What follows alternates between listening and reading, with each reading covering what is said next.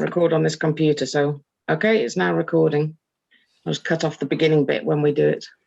Yeah, so we'll have that cut off. Okay, shall I hand it back? No, you're just co-host. So. Oh, okay, that's all right then. Brilliant. Hi everyone. Hi, Sutinka. Hi. How are you doing? Thank you for I'm doing helping. good. Thank you. That's good. Oh, I'm nervous today. Can I just share some screen with some video and just check some volumes? Yeah, I was just going to suggest me doing that, but obviously yours is more important, so please do. Yeah. I think I need.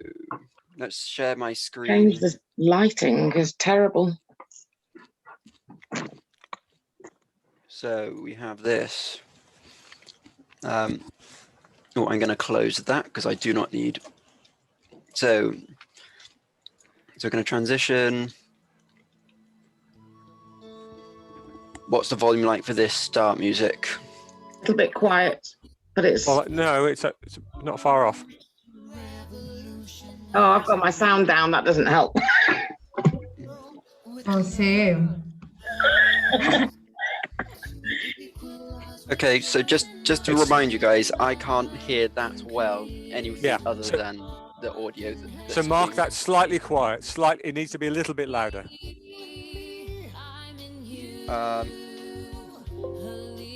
Is that better? I think so. What we don't want to do is make it too loud and then people. Yeah, so that seems about right to me. Okay, so we'll just move on to Hold the on. SDG10.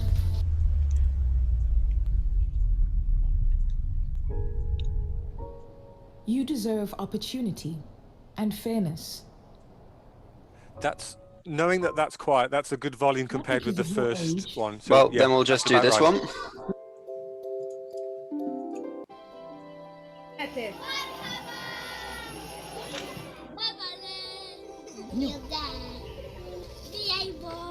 Yeah, that's okay. Brilliant. Then we've got this one. This is We Are One Again, but this needs to be loud this time because this is effectively at the forefront of everything. Yeah. Take it forward a bit. That's perfect. Brilliant. The second SGT10 video. We all deserve to live in a world where everyone is treated equally, regardless of our gender, age, and ethnicity, our religious beliefs, economic status, or where we live. Seems okay to me. Equality gives everyone Brilliant. access to a level playing The one that is field. definitely quiet is the MixMasters. Hello, and thank you for having me. Sorry, can you say that again, please? No, it's okay. I can say the one I know is definitely too quiet is number 15, MixMasters film, and you know it's low res video anyway. So yeah, my name is Masha Nolan. That's all right. You're happy with that? I'm a nurse specialist, and I work in early intervention. Working with At minimum, is it the loudest it can be? on the autistic spectrum. I can make it louder. I also have a small private practice. Yeah, that's good. Thank you. This is a home-based Brilliant. therapy for children with mild. This is MixMasters. This hasn't been changed. So it's annoying. The intro's loud, and then the stuff itself is really quiet. The speaking.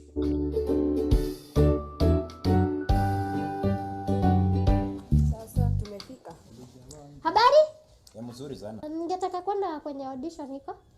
Audition. Audition. That's good. You've turned it up. That'll have to do, I think. It's got some subtitle.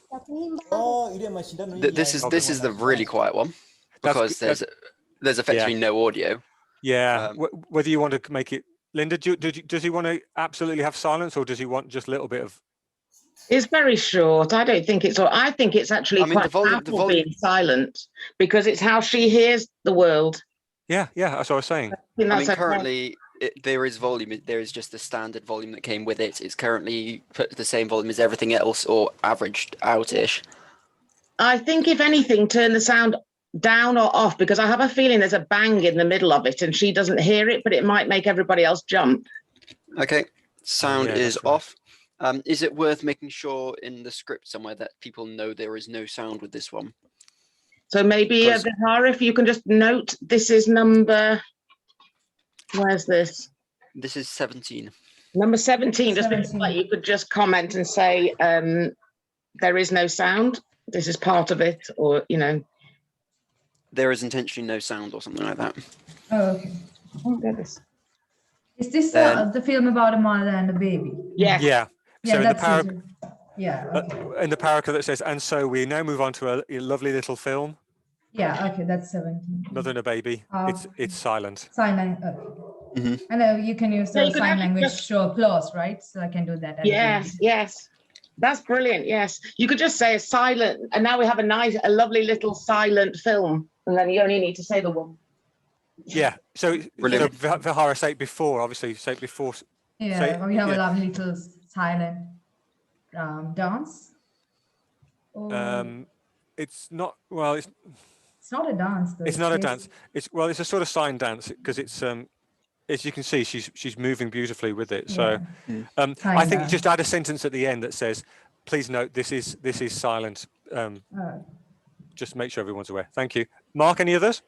Got this one. Hi everyone. She's slightly quiet. She has been turned higher. As in now it's too quiet. The next one is many women still a little quiet. Okay. From the state, as they lacked manpower to represent the families. Thank you. This is the loudest I've ever turned anything up on this. That's good. Then I've got you. I've got the PowerPoints which are backups just in case. Oh, I've not turned this one up. We're facing a lot of problems here in Palestine. Okay, this isn't a backup. No, this one isn't backup. I was just saying I've got backups of both the ones you said that you were doing. Oh, right, great. Their houses are being demolished. Stephen Masha's just said he's only halfway through, so I told him to forget it. Bombs are being thrown on them, okay. And they're facing a lot of horrible nights. Is that good? Today is Eid, and it's just about good enough. Yeah. Because you got this one as well. You have to live.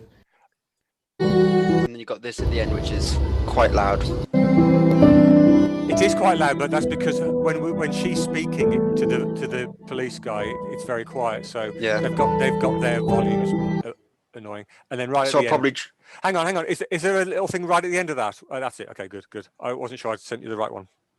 Yeah. So there's this. I don't even know what to do. I get scared, but not really that much. I do anything for my people, but I don't. Yeah, so I think I'm gonna have to turn this one down mid video, because I think that's an all right volume, that end bit. It's a bit on the quiet side, but I think the whole thing could be slightly louder. But yes, when the music kicks in 3/4 of the way through, if you can turn it down a little bit for that music. Yep. Brilliant. Thank you, Mark. That's great. Then I've got the backup of this one as well. Then this is Hello everyone. I hope I find you. It's not the clearest. It's not clear. He's got a really deep voice, which isn't. I know. We wanted it to have subtitles, but it was too late. I've turned him up as much as I could in my end, so if you can do it, please do. If I just the colonial aspect or the colonial first of all, we need to start the Facebook Live it soon and have the other bit, but then does that mean we can't practice? Sajinta's just thought she needs the host to go live on Facebook, but that means she needs to be the host, so when we're ready for it to go live, she needs to have the host. Fine. I'm just checking where are the... I just need it for like 1 minute, then I can get it back. They could not what? Sorry, Vihara? Oh no, it was a minority. Oh, sorry. You've got to, when you speak together, you've got to, I'm trying to look for the silence to see. There's 5 people in the waiting room, so they're starting to arrive, which is great. I know, but I'm looking for the... No, I'm not criticizing or anything. It's just like they're good. We don't have to panic just yet. And then there's the final slide. Someone asked you, what's your nationality? That's silent, isn't it? The final slide. Yeah, there's nothing on there. In order to describe it. Then I'm going to stop sharing. Superb. When someone asks you, okay, I'm just checking this, sorry. And you answer, Palestinian. Each died in order to describe the feeling. Name died. These died. Which is our aspiration? I'm just going to do a quick test. Screen share. We worked out who Luke Okoth is. No. I don't know. It could be one of the problem is if somebody's got the wrong name because they've got somebody, you know, like a husband or something, then. Can you all see that sliding going through? Yep. Yes, I can see. Yeah. And hear that? Yes. Yeah. Yep. Right. Thank you. Is there was there video? Was that meant to be a video? Yes. There's a little video at the end. Yeah. I didn't see it moving personally, but it did. Yeah. Okay. If you heard it go, yeah, I heard it. There's not a lot of movement. It's that's fine. Okay, brilliant. A quick test. Brilliant. Mark, well done you. This is great. That video you had, is it from the presentation? That's. I embedded the video I just showed. It's embedded in the last slide. Okay, then I won't have that video. No, it's the two that I'm doing, 15 and 20, whatever it is. 25 and 22 and 25. Yeah, excuse me, 22 and 25. I've posted the latest onto OneDrive, but you won't have got them, so just don't worry. It'll just have to be me. I'll have to make sure I do it right. But it's only still images other than that, so it should cope, and you don't. Absolutely. So you and if my laptop dies, Linda's got them, so we're fine. Yeah, I've just sent you. Mohammed sent both of the things together at the same thing, so you can speak, Sachintra. It's easier. Description for today. Yeah, I just didn't want to disturb that. Yeah, we've got the no, it's okay. We've got the starting slides like we did before. Linda, hang on. Mohammed sent what? He sent the two together. Hang on, he sent another one. Let me just hear. Can you? Sachintra, you are now the host, so you can start that Facebook live stream as and when we're ready. I don't think we're quite ready to start yet. Yeah, I'll just ignore the first one. This is. I've asked him to send it separately. So this goes with the first. Yes, I'm on WhatsApp. Is that all right? So ignore that first one. Okay. I'm not going to do that for another 20 minutes to actually. I know, that's okay. That's okay. And then there should be another one. If it goes wrong, we'll just have to manage that. There are so many people waiting. I know, and we need to get the waiting slide. Can we start with a waiting slide yet? I can. I need to be. I can share. Oh yeah, I can share screen, can't I? Share screen. Yeah. But we need to give Sachintra host for her to be able. She's already host. Oh, okay. So have we? As soon as we start live. No, wrong one.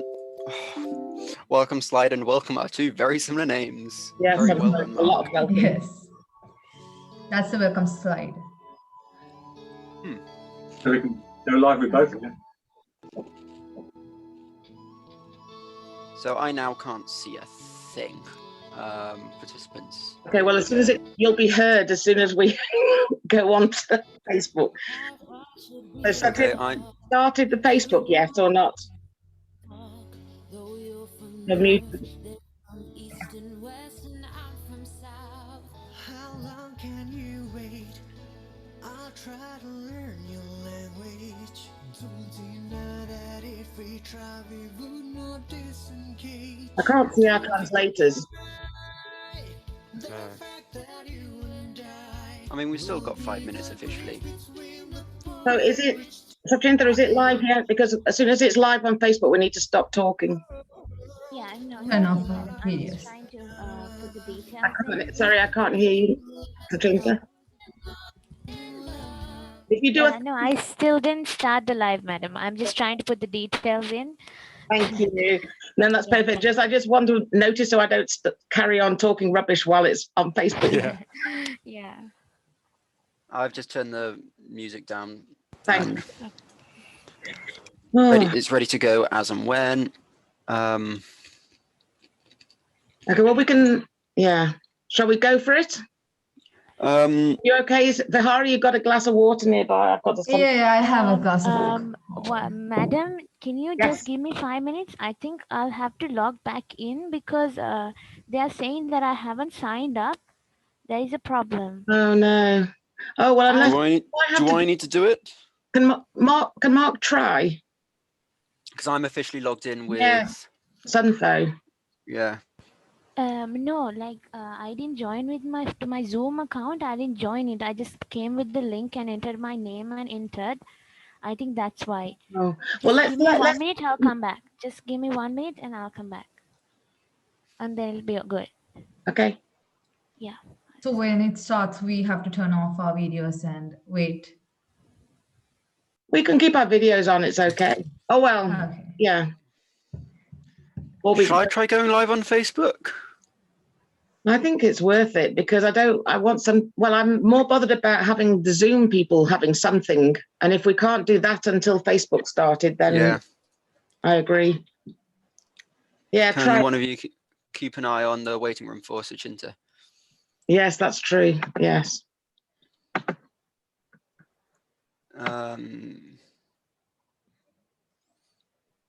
Zoom is requesting access to my Facebook. I assume yes. Let's continue as Mark.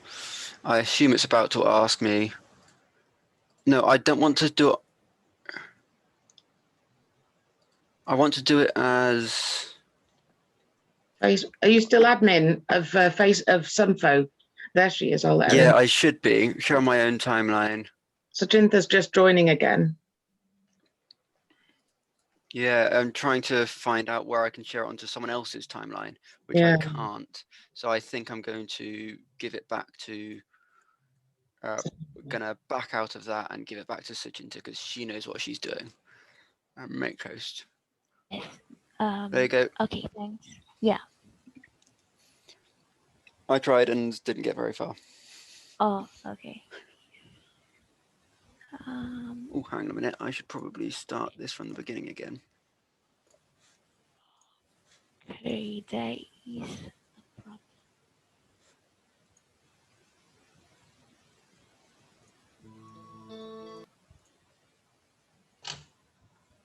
Just shout when I can restart everything. No, Mark, there is a problem. They are not letting me to go live. I think that's because I'm not logged on with like a verified account. So can you guide Mark through it? Yeah, Mark, like if you put live on Facebook, what do you get? Wait, Can you make me host, please? Yeah. Oh, now I've got lots of more controls.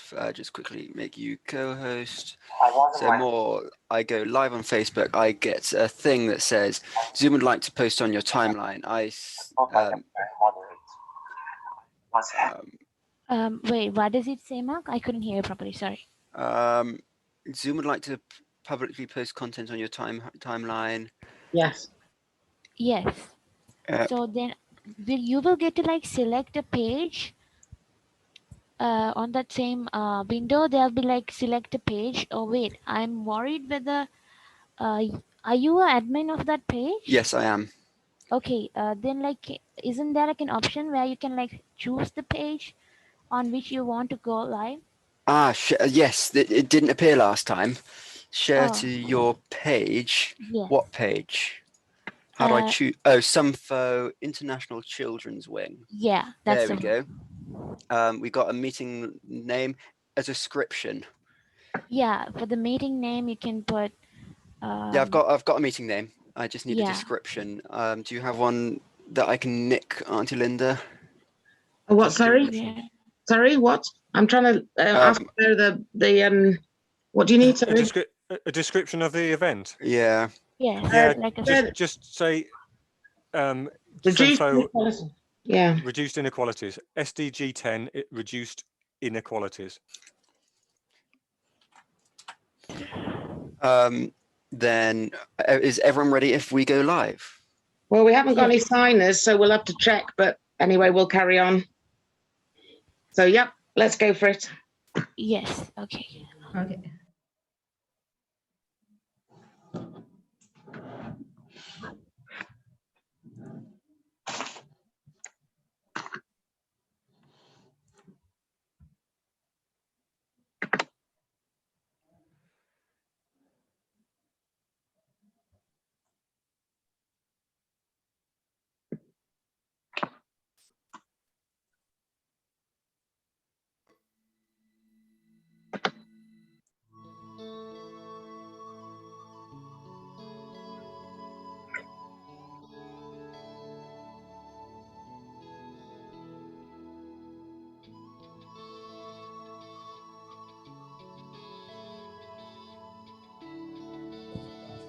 Uratis. How far should we walk to have a decent talk? Though you're from north, you're from east and west, and I'm from south. How long can you wait? I'll try to learn your language. Alert, this meeting is being recorded. Alert, you are viewing Mark screen. Zoom meeting. The fact that you and I will be the bridge between the poor and rich to revolutionize and enter the world with love enough to equalize what's yours and mine in love, in peace and walking hand in hand, you and me. I'm in you, a leap of faith that's gonna make the world brand new. As one.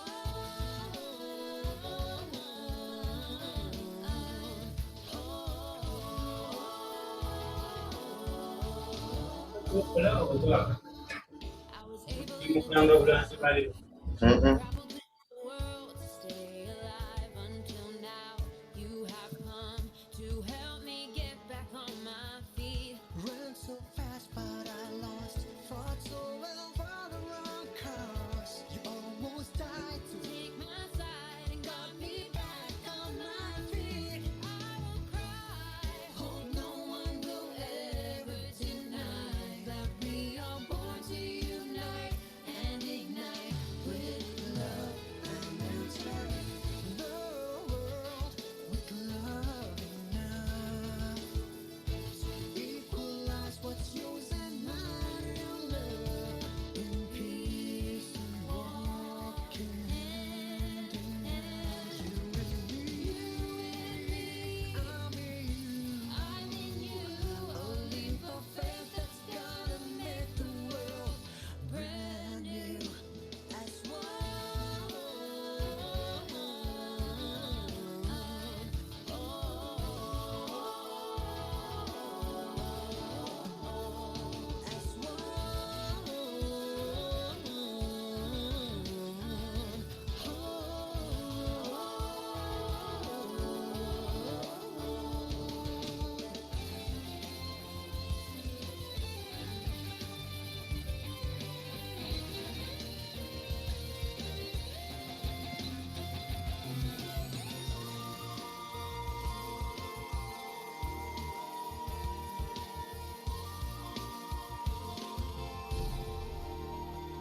Don't deny the fact that you and I will be the bridge between the poor and rich to revolutionize and enter the world with love enough to equalize what's yours and mine in love, in peace and walking hand in hand. You and me, I'm in you, a leap of faith that's gonna make the world brand new. As one.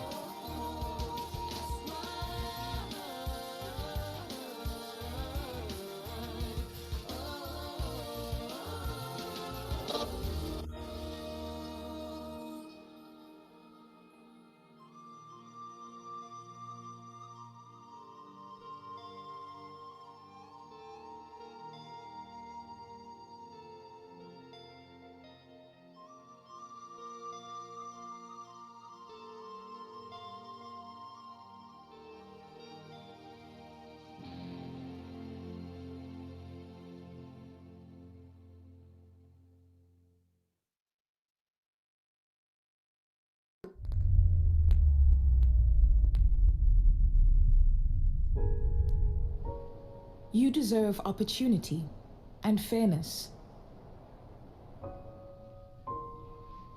not because of your age, religion, race, color, sex, or language, nor your property, birth, opinion, origin, or ability. Simply because you are human.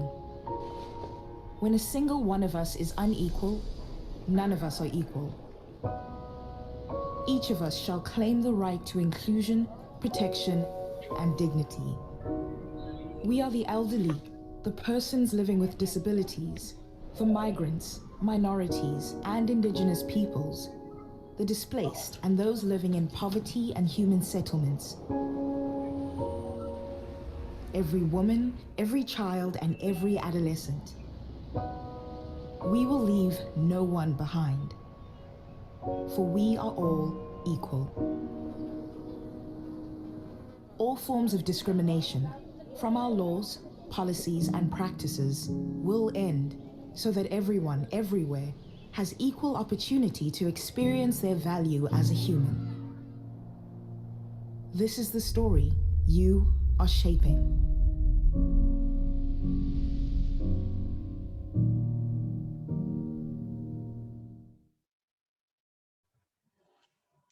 Aiboan, Wanakam, Assalamu alaikum, and welcome on behalf of the SUNFO International Children's Week to our third international forum. My name is Vihara Marasinghe, and I am the Minister of Reduced Inequalities for the Sri Lanka Sustainable Development Goals Children's Parliament, and I will be your host for today's event. I'm sure we wish our previous host, Menuri Sachinta Kodikaro, well for her exams during this period. We also welcome and thank our two signers from Kenya, Abigail and Azije, for translating this forum into sign language to make it more accessible and inclusive to all. Thank you, both of you. If you're using Zoom, please use the pin to pin them on your page so you can see them signing with each speaker. We will do our best on Facebook Live to show them as we can. If you have any problems, please write in the comment and chat box. We will try our best to answer them. Now, our children across the world greet you with their traditional local greetings. We have an ever-increasing network. We welcome with open arms new groups and languages to join us.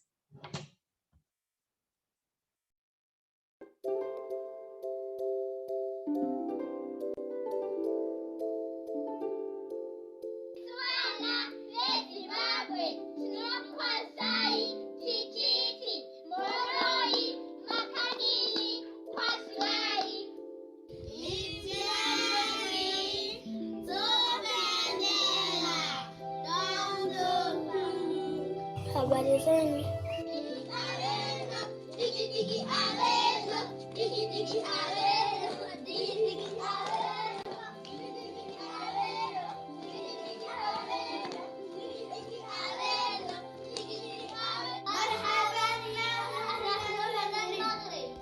Habari zenu.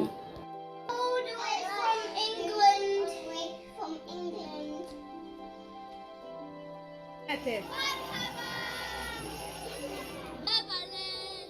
Your dad. Dibo. Kuti. Eyong. Agony. Koyeyo. Odiota. Everyone, we are from Sri Lanka. Are you born?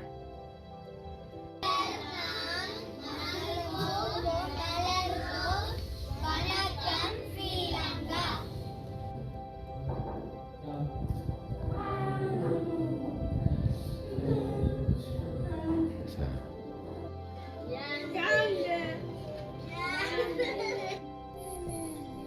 Hello.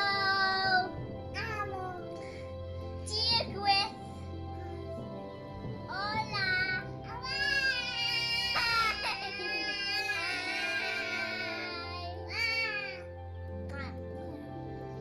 Sisi watoto kutoka Kenya tunasalimia jambo Kenya bure.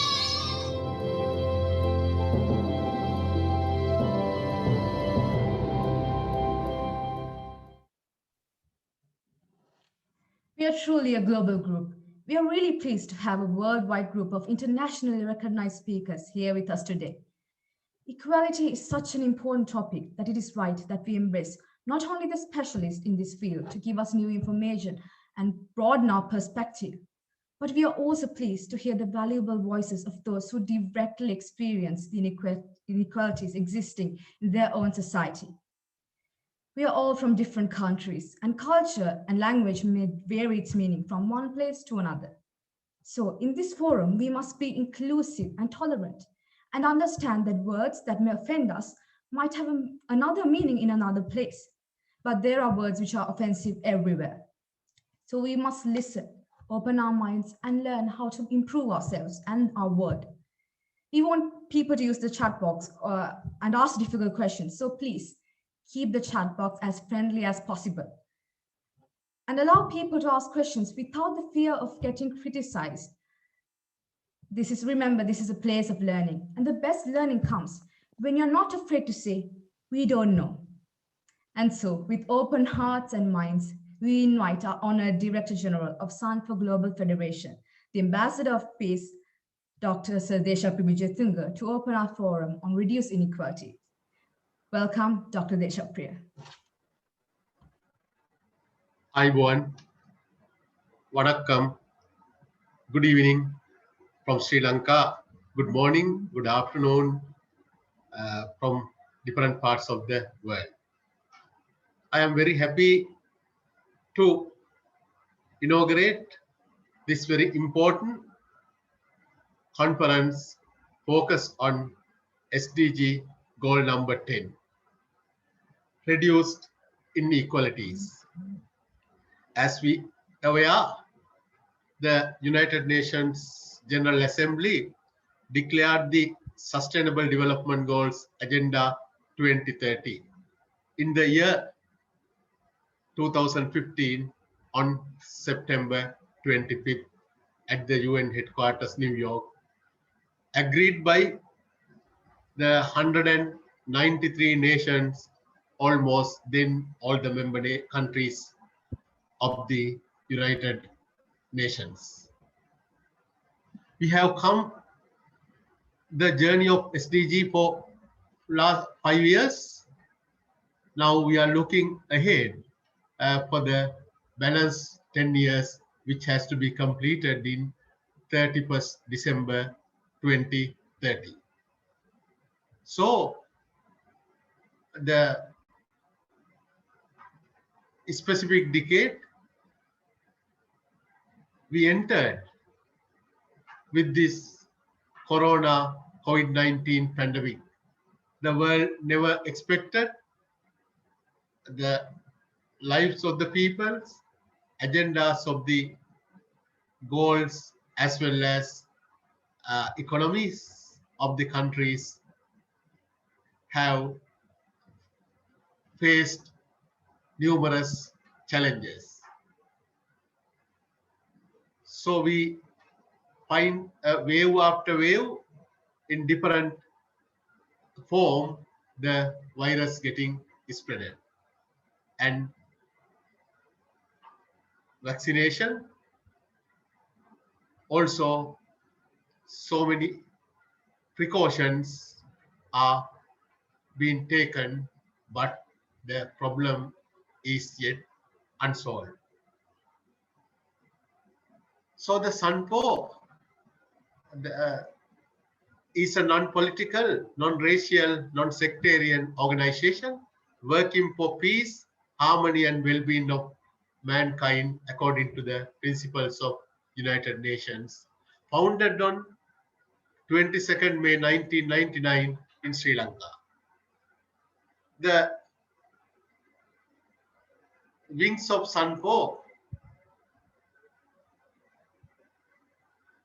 established as the SUNFO Global Federation with its 20th anniversary.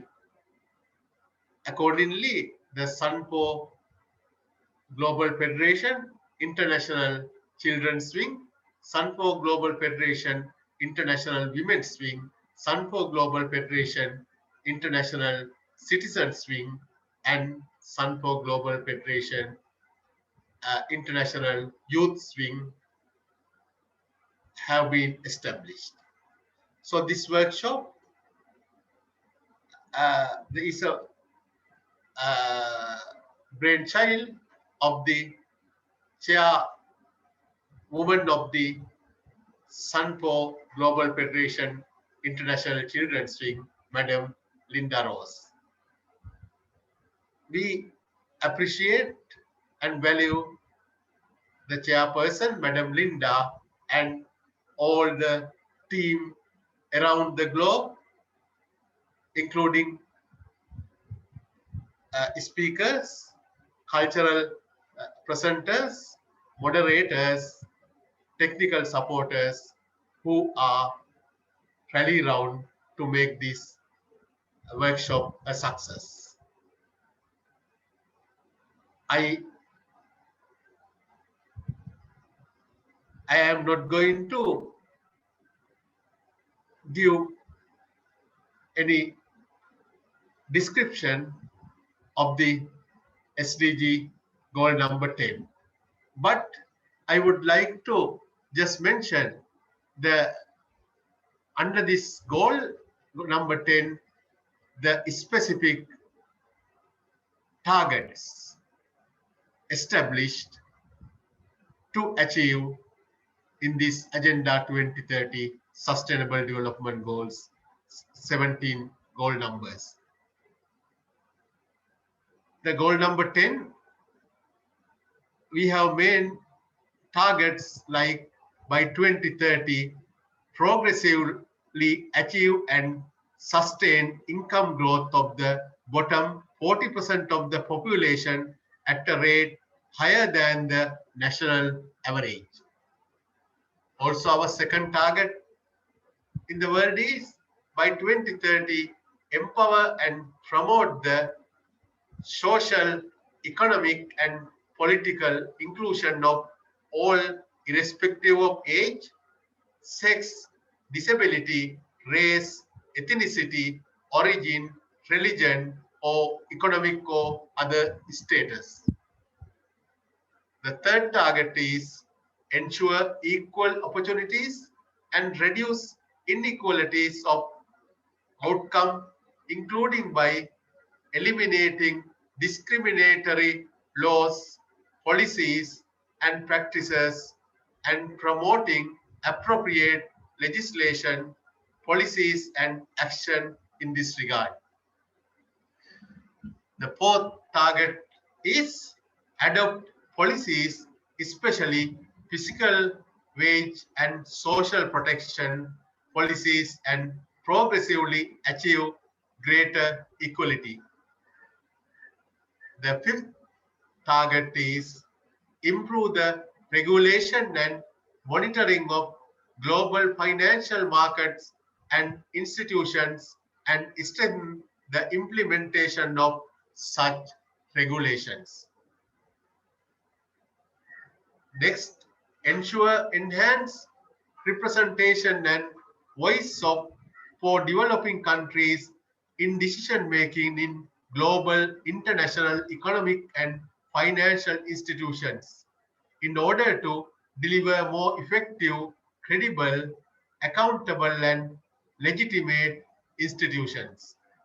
Then the seventh target is facilitate orderly, safe, regular, and responsible migration and mobility of people, including through the implementation of planned and well-managed migration policies.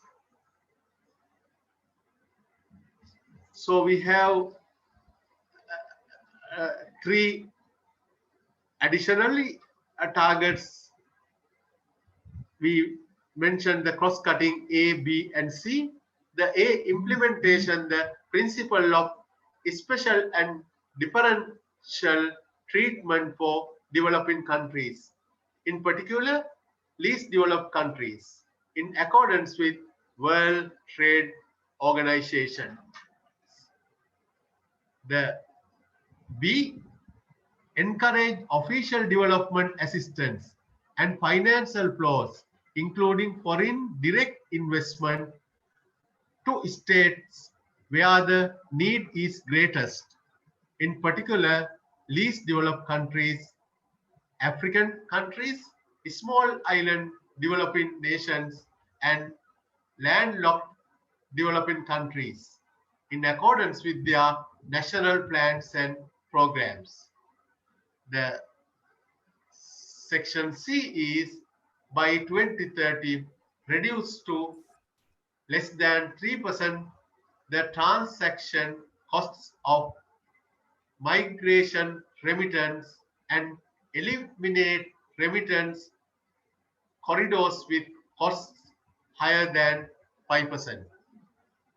So let us all will do our level best to achieve sustainable development goals, and I hope we especially focus this goal number 10, reduce inequalities, by achieving these specifically mentioned targets by 2030. So wishing you all the best and have a fruitful, good and interesting workshop to all. Thank you. Have a good day.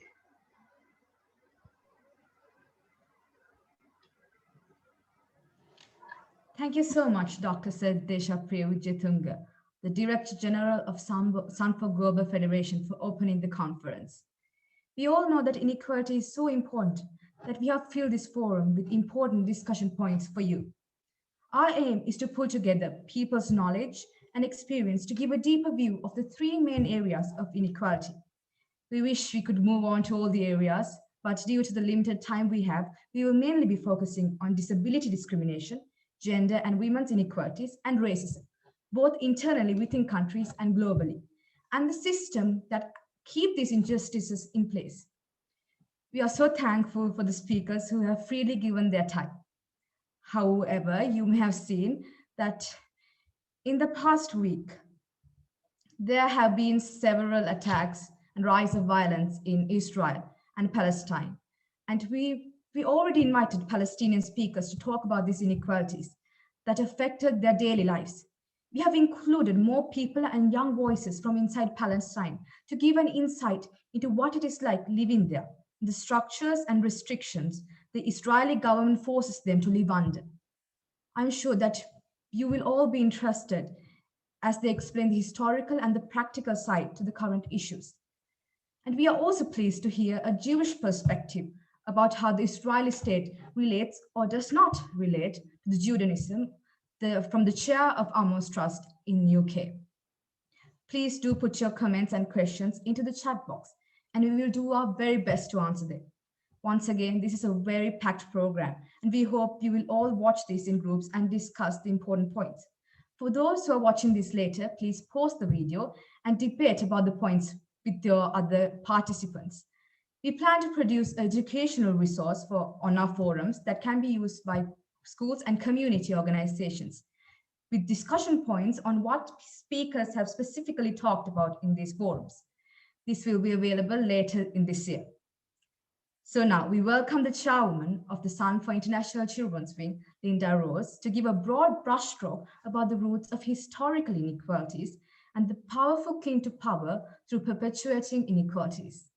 Welcome, Madam Linda Rose. Thank you very much. And thank you. Welcome everybody to the conference. Today's topic of reduced inequalities is very close to my heart.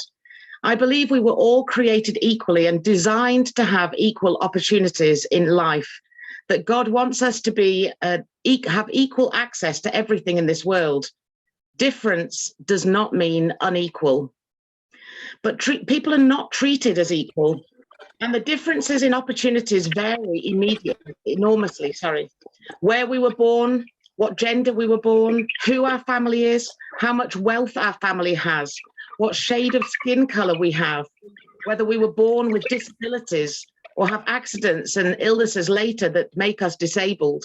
And if we are disabled, do we live in a place or with people that support us and help us access everything, or are we disabled by society? We are born the same as equals, but very soon we find that actually we are not seen as equals. This forum is designed to look honestly at the main things that are used to differentiate us and put a value of success on our lives. We are going to debunk and undo the myths and lies that some people are worth more than or less than others. And we will look at where these dangerous ideas come from that keep these inequalities going. Sadly, we will see how the world continues to get less and less equal, and how power is held by very few who have no plans to relinquish or give up their power and wealth. We're going to focus on disability discrimination and how we can enable or disable people through our environment and priorities.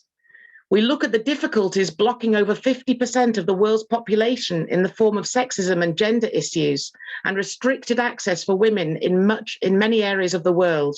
And there is still not one country in the world that has a total equality between male and female. We will also focus on systemic racism that perpetuates myths, keeps the stories going, and where these false narratives have come from. We will see examples of the horrors of racist supremacy in various places in the world. We only have to turn our TV or internet on and we see examples even this week. A school of girls being bombed in Afghanistan because they are learning and because of education. We see the horrors in Israel and Palestine at the moment, the highly equipped army and those who are defending their nation. We're going to hear many voices from Palestine, and you can decide for yourselves the issues and look at some of the history of that. As a British person, I am saddened and guilty of my own nation's part playing and adding to the inequalities of today. I take it very seriously and feel a sense of responsibility to right some of the wrongs that have been done in the name of Britain in many places across the world. The British Empire was modelled on Roman and Greek empires. And at that time, the most academic children in Britain learned Greek and Latin and studied the structures, successes, and failures of those early empires. But like the Romans, the arrogance neglected to respect cultures and civilizations that had gone before. In order to justify their greed, wanting land and resources that was not theirs, they had to feel superior. If they class other people as lesser, as not civilized or not equal, then they felt less guilt overseeing land and taking all the profit. Throughout history, the winners write the history books. Rarely do we hear from those who lost, and this biases our view of what went before. We don't always know the actual truth. We don't always know the stories of the other side, of the people who were eradicated or lost their voices. And we try to give people a voice for the voiceless. That is one of the passions. But now with science and archaeology, we're discovering more about the earliest civilizations. Most modern histories start around 5000 BC in Mesopotamia, the land around modern day Iraq, Syria, Israel, Palestine, and Egypt.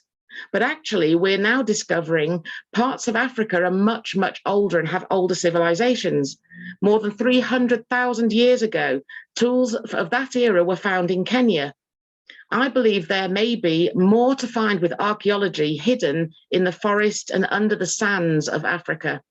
Africa is not a collection of developing nations. It's a collection of our oldest cultures. And as in our families and communities, we need to treat the elders with respect, especially in times of weakness where resources are depleted, and doubly so when it's other nations such as Britain, France, Netherlands, and now United States and China who are depleting and taking those resources away. However, in Africa, you can hold your heads high, knowing you were civilized before any other areas and regions.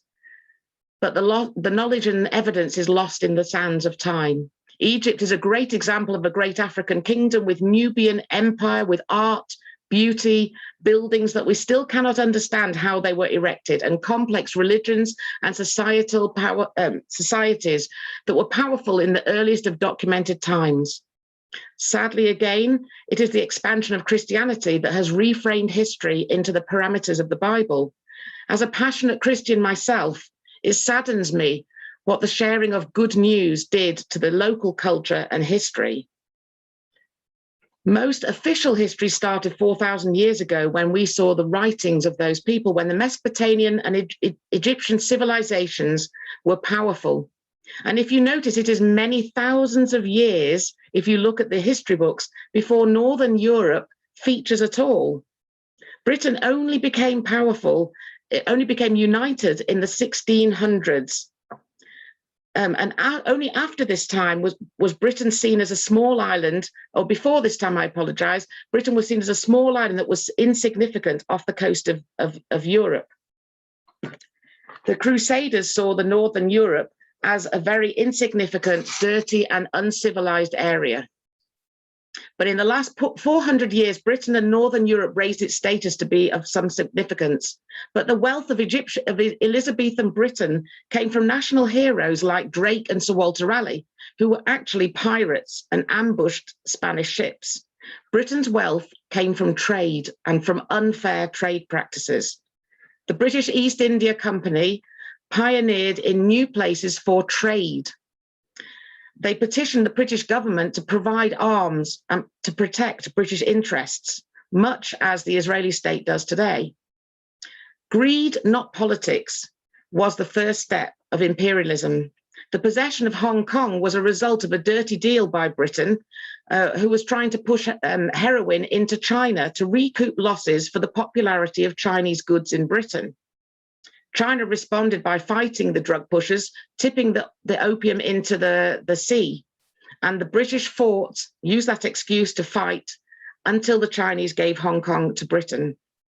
In the big scheme of things, Britain is a child compared with the ancient empires of Zimbabwe, Ethiopia, the Mayans, the Chinese, the Persians, and many others, while the United States and Australia are mere embryos.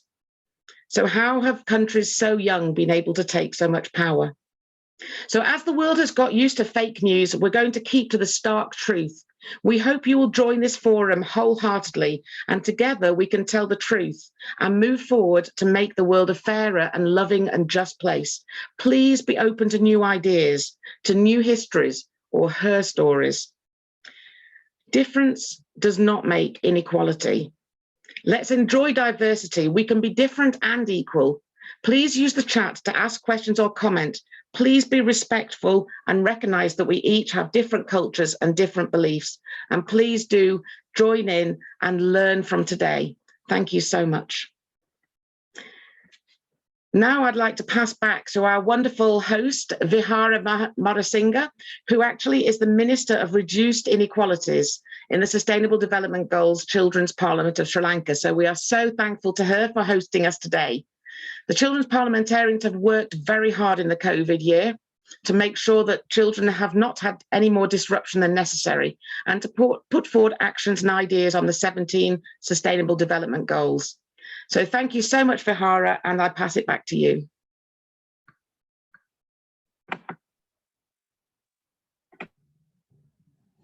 Thank you so much for that lovely introduction, Madam. And as the Minister of Reduced Inequalities, I would like to explain what this goal is and where it stands when comparing with all the other 17 goals. The goal number 10 is about reducing inequalities within and among countries around the world. It mainly focuses on reducing inequalities based on income, economy, disability, race, gender, and all the other simple parameters we use to differentiate one person from another. I believe that this goal plays a fundamental role when we achieve sustainability as a whole, because this acts as a base for us to achieve a sustainable world. We cannot guarantee a world where there is quality education or decent work without making the world equal first. For example, if we strive for quality education without making the world equal or giving equal rights to all kids, at the end of the day, we neither have quality education or equality. That is why I believe that this acts as a base to achieve all the other 17 goals. And right now, it is fundamental that we talk about inequalities, because the entire world is facing a crisis with a war going in Palestine against Palestine and Israel. And then there's a COVID, to top that, there's a COVID-19 pandemic spreading around the world. So With this pandemic situation, this has actually deepened existing inequalities, hitting the most vulnerable the hardest. We have to understand that. We cannot deny the fact that this is actually a threat to every single citizen in the entire world. But the casualties or the damage caused by this risk may vary immensely based on their income, their geographical location, their gender, and all the other things we use to differentiate people. What we have to understand is that these vulnerable people, they were actually carrying a huge weight on their shoulders before this. And with this, that weight has doubled. And now they're in a difficult situation to actually fulfill their daily essential requirements. In an economical front, the entire world is facing a global unemployment. But in a country like Sri Lanka, there are so many people who work, who supply their daily needs using the money they earn on that day, on daily wage. So these people have it difficult to fulfill their shelter, health needs, as well as all the other essential requirements. It is ironic to think that when there's an economic growth, it is felt mostly by those who are well off. But when there's recession, it is felt by the people who are impoverished. And as a student, I feel like the entire education system has revolutionized. We are using a virtual system, but not every child in this world is able to get access into this. There are so many kids around the world who do not have the necessary electronic equipment or the required infrastructural facilities to access that. As a result, people or these children drop out of this education system, endangering their entire future. I firsthand have experienced when a child had to climb on top of a tree to get a proper signal. It is very sad to see that a child on top of a tree in a very rural part in Sri Lanka trying to do his class. I believe this is why I entered the student parliament with the help of my school and of course, Mr. Mario Ananda, who is actually here today. I thought I was actually living inside of a bubble, and this broadened my perspective. I had a wonderful chance to meet different people and to learn. I learned something wonderful. I learned that everyone has a face, everyone has an identity, and everyone has the right to show that identity in front of the world. And we cannot deny that opportunity. People who push people down are saying, stand up, while they are pushed down to the ground. So just let them go. They are actually saying something. We need to listen to them. There might be millions of voices crying and telling their own stories, but I want to be in a position where I can hear all those billion voices and all those different stories. And that's why I think this forum is very important for us to understand how equal we are. Look at this meeting. There are so many people from various parts of the countries with wonderful diversity. The names, they are so colorful. And I am really happy to be a part of this. Thank you. Thank you so much, Vihara. It's really helpful and thought-provoking. You're very busy today with 2 tasks, so I'm sorry to hand straight back to you to host the next person. Thank you. Thank you so much. Now, we are very grateful to have a Sri Lankan icon here today, singer-songwriter Mario Ananda, who has written a song specifically for the theme, We Are One, looking at how hard it is to overcome barriers and misunderstandings, to really appreciate and value each other. Mario is singing alongside Alexis from Canada with the support of our WhatsApp group of signers and people with hearing impairment. Mr. Mario, would you please introduce your song to us and how you came up to write it? Thank you. Hello, Vihara. Hello, Madam Linda Rose. First of all, I'm really happy to see you, Vihara, speaking out loud on behalf of the Sri Lankan downtrodden people. I'm really proud about you. Also, I need to thank Dr. Deshapriya Wijetunge. Because of him, I actually got to know the Children's Parliament of Sri Lanka, plus Madam Miss Faith and Madam Linda Rose today. First of all, please note that when it comes to inequality, it's everywhere. It's everywhere. It's inside your house sometimes. Compared to your parents, compared to yourself, from your brothers and sisters, inequality is everywhere. Just the thing is that we are missing it out almost all the time. Right now, since other people will be talking on behalf of their countries and their cultural matters, depending on what they're going through due to inequalities, I like to voice up for one thing in Sri Lanka. Due to the 21st East attack, a lot of Catholics have been pushed out to the margin of Sri Lanka. and they have no chance of voicing up on behalf of the people who have died from the bomb. And I believe that today there's a huge problem when it comes to the religion. And if you have a belief system, if you have a personal belief towards God or any religion in this world, and you are trying to do something good for the sake of people or for the sake of truth, you are always marginalized. And that is also inequality. I've been affected by this for a long time, for my entire career, and I believe that it's still out there. Please note that if you're trying to do something good for the world, and if you're not able to accept another person for him, he himself is trying to do that good for the people, then there is also inequality, because that person is trying to bring out the truth before the world, for the world to know how the world should go, with all these lies coming up, draining your brain with all this darkness. Because truth, as long as you embrace it, sometimes you might be, falling off the groups, but as long as you fight for it, you will create equality among each and every single person in this world. So have yourself in belief and have yourself in bringing out the truth before the world, so that everyone will have an equal lifestyle. Thank you so much. I wish you all the best. And also I need to thank Miss Alexis, who sang the song with me from Canada. And I wish you all the best, Madam Linda Rose, and everyone. God bless you all. Have a great day.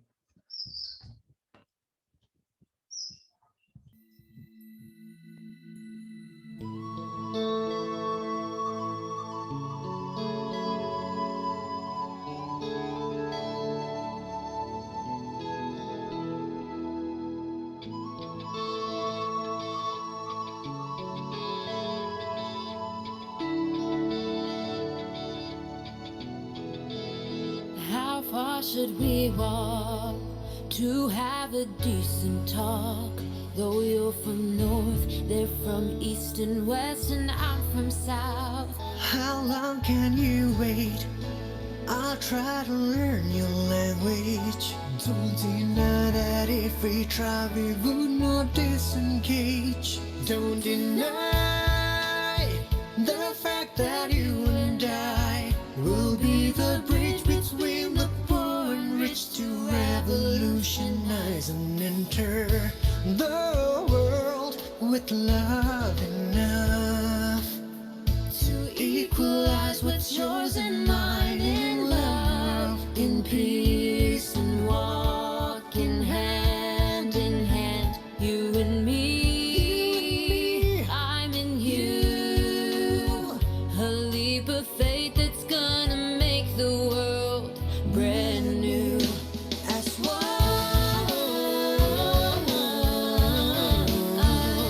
oh,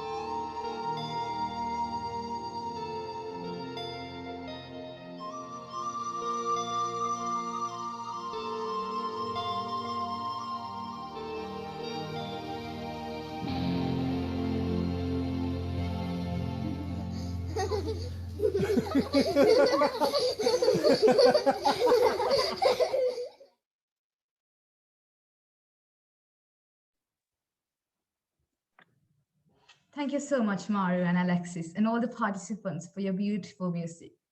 To finish setting the scene, we have a short film to introduce the context of world inequalities. Please enjoy.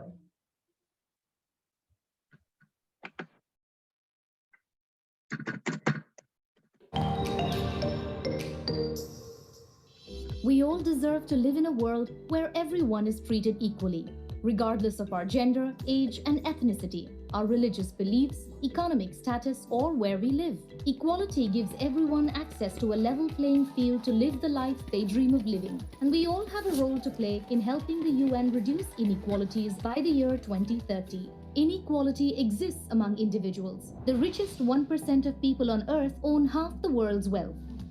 But what if that wealth was distributed among more people? It would make life better for the bottom 40% of the global population, who subsist on meager incomes and are often discriminated against because they're poor. Inequality also exists among nations. Developed countries like Germany, the largest economy in Europe, are considered to be more influential on the global stage because it has strong trade links with other powerful countries and is a member of powerful international organizations like NATO and Group 20. But what if developing economies like Cyprus had an equal say on issues like monetary policy? Wouldn't a more inclusive global governance benefit more people? Inequality has existed for centuries. Great nations were built on the backs of slaves. Men, women, and children bought in markets by powerful people who considered them commodities, not people. What are the lasting impacts of this kind of inequality? Inequality can be a gender issue when women are paid less than their male co-workers, or a racial issue when ethnic minorities are unfairly targeted by police just because of the color of their skin. What other kinds of inequality have you witnessed? But progress is being made. Companies worldwide are committing to religious equality in the workplace by protecting the rights of Muslim employees to wear the hijab during work hours. In 2017, Ireland became the first country in the world to legalize same-sex marriage by way of a referendum, when 62% of the population voted to amend the constitution, giving same-sex couples equal status under the law as heterosexual couples everywhere in the country. And women in African and Arabic countries are calling for equality in political participation and leadership by holding events like the International Conference on Elected Women, because when everyone is treated equally, we all prosper together.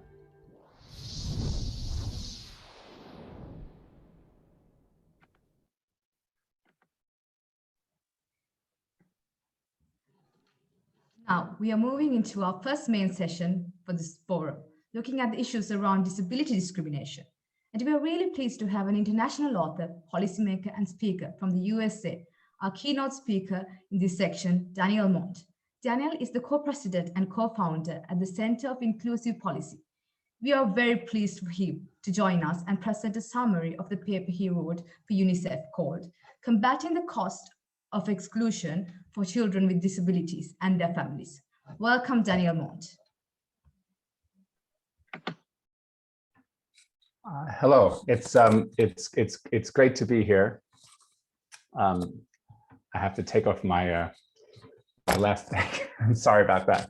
It's great to be here for this very important conference and this very important issue, and I'm happy that I'm able to contribute some. What I'm going to talk about today is summarize a paper that I just wrote for UNICEF called Combating the Cost of Exclusion for Children with Disabilities and Their Families. And basically what this paper tries to explain is the costs that we all face because children with disabilities are excluded from society, and some of the ways we can go about trying to rectify that. The impact of disability on children. It's been well established that poverty and disability are very interrelated. Disability leads to poverty because of exclusion from labor markets and other aspects of society. But poverty also leads to disability because people who live in situations with less nutrition, less healthcare, are more likely to become disabled. And even in high-income countries, there's a big difference between poverty rates of children with and without disabilities. In the US, 28% of children with disabilities are poor compared to only 16% with disabilities. But as I'll explain later in this presentation, these statistics understate the impact because they don't account for the extra costs that people with disabilities and their families face. Another area where we see a lot of discrepancy between children with and without disabilities is in education. Again, whether you're talking about low income, middle income, or high income countries, there is a gap in the education rate of children with and without disabilities, especially though in low income countries. In India, for example, 40% of children with disabilities are not enrolled, compared to only 10% for those without disabilities. And it's not just about enrollment. Enrollment is the first step, getting the child into school. But then the education has to be inclusive. The education has to meet the needs of those children. And then it's another important area for children is family life. And here again, we see a gap in well-being between children with and without disabilities. Children with disabilities are much more likely to suffer abuse, whether that's physical abuse or sexual abuse. For example, in Cambodia, they're 1.8 times as likely to be neglected, 2.2 times more likely to be sexually abused.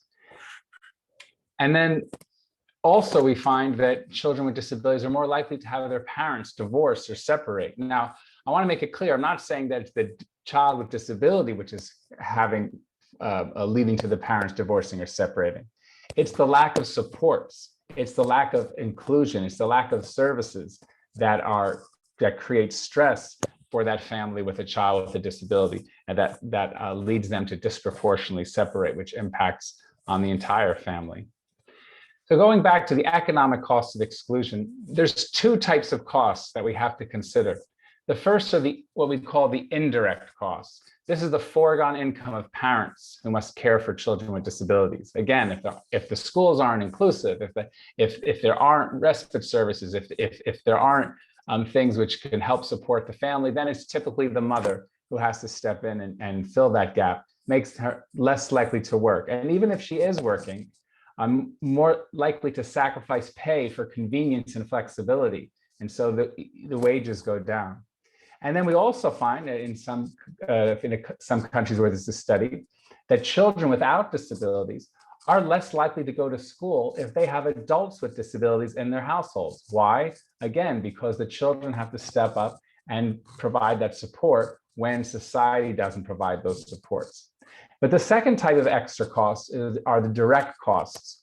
And these are the extra expenditures that families have to make because of someone has a disability. It could be extra expenditures on general items like healthcare, transportation, but also disability-specific items like assistive devices. So on one side for South Africa, for example, for children with physical disabilities, the extra expenditures they had to make range from $64 to $246 per month. So there are children who technically, according to official statistics, are not living in poverty, but they actually are living in poverty because if we took in those extra costs that they had to pay because they have a disability, we would realize they don't have they're actually living below the standard of living of someone at the poverty line. So how do we combat these costs? There's basically two strategies. One is prevention, trying to prevent disabilities. And here I want to focus on preventing secondary disabilities, because if people with disabilities are excluded from healthcare, excluded from nutrition, if women with disabilities cannot access maternal health programs, they're likely to get secondary disabilities or more disabilities, which will lead to exclusion. But the main thing we need to work on really is inclusion, because no matter how much prevention we do, there's always going to be lots of people with disabilities. You just have to look at rich countries and see that how many people with disabilities are there. And everyone, every child, every person deserves the right to be fully included in society. So we have to focus on inclusion. And that means breaking down the barriers that people with disabilities face, providing the supports they need to have full realization of their rights. And these don't need to be expensive, especially if they're addressed from the beginning of a program. It's always easier, much cheaper and more efficient to be inclusive from the start than to build a system that's not inclusive and have to retrofit it. And we find that the costs far outweigh the financial benefits to individual families and society. the cost of disability has been estimated to range from 1 to 7% of GDP. And that's because of exclusion from society. And that's very significant. So there's two key areas for children, if the focus is on children, that are child specific, that are very important. And that's childhood intervention, early childhood interventions and education. Early childhood development, early childhood interventions are extremely important. They are much more cost effective. If you can reach a child when he or she is young and give them the support and attention that they need, you make, first of all, you make a difference for their whole lives, which is important, but also we find that it's economically makes a lot of sense. For example, in the US, the impact of a quality program for preschool children from disadvantaged families had a 13% per child per year return on investment. And I think if 13% per year is better than you can basically do almost anywhere. And in the paper, if you get the paper, which is available on the UNICEF website, it goes into these things in more detail. But when we talk about education, again, we want to talk about inclusion, not integration. It's not just about accessibility. It's not just about getting the child into school. That's the first step, of course, and it's not expensive. A World Bank study showed that building an accessible school only costs about 1% more than not building an accessible school. But we also need to make the instruction inclusive, the instruction meet the needs of the child and support them to learn. And there's an example in the paper from Tajikistan where moving from a segregated system, a special system for children with disabilities, to an inclusive one, bringing them together actually saved a lot of money. I can't go in, I don't have enough time to go into details. If you're interested, you can get the paper and read about how that worked. And then another example from Afghanistan, for half of the cost of the disability welfare payment, the project provided, an inclusive education project provided sustainable skills training, employment, and education through grade 12, better family and child well-being, and increased acceptance in the community. So it was cost effective, right? We can either on the back end say, oh, these poor people with disabilities, let's give them some money so that they can live some sort of minimum standard of life, or we can say, no, we want to invest this money in a way which breaks down these barriers and provides these supports and allows them to be full members of society. And that can be not only economically cost effective, but morally, and ethically, it's the better way to go.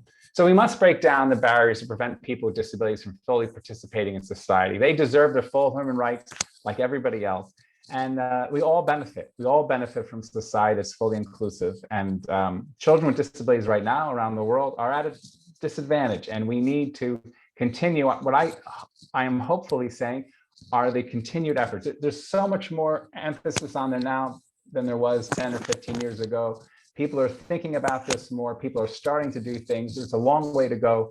But I think we're at a moment now where we can hopefully see progress, much needed progress in this area. So thank you very much for allowing me to speak with you, and good luck on the rest of your event. Thank you very much.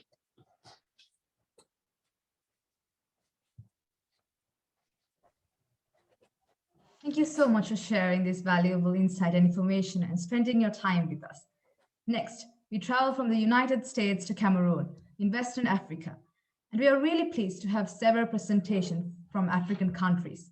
The first being from Ms. Lilian Dibo, who set up the Lilian Dibo Foundation, whose presentation is called The Attitudinal and Structural Barriers, an Impediment to the Development of Full Potential of Children with Disabilities. Welcome, Ms. Lilian.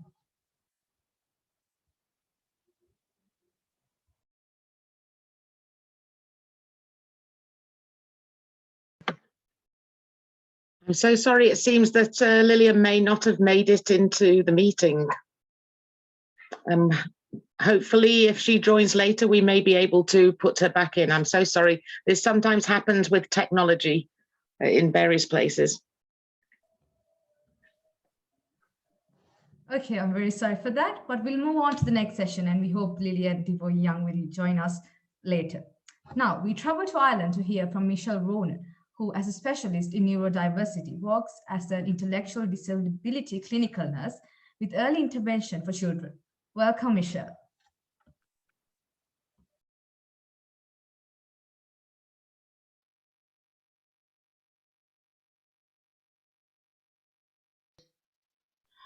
Hello, and thank you for having me here today. I'm delighted to be asked to speak on SDG 10, Reduced Inequalities, Disability Discrimination.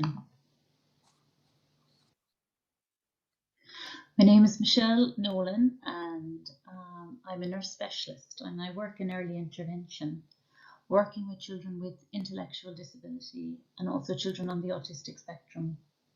I also have a small private practice in neurodevelopmental therapy. This is a home-based therapy for children with mild learning difficulties, and it's a movement-based program.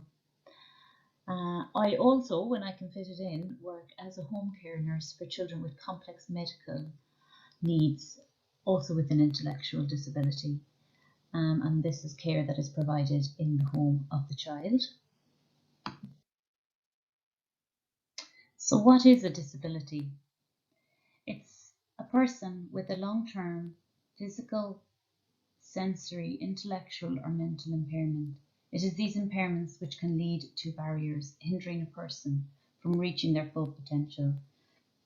People with disabilities are amongst the most discriminated in the world. Over 1 billion people live with some form of disability, 93 million children. Disability can be obvious or it can be invisible. A person can have multiple disabilities, which of course lead to multiple barriers.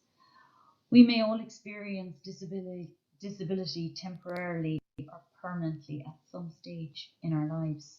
Discrimination is something we could all experience in our lifetime, regardless of our gender, culture, or colour. Disability discrimination happens when a person is treated unfairly or put at a disadvantage for a reason that relates to their disability.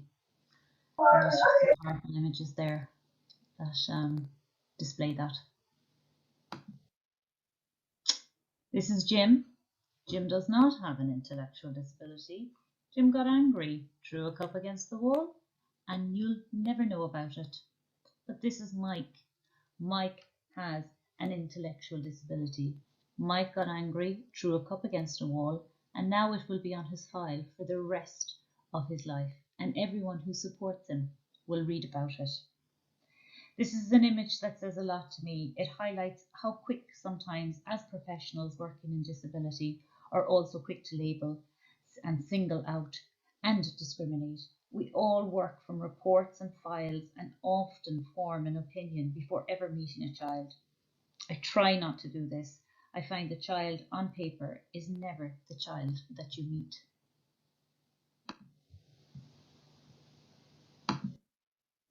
All different, all equal. So we know this. This is why we are here today, to confirm all children, regardless of ability, appearance, nationality, or culture, have rights. It is about providing accommodation and supports to children with disabilities to ensure equal access and inclusion to education, their local communities and activities. It is not always about the specialist activities, the specialist schools. Yes, they have a place, but it's possible to create a blended approach, a more inclusive approach. I'll give you an example. I worked with a little girl who had a moderate intellectual disability. Her parents had decided a special school would best meet her needs, but were saddened their daughter couldn't access her local school with her siblings. But with a little bit of outside the box thinking and a very open and inclusive mainstream school and 2 principals that wanted to make it work, we managed to enroll this little girl 2 days a week in her local mainstream school and 3 days in a special school. She's the best of both worlds. I'm not sure this would work for every child or every school or every teacher, but in this case, it was a success. It's a great example of putting the child first at the centre and meeting her and her family's needs. It was a family-centred approach.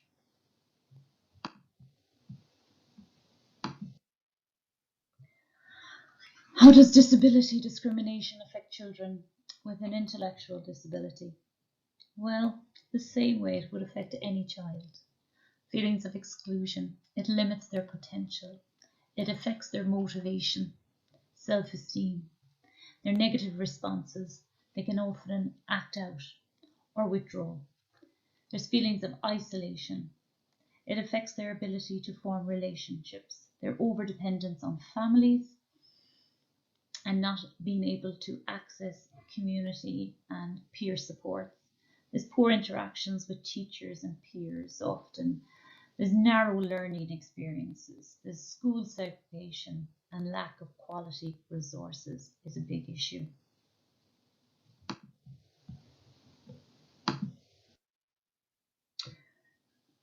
Children with disabilities are often invisible in official statistics. A report in 2019, Mind the Gap, here in Ireland, it was research done on the realisation of the rights of children with disabilities here in Ireland. It was commissioned by the Ombudsman for Children.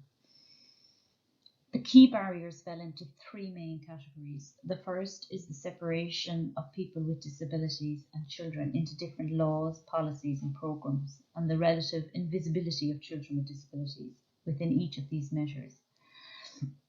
They tend to be adult focused. Secondly, the failure to actively involve children with disabilities in consultations on many existing laws and policies, etc., and the failure to actively involve them in much of the existing research on the operation of these measures. Thirdly, it highlighted the relative invisibility of children with disabilities in data, as data on the experiences of children is often not disaggregated by disability. I will give you an example. In regard to children's rights, gaps relating to children with disabilities are evident, even in national frameworks, such as Better Outcomes, Brighter Futures here in Ireland. While the framework repeatedly cites the UNCRC, it contains no reference to the rights of a person with a disability, which provides more relevant and specific guidance with respect to the rights of children with disabilities. It may in part be explained that Ireland had not ratified the rights of a person with disability when the framework was adopted. Nonetheless, a concern that the existence of the convention and its relevance to this group was not acknowledged. The most effective measure to address this barrier would be the addition of specific references, actions, etc., to existing children and disability-focused laws, policies and programmes which are directed at children with disabilities. Also, a barrier to the design of inclusive consultations and research takes time and resources, but this should not be used as justification for further segregation based on impairment and methods which are inclusive for all. Children with disabilities have to have their say, and this should be prioritised. This report is only the starting point in our knowledge about the barriers facing children with disabilities in Ireland and what measures could be used to address them. This report needs to spark further discussion about these barriers, the impact on children with the impact of these barriers on children with disabilities and how they can be fully addressed. Critical to this is involvement of children with disabilities and their families to shed light on their lived experiences and the measures which can effectively address the challenges they face.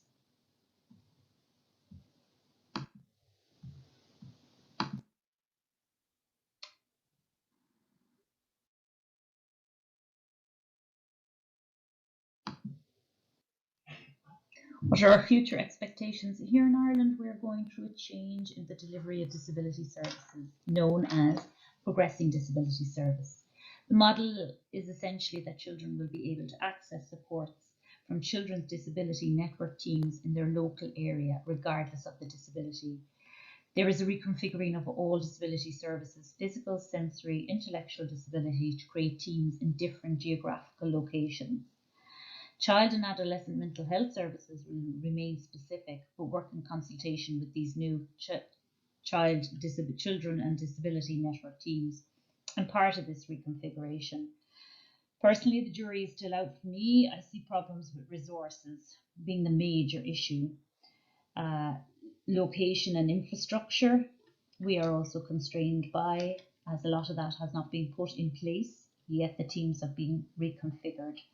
So families will still have to travel to access their network team, despite it's supposed to be within their location. But it's early days, and as a team, we are so eager to make it work. But as I said before with Jim, what's on paper is not always the reality. Again, there's been a big push in recent years for mainstreaming in education. And this is really good in theory again, but training and resources and infrastructure have to be in place for this to work. There's a genuine will for it to work here in Ireland, and there is a big push on mainstreaming. But with the best will in the world, if you don't have the training and the resources and the environment to support a child with a disability to mainstream in their local school, then it's going to fail. There's been huge improvements in access, but we still have a long way to go. Inclusion, this is a word that has lost its meaning as time goes on, I feel. Everyone throws it out, the word inclusion. But are they really being inclusive? Inclusion is enabling all individuals, regardless of their ability, to participate in the same environment as their peers with individualized support and attention. It is not saying you are doing that and that the child is attending, but not truly accessing. Universal design is looking at our environment, our buildings, our equipment, and working on this and improving on this. Again, in education, universal design for learning is vital if the philosophy of mainstreaming is to be a success. The biggest one for me, I suppose, is changing people's perceptions and assumptions.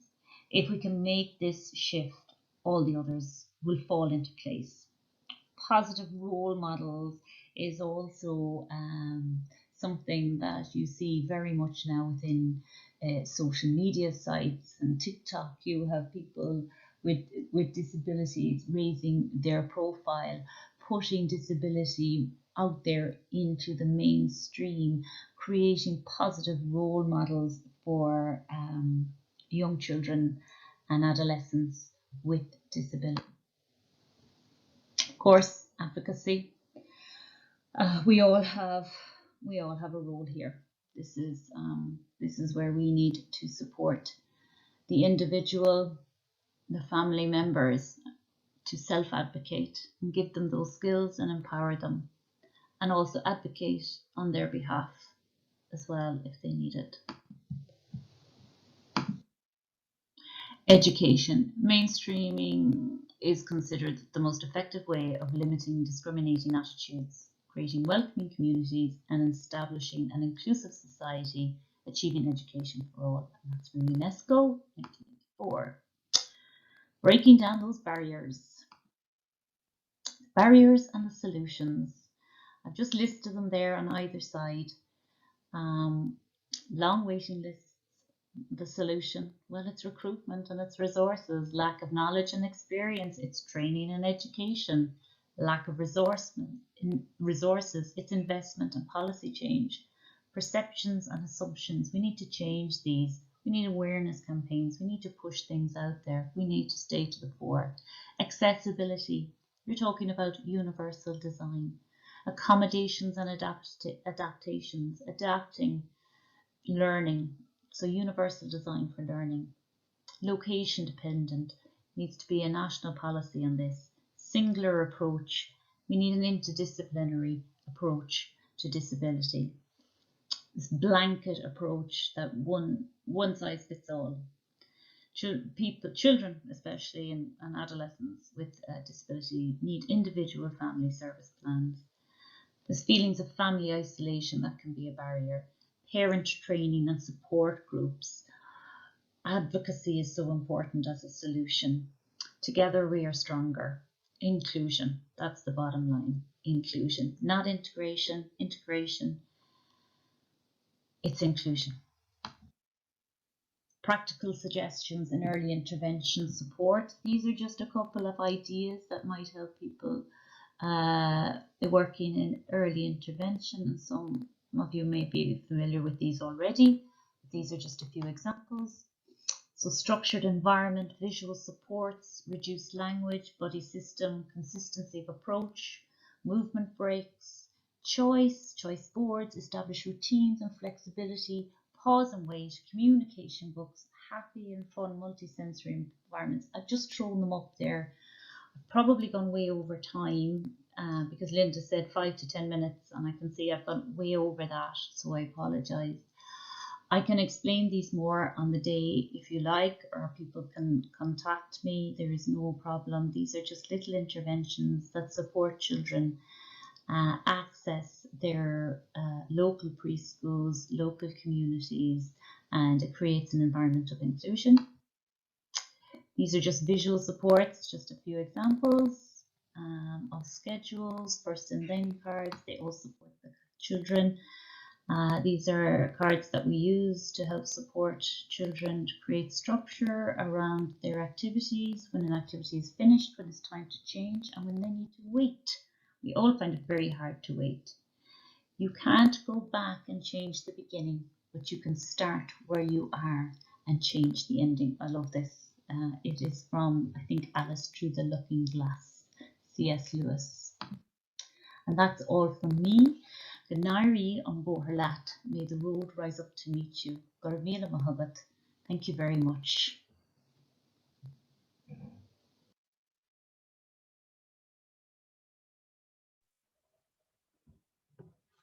Thank you so much, Michelle, for that helpful analysis of intellectually disabled early intervention and clarifying the terminology.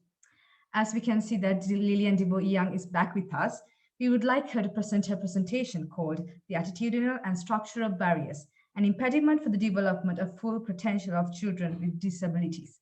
Welcome, Lilian. Thank you very much. Thank you for giving me this opportunity.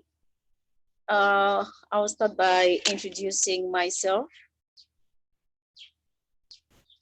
First of all, I want to thank Ma'am Linda Rose for giving me, Lilian Dibo Eyong, this opportunity to present a little bit of what I know as far as disability and inequality, or the SDG10 is concerned. I am Lilian Dibo Eyong. Can you hear me? Hello? Yes, we can hear you, please. Yes, okay. We can hear you. Okay. I am Lilian Dibo Eyong, a young woman with disability. All right. A young woman with disability from Cameroon. I'm a polio survivor. I've been living with disability now for 25 years. And I got this particular, I don't know, condition when I was 2 years old. I was already walking, and it played a lot of negative and positive role in my life because I always use myself as an example. First of all, I would say that being a person, being a human being living on this earth is a challenge to survive. Being a person with disability is a double challenge. So you need to work extra hard in order to meet up with the standard of life. So as a young woman with disability growing up, I aspired to be somebody very great in future and to inspire other people. There, I was being sent to school, but before I was sent to school, it was a whole tussle. I was sent to school at the age of 10. That was because of the attitude my family had concerning my disability. That was because of the attitude my community had concerning my disability. And another thing is the structural barriers that we had in schools that hindered my parents from thinking of me going to school. But in as much as we have structural barriers, but it came to my notice as a person with disability based on my experience that attitudinal barriers are more. Attitudinal barriers are way catastrophic than structural barriers. Because if you are being faced with an attitudinal barrier, you don't have any access to whatever structure. But if you have a structural barrier and the attitudes are okay, the solution will definitely come so quickly if it's only the structural barriers. That was why I decided to talk about attitudinal and structural barriers and impediments to the full development of the potentials of persons or children with disability. As a young child with disability, I struggled a lot in school. I made sure to overcome the barriers, both attitudinal barriers and structural barriers. I went up to the university where I read accounting, and I came back at home, nothing to do. At the point I went to apply for a job, and the attitude of the interviewer made me understand that I am not fit for that job. I cannot handle the job based on my disability. And at that point, I shrinked. Like, is it a taboo to be disabled? Does it mean that a person with disability cannot fit into the society where he or she wants to fit in? Then it gave me an inspiration to go to a counseling school where I studied trauma, and I studied trauma counseling, and I came out as the best outstanding trauma counseling student. I started writing a book titled Living with Disability because of the attitudes I encounter each time I go out, because of the barriers, structural barriers I encounter each time I go out. I want to go to an office, but the location of that office is so high, so much so that I cannot get into it. I cannot get into it. Sometimes I really wish to get there, no matter how stressful it will be. I wish somebody to carry me into that office, but the attitudes of the people is more of a hindrance than the structure. You meet somebody and say, okay, I want to see the DO of this establishment. He will say, no, you know, just the facial expression makes you feel like you are not welcomed. He will be like, no, you cannot see him. And I'll be like, but why cannot I not see him? I want to see him and I must see him. If it means for him to leave his office upstairs and meet me down here, then he should do it. Else I am going to wait here until he closes for the day and meets me downstairs. Then I will ask him why they are hindering persons with disability from getting access to their services. Because it is a public service, and you will not expect a person with disability to develop legs by night because he or she wants to get access to that building. Because of your bad attitude, you hinder people, you know, from achieving, from benefiting from services and offers that are being given in the community. Then I thought about it for a while. I went into the Lilian, I went into the Miss Wheelchair competition that was organized here in my country, the first ever edition that was organized in my country in 2019. And by the grace of God, I was nominated as the first runner-up of Miss Wheelchair Cameroon. There, I got some exposure. I got some guts. I got some audacity to talk about those things that I see them happening, that I do not like them, the way it is happening, the way I want to change those things that I'm seeing in my community. And that gave me the inspiration to create the Lilian Dibo Foundation, where it's based on advocacy and empowerment. You know, advocacy because, first of all, you need to speak for those who do not have the voice to speak for themselves.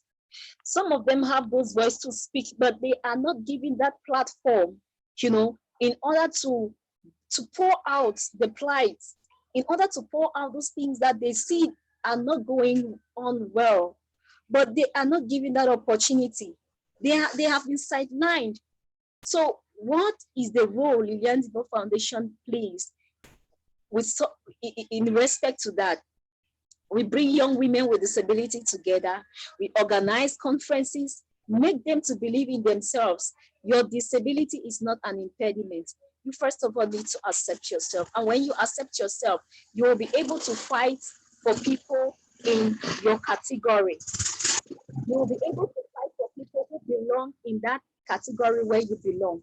You will be able to fight even for people who think they are better than you, but right up here, you are better than them. You will be that voice that needs to speak and some things get changed. And Lilian Dibo Foundation did not only end at advocacy, it went further to empower these women and girls with disability. We train them on vocational skills because sometimes we realize that it is because of the lack of they are not financially upright, they are not financially capable. That's why so many people look down on them, because when they see disability, they see poverty, especially in the African context. When they see disability, they see poverty. So we have to bring ourselves to that standard where if they see us, they see our abilities. They see what we are able to do. They see that potentials we have. They see our boldness. They see our determination.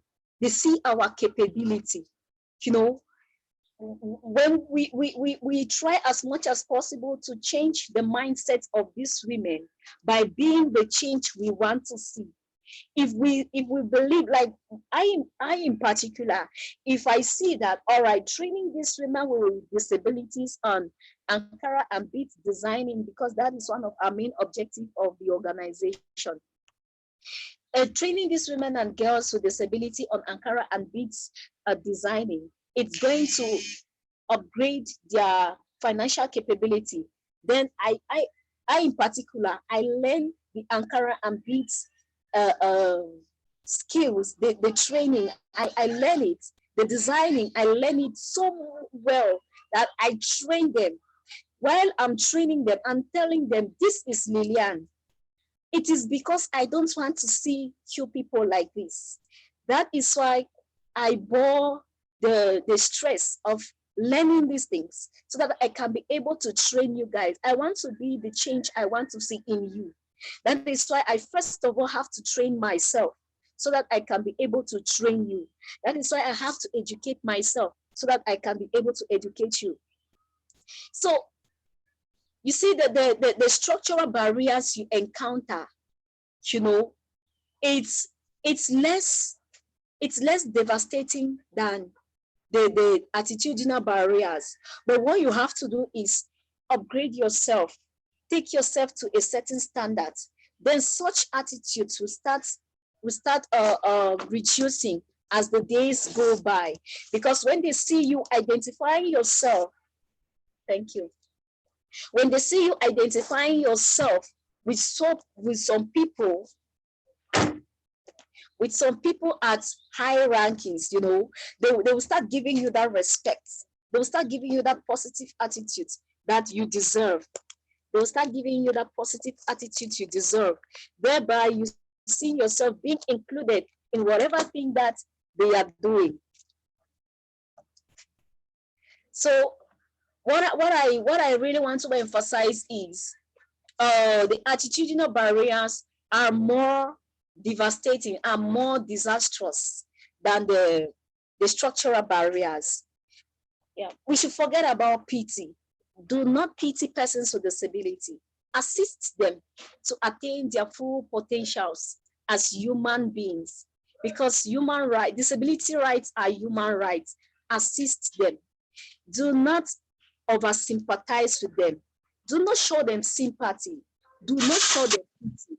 Encourage them to be a better version of themselves. If you want to give a hand to a person with disability, ask first.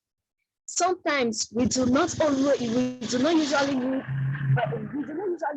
that assistance. We just need a little bit of push, you know. We do not really want that 100% assistance, like you are always there with us. No, we need that a little bit of push so that we can be able to achieve our dreams ourselves. so that we can take the glory, we can take the credits. We will be convinced, we will be encouraged to do better than the way we previously did it. You know, get children with disabilities included with activities of children without disabilities. That will boost them so that they can be able to be like, okay, I want to prove this person without disability that I, living with disability, I can do better than him or her. We should mainstream, we should include persons, children with disability in an environment where children without disability live, so that they will be able to upgrade themselves and be a better version of themselves. Thank you so very much. Thank you, thank you, thank you, thank you. I'm already against time, but I thank you so much for giving me this wonderful opportunity. Thank you.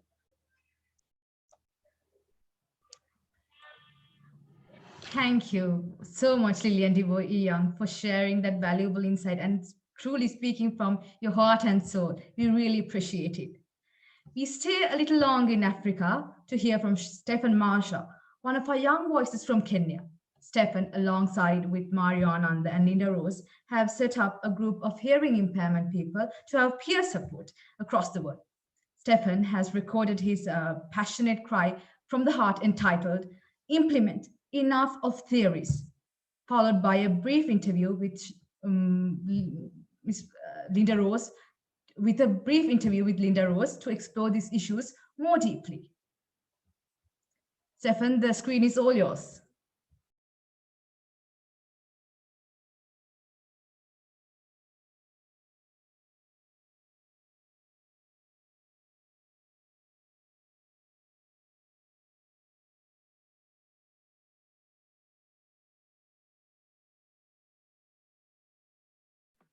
Stephen, do you need to unmute?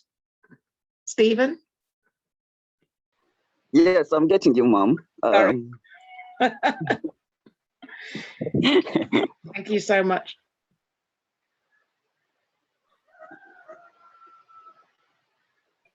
Hello. So can I continue?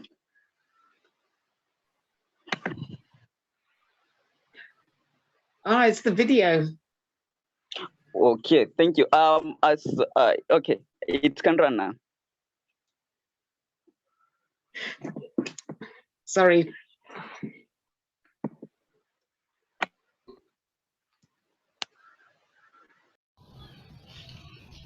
So thank you so much for giving me this opportunity to be part of this conference. My name is Stephen Masha and I'm from Kenya. I know we are discussing SDG 10 and that is reduced inequalities. So my focus shall be in two areas, that is the area of education and in the area of employment. So of late I've been observing and I've been hearing, I've been listening to different conferences. And when it comes to matters disabilities being discussed, you'll hear people saying that we lack proper policies, we lack proper laws to cater for the needs of this special category. But according to my opinion, I think the issue is not the proper policies, it's not the proper laws. The issue has been implementation of these policies that are already in place.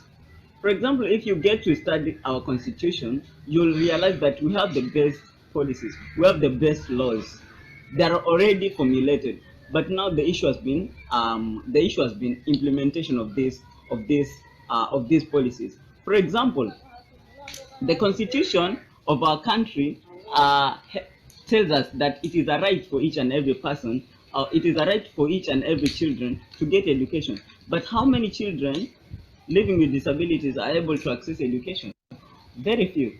And the few of these children are found in large cities, they are found in urban areas. In the rural areas, they are not even able to get that opportunity, leave alone to go to school, to be seen. It is that sympathetic.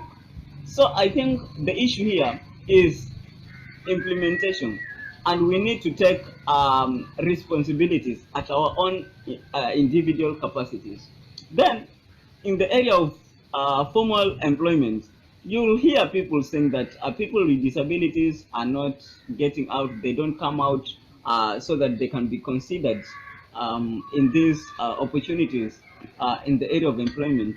But now, how many companies have turned down people with disabilities because only they have disabilities? How many people have been deprived an opportunity even to appear before the panel of interview because of their disability? You'll see that persons with disabilities are not even, once they are known that he is on a wheelchair or he is not able to see, is already disqualifies him. So this stigma has been there, and who are the people to change?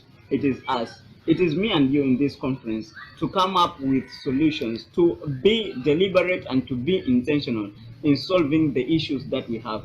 So how do we implement these issues? I know in this conference we have the CEOs.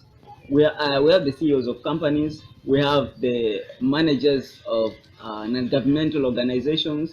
We have people from government. They're holding different posts in the government. So I think we have to be deliberate. We have to be intentional. Take responsibility. You as a person, you as an individual, you as a citizen of your country.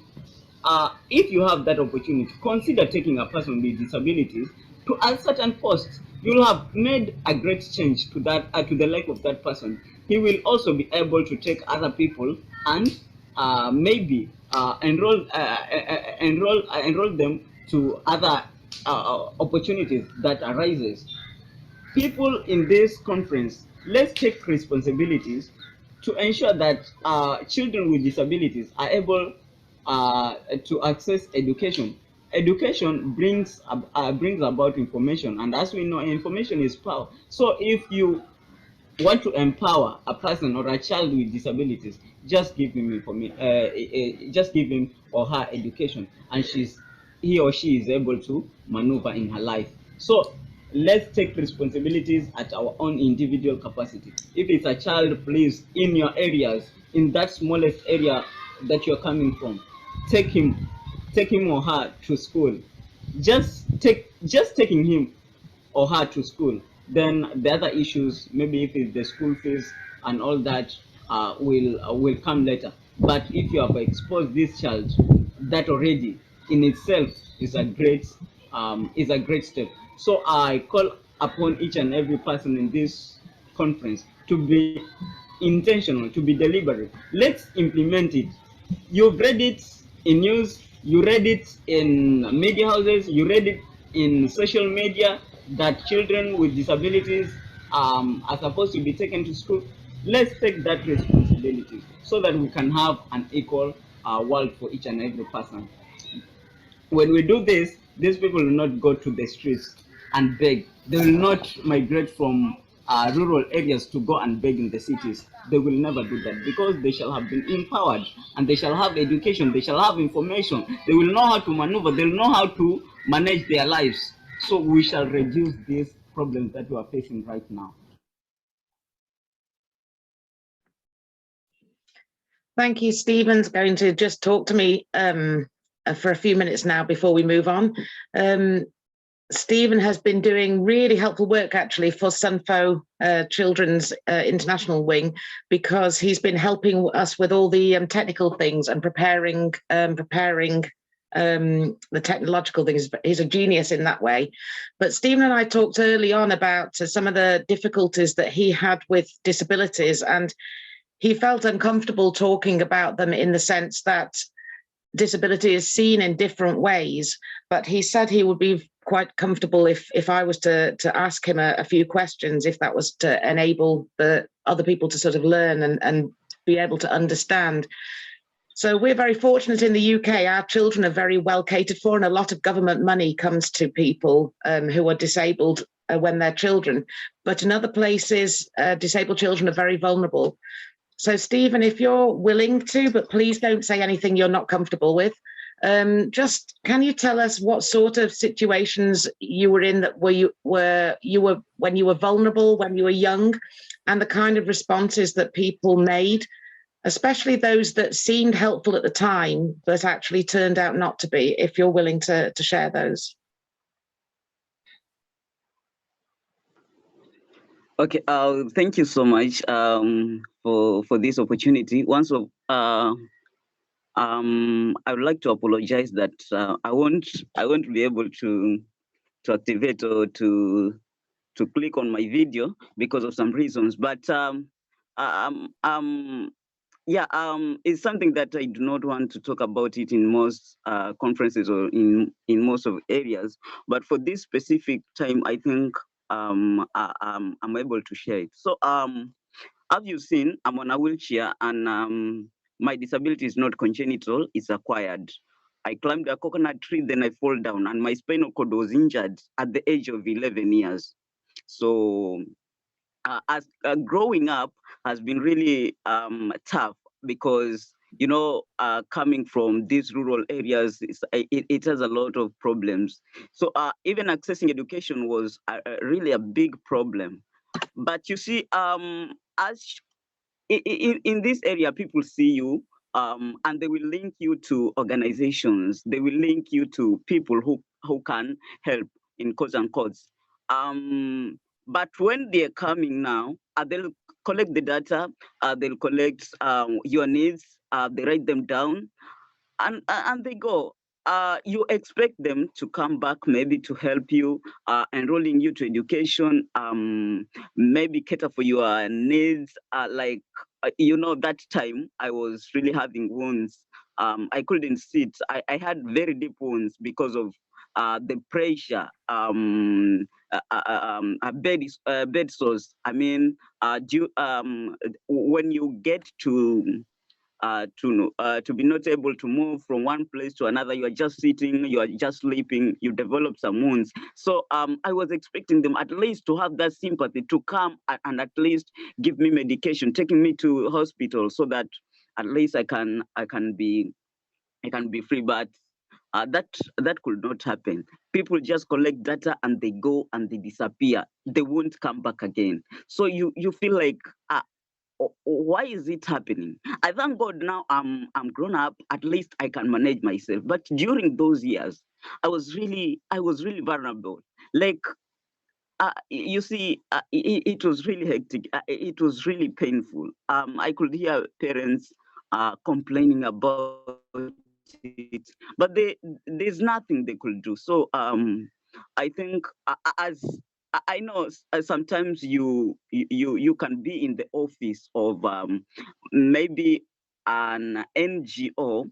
When you get that opportunity to go down or to start a project, make sure you follow it up to the ground. If it's a child with disability, kindly consider, even if you're the manager, even if you are at the top seat, kindly consider visiting those people, those children, face to face, see them, so that you can be able to know their condition, but not just being given data by some other middlemen and the children. The situation that are telling you is not even sometimes it's not even the way it is at the ground. So I think it's devastating. When I remember those memories, I don't feel comfortable. But just take it from me. Consider going to the ground. Be implementers. Don't just get data. Don't just get things written on a paper. Then you just believe. No, people are taking advantage of children with disabilities. People are taking advantage of orphans. People are taking advantages of poor widows. So I think it's time that we have to be deliberate. We have to be intentional. Thank you so much. Unless you have another question, ma'am. I just wanted to follow up actually one question, because do you think in most of those cases, the people who came to write your names down, in most cases, did they come to use you, to use the title or to gain money or whatever? Or was it kind of laziness and accident that they didn't follow up? Of course, ma'am. When someone just comes and down to the area, you see, we are vulnerable. We are children. You see that age. You are still young. You cannot reason properly, and maybe your parents are not even educated. They don't know their rights. they don't know the rights of their children. You see, when somebody just appears, and this is rural area, these people are taking advantage of these parents of these children. They think they don't know their rights. So their intention is just to do business with children. It's kind of like human trafficking. It has got some similarities. So somebody is just doing business with your child. Somebody is just doing business with these little children. Because I felt being used. To be sincere, I felt being used. People and it was very hectic. I remember. Okay, let me just mention it here. There is a lady who just happened to feel that to feel that sympathy, to help me with education, just taking me to school and get up for those needs. Then she wasn't from our country, she was from abroad. Then she had some middlemen, these people who are running NGOs back down here in our country. So she had sent some money to this person to come and set up a housing, a better housing than the one which I was using. Then it was $600, and I was young. I was still at that tender age. I could not even differentiate or know how much is $600 in our country. So they came. There were two of them. So they did their thing. Then just to take the measurement of the houses and all that. So when they went back, they started bringing the materials and all that. So we set up, because we had to believe them. We had to build that trust with them. And my parents could not ask more questions. So it happened that the lady herself, she happened to visit me at my home now. Then when she came, she asked, "Is this the new house?" Because its appearance wasn't worthy for that money that she had sent. So and the person was there. She said, "Yes, this is the new house." And because I'd not known, she asked, "Is this house worth $600?" He said yes. But there was another woman. There was another woman who you see, these ladies have motherly hearts. So she put me at the corner. Then she asked, "Stephen, do you mean that this house was built with $600?" I said yes, and she said, then I said, what is $600? She said, that is a lot of money when you convert it into a currency.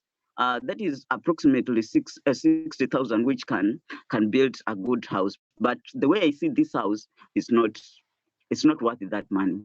So the lady, the white lady, and the manager started having quarrels at our home. Then the man left and the lady remained. So we had some discussions and all that. She couldn't follow it up. Later, I realized that that money was a lot in Kenya. It could have done even more. So later on, you see, I had realized all the tricks, and some of my friends who are actually being sponsored together, they told that is how we've been experiencing. Even us, we are suffering the same. So, and I said, so we are being used. We are being used with these people. But you see, the bad thing or the good thing that happened, I don't want to say it's to say that it's good. It's good because it involved the lives of people. You see, these people who had come and robbed me that amount of money, because I did my calculations later and I realized they had used $300 to build my house. They started suffering. One of them died.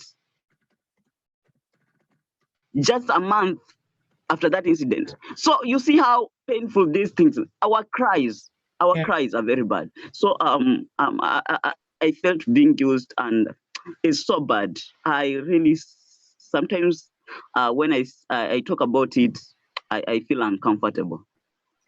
I'm so appreciative, and I think the comments that I've seen, Stephen, everybody has really been touched and shocked, and I think you have everybody's heart with you, and it's also a very, very important lesson.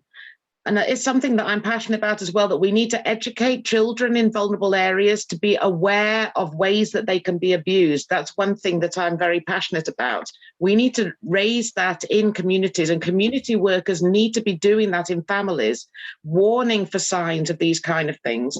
Lilian just wanted to come back very, very quickly, because I know we're kind of overrunning, but all these issues are so important. So Lilian, please do just add your little, just briefly, please. Thank you. Okay. Thank you, Stephen. Thank you very much. Steve, I understand what you're going through, because I'm also a lady with disability and I've gone through that. So when you were talking, I felt so much pain inside of me. It just reminded me what I went through some 2 years ago. You know, we were selected for a conference. 20 of us, brilliant young ladies with disability, and we participated in that conference. The organizers told us that we should write a project so that they will fund the project.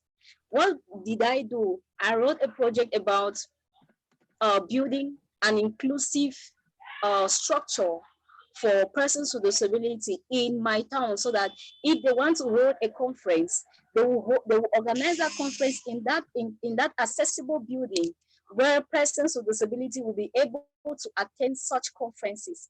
It will save us the stress and the embarrassment of being carried every now and then. That project was accepted, it was approved. But do you know what happened? At the time where they were supposed to fund that project, an agent, I don't know if it was a middleman, was sent to us, and they gave us 15,000 francs. You know how much is 15,000 francs in US dollars? It's about 30 US dollars. See, how can such a money be able to carry out such a project that was approved? They took our pictures. We wrote, they took everything about us, our background, our biography, everything that has to do with us. They carried our informations away. We don't know what they did with it, but they exploited us. That is the most painful thing I have ever gone through in my whole life. I went to the house, I cried. I felt used, the way Steve explained. You know, it's so painful. It's really so painful to have that kind of feeling or experience. It's really so painful. Steve, I understand you, but it's okay. That is just to make you be a very strong man, you know. You just have to be strong and let the world know that you can be better than what they think you are. It's okay. Thank you, Lilian. Thank you so much. And I think, again, as somebody who goes and travels round, it's really important to judge the person. I don't want, especially as a white person coming and doing work in different places, I don't want people to think all white people have dodgy motivations. It's really important. However, you need to ask questions. Why is that person there? What are they offering? Are they offering more than they're taking because it's good for the CV or whatever? Do they really love the people that they're going to, or are they going in an imperialistic, superior way? You feel free to question somebody who's going to offer money. I'm very suspicious. This is why with this conference, I won't touch any money. So I'm really sorry, because nobody's had any money from this. But I don't touch money because there's often poison attached, some motivation, something sinister.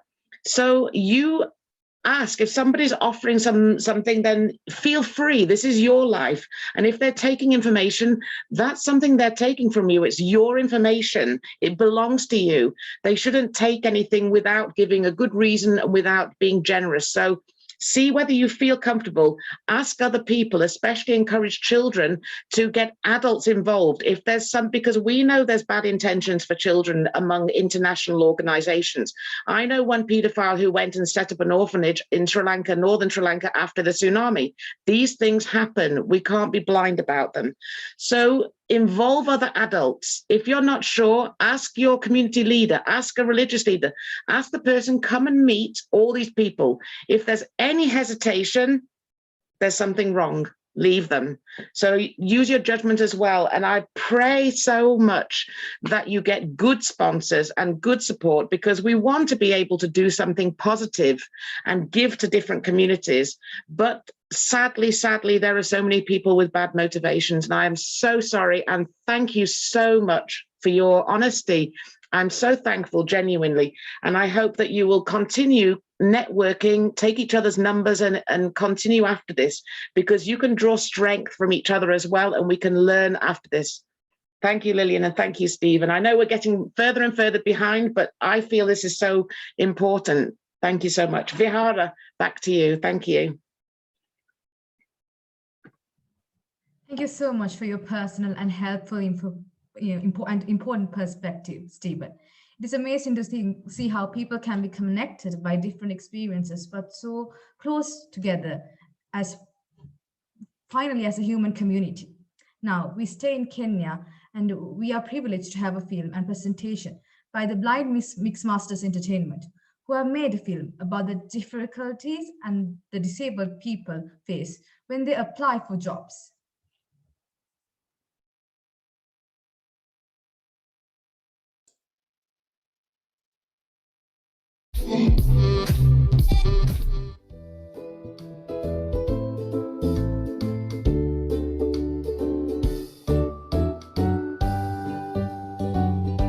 Sasa tumefika. Habari? Ya mzuri sana. Ningetaka kwenda kwenye audition iko? Audition? Eh. Audition hiyo ni kusema nini? Ile mashindano ya talent ya kuimba. Oh, ile mashindano hii ya nini wanashindana sijui kuimba, kuact.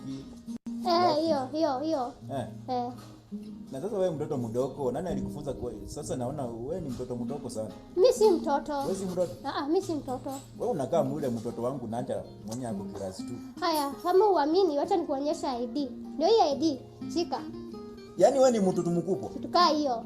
Tafadhali, ninachelewa. Uko na miaka mingapi kwanza? Ngoja kidogo. Uko na miaka mingapi? Niko na 28. Nampayo baba. Yaani uko na miaka 20 na 28. Haya, nisaidie na ID. Sasa nitafuata hii. Kuna mtu nilikuwa. Na sasa utaweza kwenda namna gani uko peke yako? Nipeleke tu tafadhali. Sasa fanya hivi. Utafuata hii njia straight ukaenda kuona kuna mliango. Haya, acha nijaribu. Hapana, si hapo. Wapi? Nipeleke tafadhali. Siwezi toka hapo. Unafanya nivutwe kazi bwana. Wewe ni nani? Si hapo utapoa.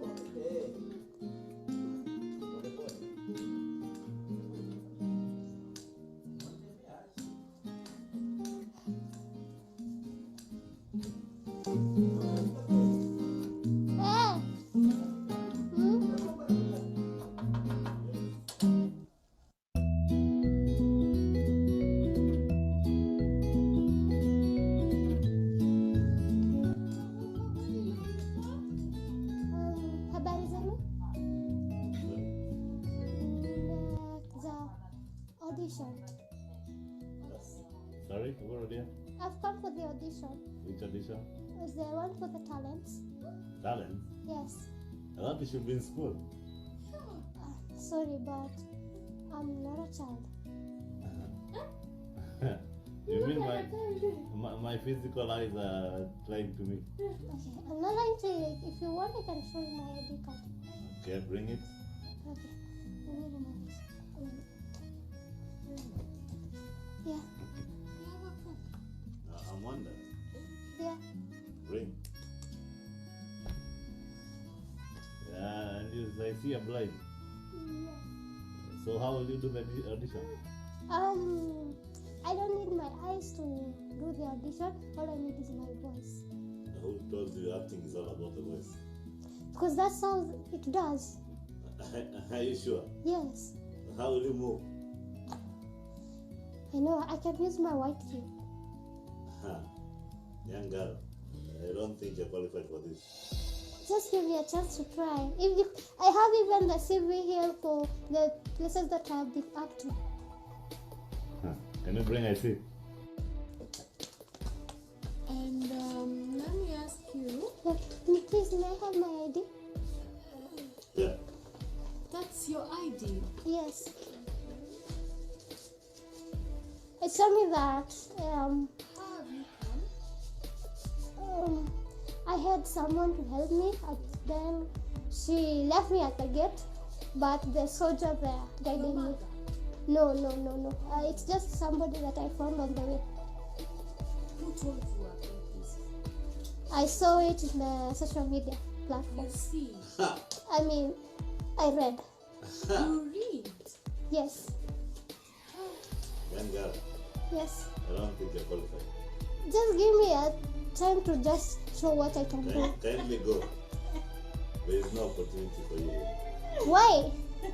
Is it because I can't see? No, there is no opportunity. That's the reason, is it?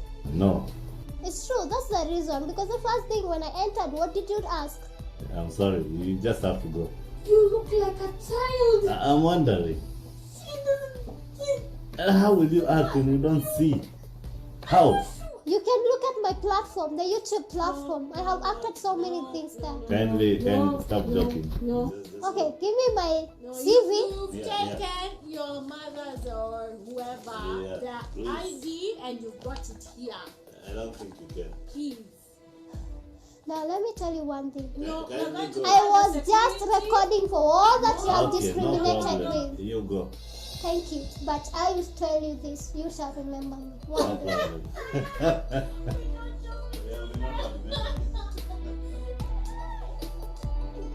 Security! Take him out. I'm not at him. Aha. Asante. Okay. Haya, sawa.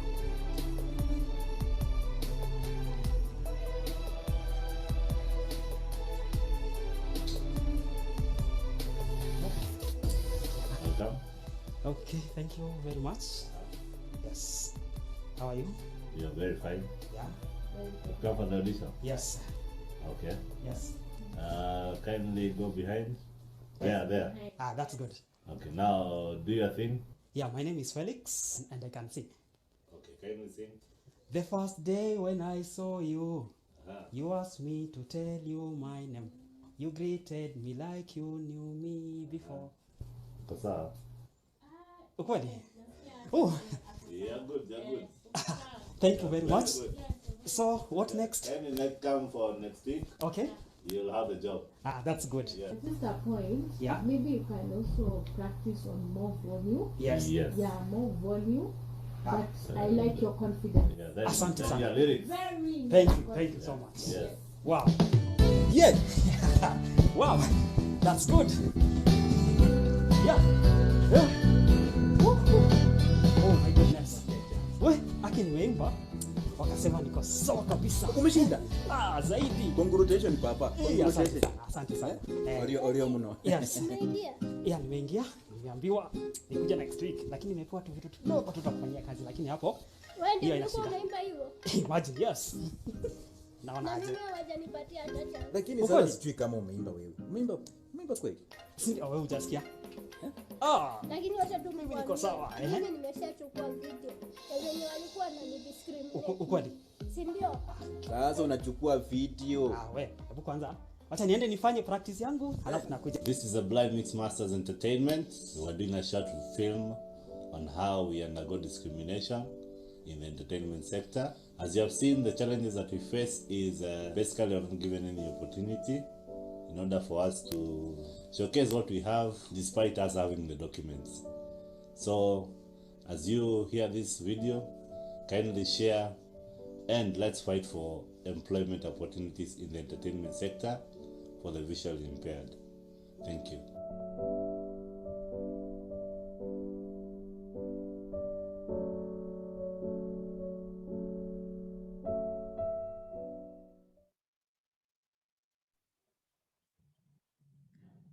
Thank you so much for joining with us today, John and the participants of the Blind MixMasters. We wish you well for your future business, and please do consider on employing them to encourage their success. From Kenya, now we move on to Uganda to hear from Godfrey Nanyenya, who is a disability and inclusion specialist and has his work recognized by being given the title of Africa Changemaker Fellow. Godfrey is speaking on curbing discrimination barriers to employment of teens and young people with disabilities. Welcome, Godfrey.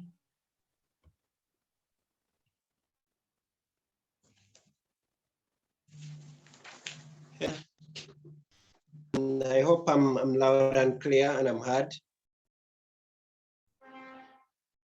Thank you so much, Linda. Thank you so much, Linda, for organizing this great forum. And I must thank you so much, Vihara, for being loud and clear. You're the true definition of girl power because you're speaking with a lot of energy. Thank you so much. I must also thank you so much, Monte, for being elaborate, especially on highlighting the impacts of disability on children. But I must also thank my brother from Kenya. You know, Kenya and Uganda, we are neighbors and we share so much of the resources. So thank you so much, Stephen, for being so elaborate and highlighting so much of the inequalities that we are seeing in East Africa today, specifically from Kenya, but also from Uganda. You gave a very touching story, and I also, it touched me so much because where we are here, I usually see there are a number of women who go in deep in the villages in rural areas, and they gather around children with disabilities. They carry them and they bring them on the roadside, and they start doing business with them. You get. So they start disability, especially in East Africa and in all developing countries, it's seen as charity. But thank you so much for this forum, for putting it up together. My name is Godfrey Nanyenya. I am a disability and influence specialist. I work with the Uganda Disability Movement, and I work as a physiotherapist. I also work with a child rights NGO network. It's called Joy for Children Uganda. I'm an African Changemaker Fellow as well. So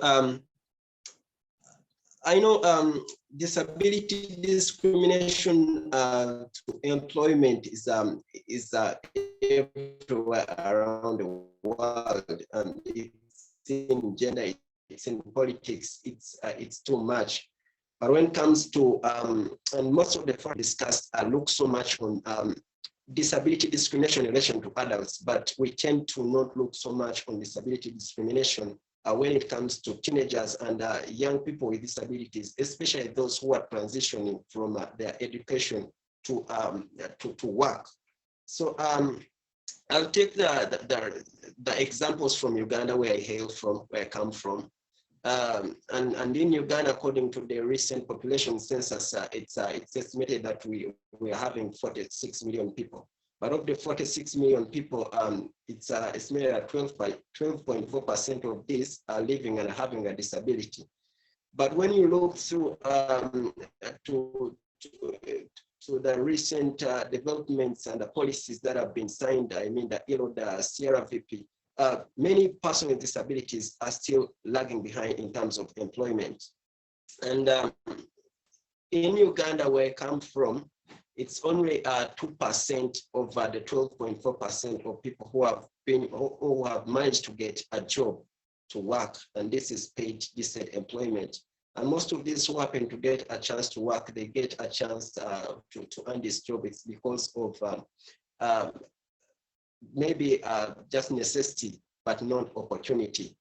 So I will go on and discuss more of discrimination of persons with disabilities in employment, especially teenagers.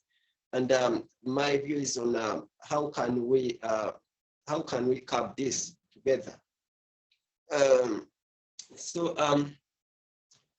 First and foremost, I I thought through that we have initiatives that we are using here in Uganda, which have seen so far some great change. And one of them has been the Make 12.4% Work Initiative. And through this, we really, and it really gives me a good idea that if we are to wipe away teenagers and youth and young people with disabilities to make sure that they also get a chance to work, one of the first things we have to do is that we have to put people with disabilities in the driving seat. And by becoming disability and inclusion facilitators, this gives them a chance to showcase ability. This gives them a chance to celebrate each and every achievement. This gives them a chance to go in other employment companies to advocate for their rights because they really know. And another thing I was discussing with a friend is that we need to come up with evidence-based programs to support these young people who are transitioning from school to work. We have seen a number of evidence-based programs that are coming up that have been used to support prisoners when they are coming back from prisons, especially the parolees. They have been passed through community reintegration programs, which help them to readjust in the community. And by this, I mean that we know that when someone graduates from vocational, from college, and they go into the job market, the first thing an employer does when they're giving them a job is that they take them through an industrial training. But these industrial trainings at work are totally not all about disability inclusive, or they do not care about mentoring a teenager or a youth who has a disability to fit in that employment. And the challenge that I've seen and that I've had and that I've witnessed is that most of the young people with disabilities, they are not empowered to disclose their disabilities. And when they do not disclose this disability, they fail a lot in also asking for reasonable accommodation. This is a challenge now to them. And of course, the reason as to why they do not disclose this and they do not get the reasonable accommodation is because of the fear of losing a job, the fear of discrimination, the fear of stigmatization at that work, especially for those having hidden disabilities. So we really need to come up with the intervention methods to make sure we empower people with disabilities to become disability and inclusion facilitators. First, we have to train them, we have to mentor them, and they have to be the driving force in the seat. So another point is we have to try so much and get employers talking about disability. Let them commit, because the first step to becoming disability inclusive is all about commitment inclusive. It has to agree to be part of this. It has to, most of these employers do not know anything about how to resonate or accommodate persons with disabilities.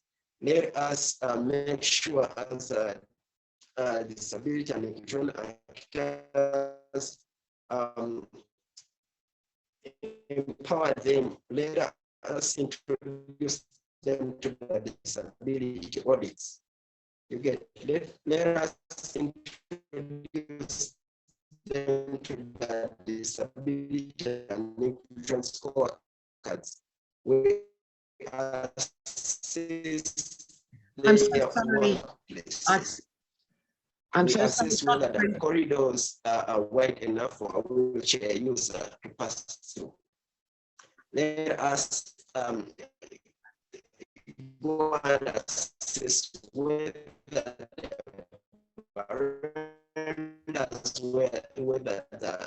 they are run. Hello? Hi, Godfrey. Hello? I think the sound is so bad we're going to have to finish for the moment. I'm so sorry. Can you write some points in the chat, please? Because it's really hard to have followed. Some of it's brilliant, and we don't want to lose your commentary, but the sound is really hard to follow. So we're going to move on now, but please, thank you so much. Thank you so much. And can you just put one or two of your points in the chat? Because it's really valuable what you're saying about young people and employees. Thank you.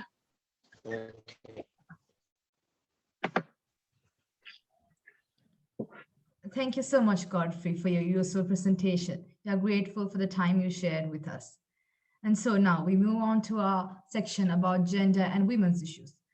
We have a lovely little film from one of our friends in the hearing impairment community, Chathumini Rajapaksha, a dancer from Sri Lanka, who has created a sign dance about a young mother and a baby. Please note that this is a silent video.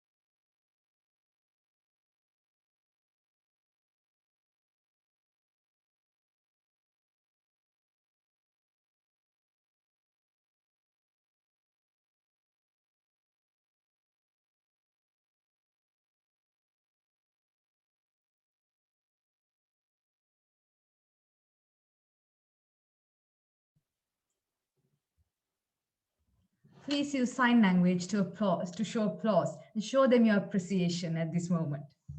Thank you, Chathumini. We know it is not always possible to separate life like this into sections. As simply as this, people often face multiple difficulties in their lives.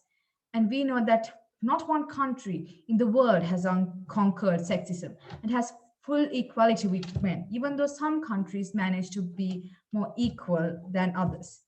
So we are proud to welcome a diverse group of women and a man to discuss various aspects of gender inequality and what we can do about this. We are also mindful of various things on the news right now, including the bombing of a girls' school in Afghanistan by those who oppose basic educational rights for girls.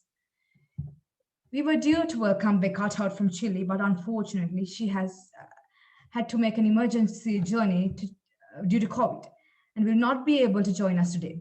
So now we have one of our young voices to talk about discrimination of the youth as well as being a young woman. Joyce Moranga is a young Kenyan who is a community health and development worker supporting young people as well as the Blind MixMasters group. Welcome, Joyce. The screen is all yours to share your presentation.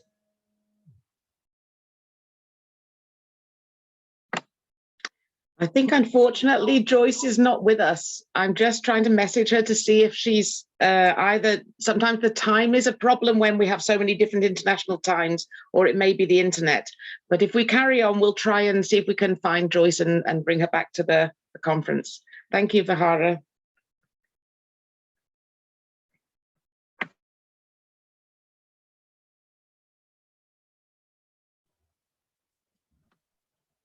Then we will move on to our next section where we would like to invite the ladies with the difference from Nigeria. They have chosen to speak on a number of issues faced by young women and in a particular gender-based violence.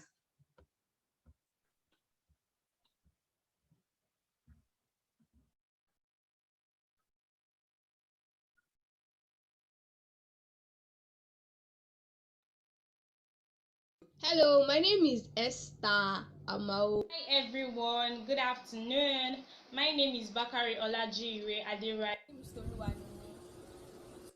I am Oluwateyosi Akombi. My name is Balogun Christiana. My name is Vicky Ololade. Hello, good day. How you doing? So we are the ladies with a difference, and we are here today to talk about women discrimination and everything that has to do with discriminating a woman in our today's world and even when it began.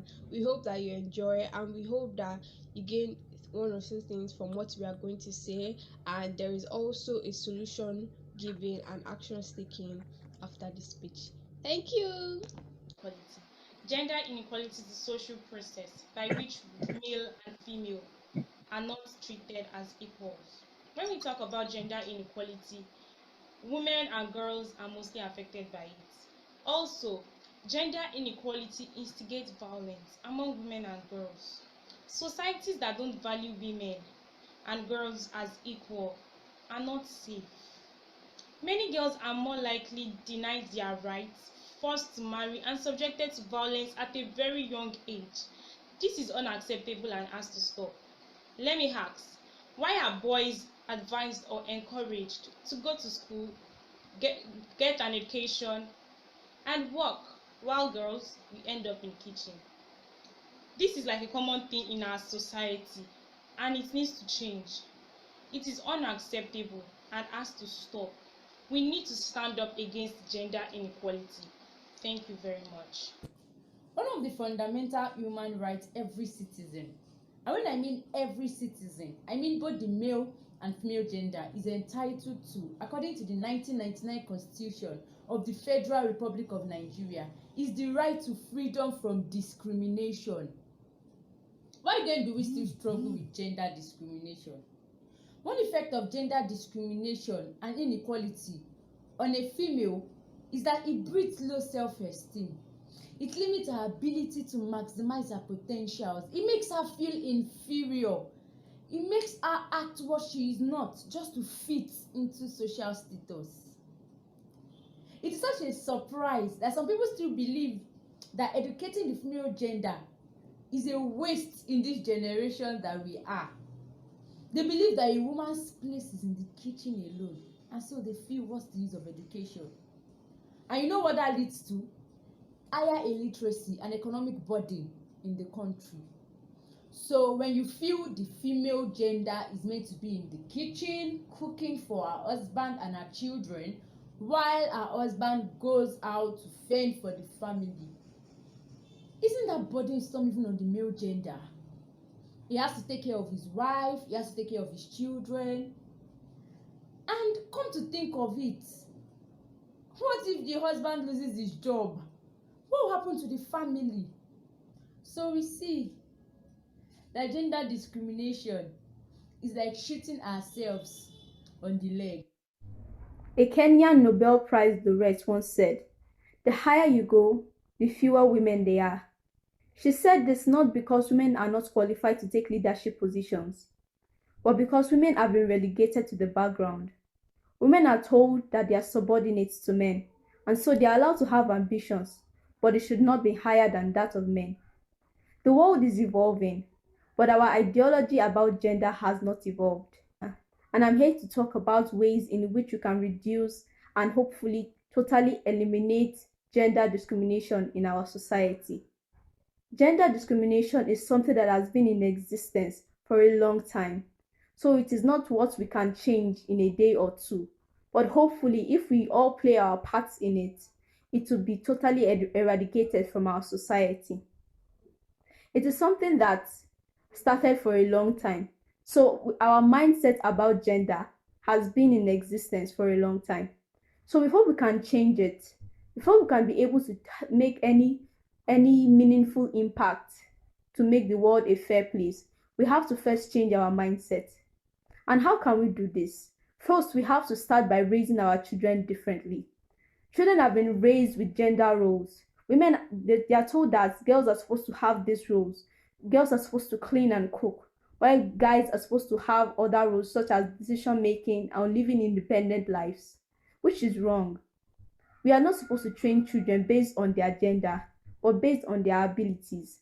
Everyone have desires, everyone have ambitions.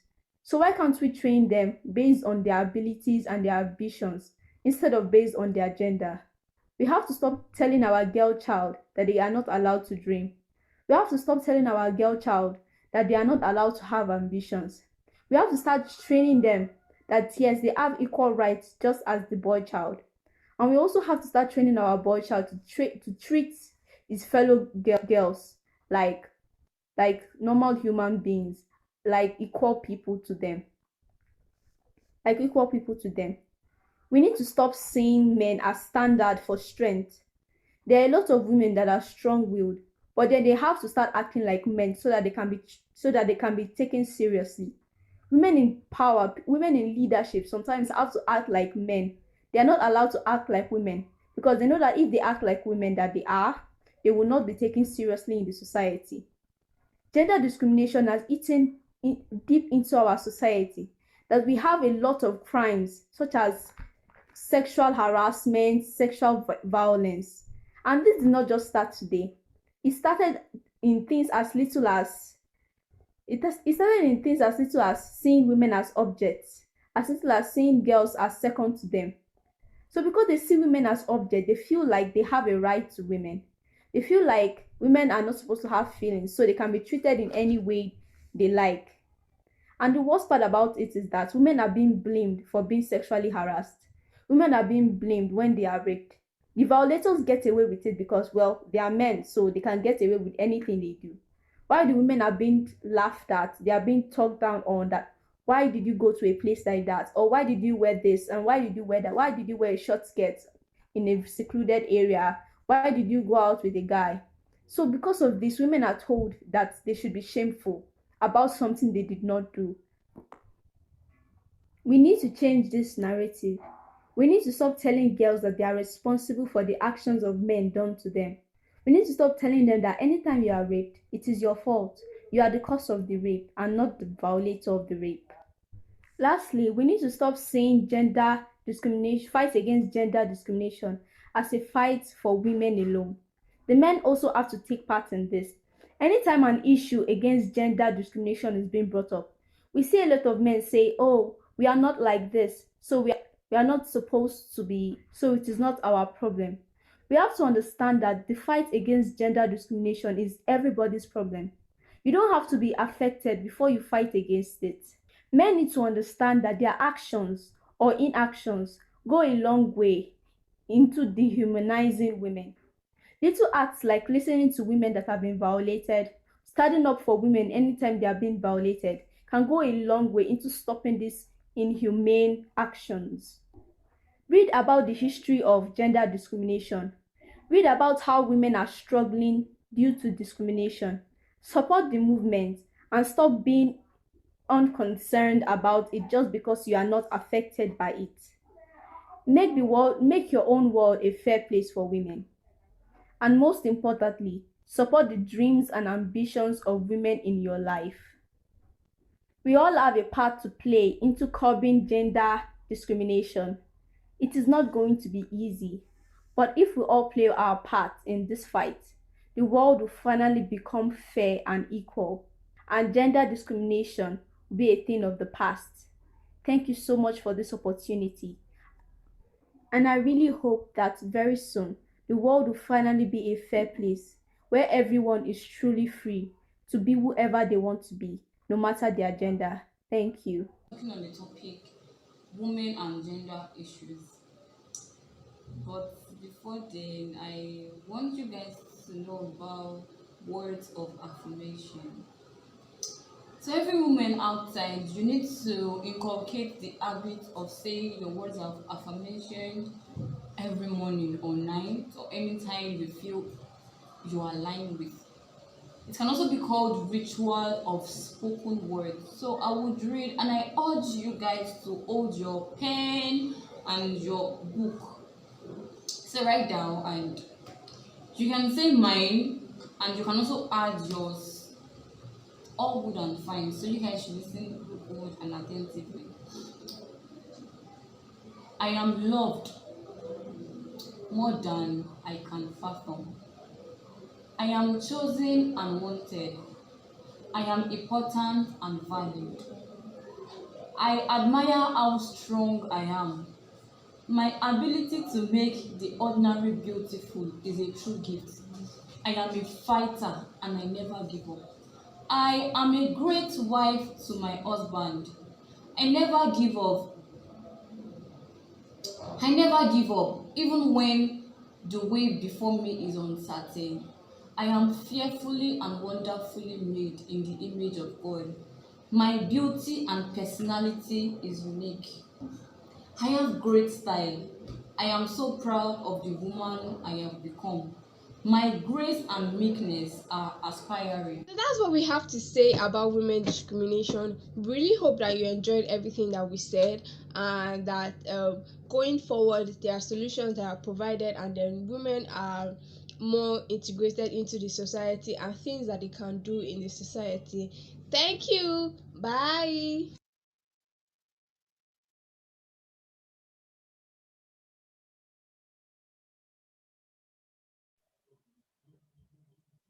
Thank you so much for that beautiful presentation.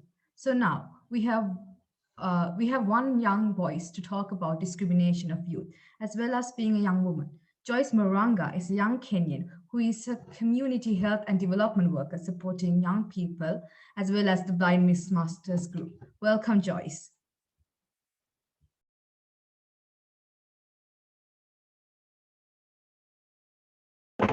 Thank you so much. I'm really having a great time. Thank you for hosting me and also giving me this opportunity. I'm very much glad and so happy to be here. I'm Joyce from Kenya, and I am a community health and development person. I love dealing with the adolescent and young persons. Also, I'm a young girl. And in this SDG 10, that is gender equality, that is to reduce inequality. Sorry, to reduce inequality. And for the young women, we are really trying hard to empower them in terms of knowing their rights and empowering them in knowing their rights, and also acquiring the right education for them. Being a young youth, it has been so challenging for me also. But I'm really much glad having such a platform being granted by Linda. It's really a nice way because she's really empowering us and also giving us a platform to be heard. This is also part of empowerment.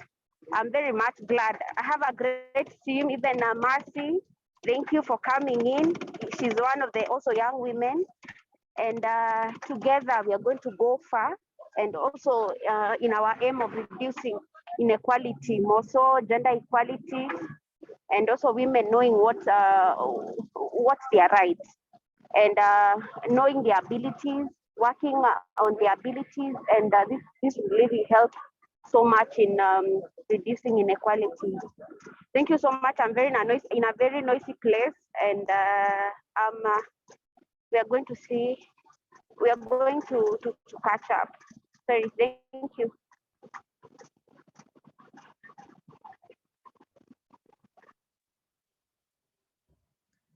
Thank you so much, Joyce, for spending your time to join us today. There are many women who face grave issues. Mrs. Ranjapur from Sri Lanka has been working for many years as a woman and community worker and counselor in war-affected areas of Sri Lanka and speaks about her work with war-affected women and what has actually helped them to rehabilitate.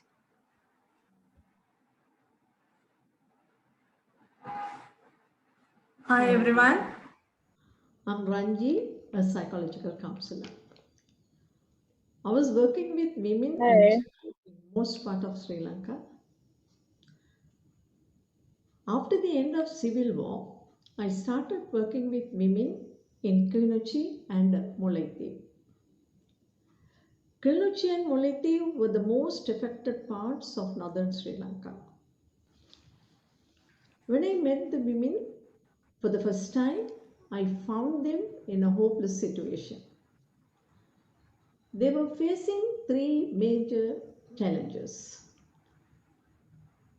The women had to take the responsibility to build the houses and families because most of the men have lost their lives.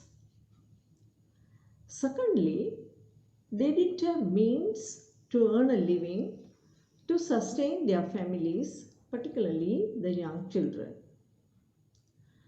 The next one is many women couldn't obtain help from the state as they lacked manpower to represent the families whenever the reliefs were announced. The efforts made by the well-wishers to empower the women with employable skills also didn't bear fruit because they couldn't apply those skills in marketing their products. Young widows were looked down by the society, blaming they were seeking undue favors from people to run their families. We started meeting the women in their homes, sometimes under the trees, which were their shelter. We met them in small groups to listen to their stories, mainly to understand the problem they face and what potentials they have to overcome the problems. When women met in small groups to share their stories, it helped them to realize many things. One, most of them had similar family situations. Then, the society was suspecting the young women being immoral. Women had to struggle with the demand of sexual bribe from men with authority. Young widows were the outcome of early marriage forced onto them from the bridegroom's families to save their sons from conscription or arrest by army. They were able to learn from each other how to handle situations. They were able to share responsibilities and look after the safety of their children, particularly girls. We maintained records of the skills expressed by the women and their passion and connected them with those who were willing to collaborate. Missing family members is another trauma faced by women. None of the families had all their family members alive after they returned from refugee camps. Each family had lost up to 7 members, mostly in front of their eyes. All those memories were connected to their emotions and had very strong effect on their taste and lifestyles. For an example, a girl who was fond of stringhoppers is unable to eat now. Even if she tries to eat, she would vomit the whole thing. It was told that while she was having early dinner during displacement, a human part of the body fell on her plate due to a cluster bomb. She could even feel the smell that surrounded at that particular moment. The moment she sees the stringhoppers, she feels nausea and her memories triggered. Most of the people never bought provisions as they were cultivating these prior to war. But now they have to buy everything from shops which are run by selfish business people. They have to forego a day's wage to go to state departments to apply and obtain relief.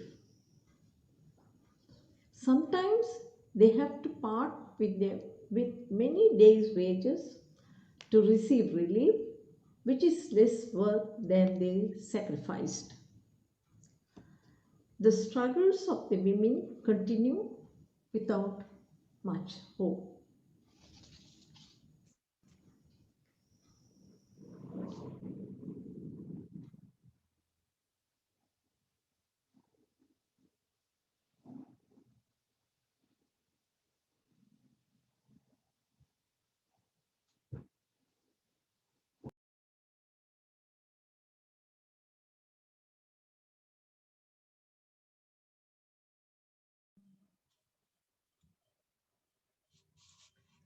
Thank you so much, Ranji, for this very encouraging. It is very encouraging to know that people can be rehabilitated and supported to have a better and positive life.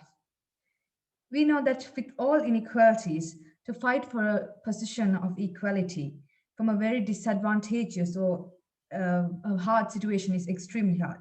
The very nature of the inequality means that the struggle can be ignored and overridden by those who hold the power. So in all these areas seeking justice and equality, members from within their power structures are needed to reach the ears of those who are the most prejudiced.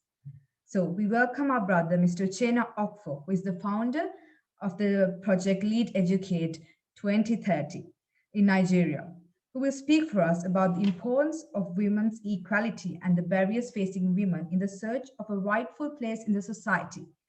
Welcome, Mr. Chena.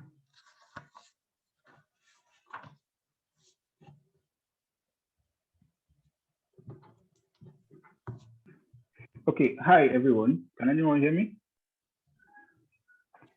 Yes, you're audible. Okay, well, it's great to meet everybody. I'm sorry my camera might not be on because of network issues over here. Okay, I hope I can continue. Good.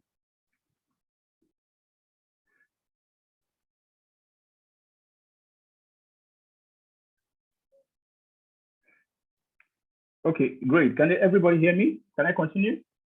Yes, you can carry on. We can hear you. Okay, yeah, good. We're going to talk about gender equality in a brief moment. In this first slide, okay, next slide, please. We'll talk about gender, and now we define sex as the physiological distinction between male and female. And then sex is pretty what biologically makes a male and female, while gender is the construction of masculine and feminine attitudes and behaviors. Precisely, gender will give us a hint as to what males and females can or cannot do. It's actually a battle of the sexes. All right. Now, next slide. Now, in this presentation, I will help you to understand what gender inequality between males and females are. So, what is gender inequality, if I may ask? Gender equality is the idea that women and men are not equal. It refers to the unequal treatment or perception of individuals wholly or partly due to their gender. So, next slide. So, where does it actually exist? Where does it actually exist? I mean, where would you find males and females not being treated equally? You will find it at the workplace, You find it in the society, you find it in the industries, employability procedures, and the education system. Now, gender roles and stereotypes. Here, I'll give us the fours of sociological perspective and the general description of what we are talking about as regards gender inequality. Now, males and females have character and physical traits. For males, it's intrinsic traits such as competent, independent, assertive, energy, and the like. While for females, it's communal traits such as warm, friendly, emotional, sociable traits. Now, gender roles have become part of the societal norms, which tells women and men how to behave in a particular context or situations according to their sex. Now, social evolution has created sex differences. Before now, over time, social evolution has created sex differences as a family motive becomes a set for men and women to form different roles in the household.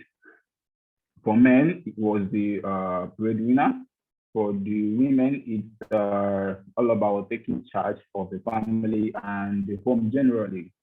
So before now, in American culture, and even in most African cultures, it's a patriarchal system where you always have the male head of the family, and then men, at that period of time, men will become dominant over females, while females were seen more as supporters and subordinate males.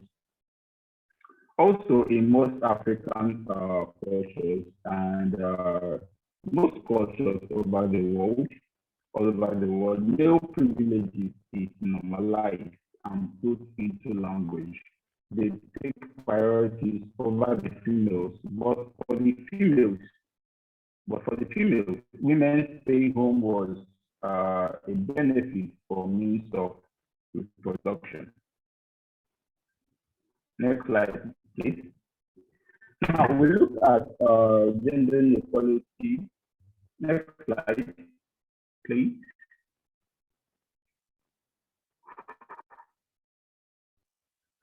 Can anyone hear me? It's a little bit difficult, but still go for it, Uchenna. The sound is not good, but can anyone hear me? Oh dear.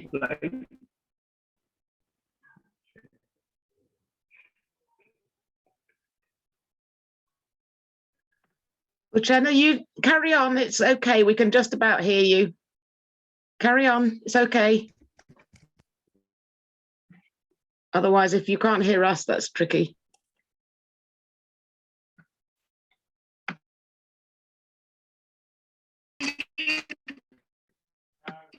Okay, maybe we can move to the last slide, please, and then we've at least been able to show everybody.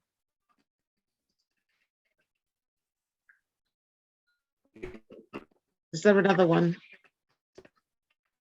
Uchenna, so sorry, we can't hear. But thank you for your slides, because at least we can see what you wanted to say. I'll send a message to him as well. Thank you so much, Uchenna, for your talk. Thank you.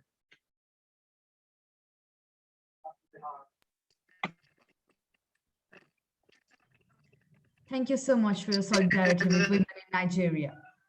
We have looked at how many barriers face people with disabilities in society. That women are forced into playing subservient roles through false narratives, making men assume power and women treated as inferior. So now we come to a very important issue with the history of misrepresentation in order to keep some in power and some subservient. And that is the issue of race and color. We are so pleased that Professor Leslie William Henry, who is a professor of criminology and sociology at the University of West London, is going to speak about systemic racism and the need for structural and not just symbolic change. This is a crucial time that we raise awareness about these issues, when the conversation is happening around Black Lives Matter, and also with the rise of politics built on racism. Welcome to the forum, Professor Henry. Hi, good afternoon. Is that Vihara? Can everybody hear me? Yes, we can hear you. Okay, good afternoon, everyone. Thanks to Linda and the team for organizing this. I really give thanks for the invite, and I'll probably be about maybe 10 or 15 minutes or so.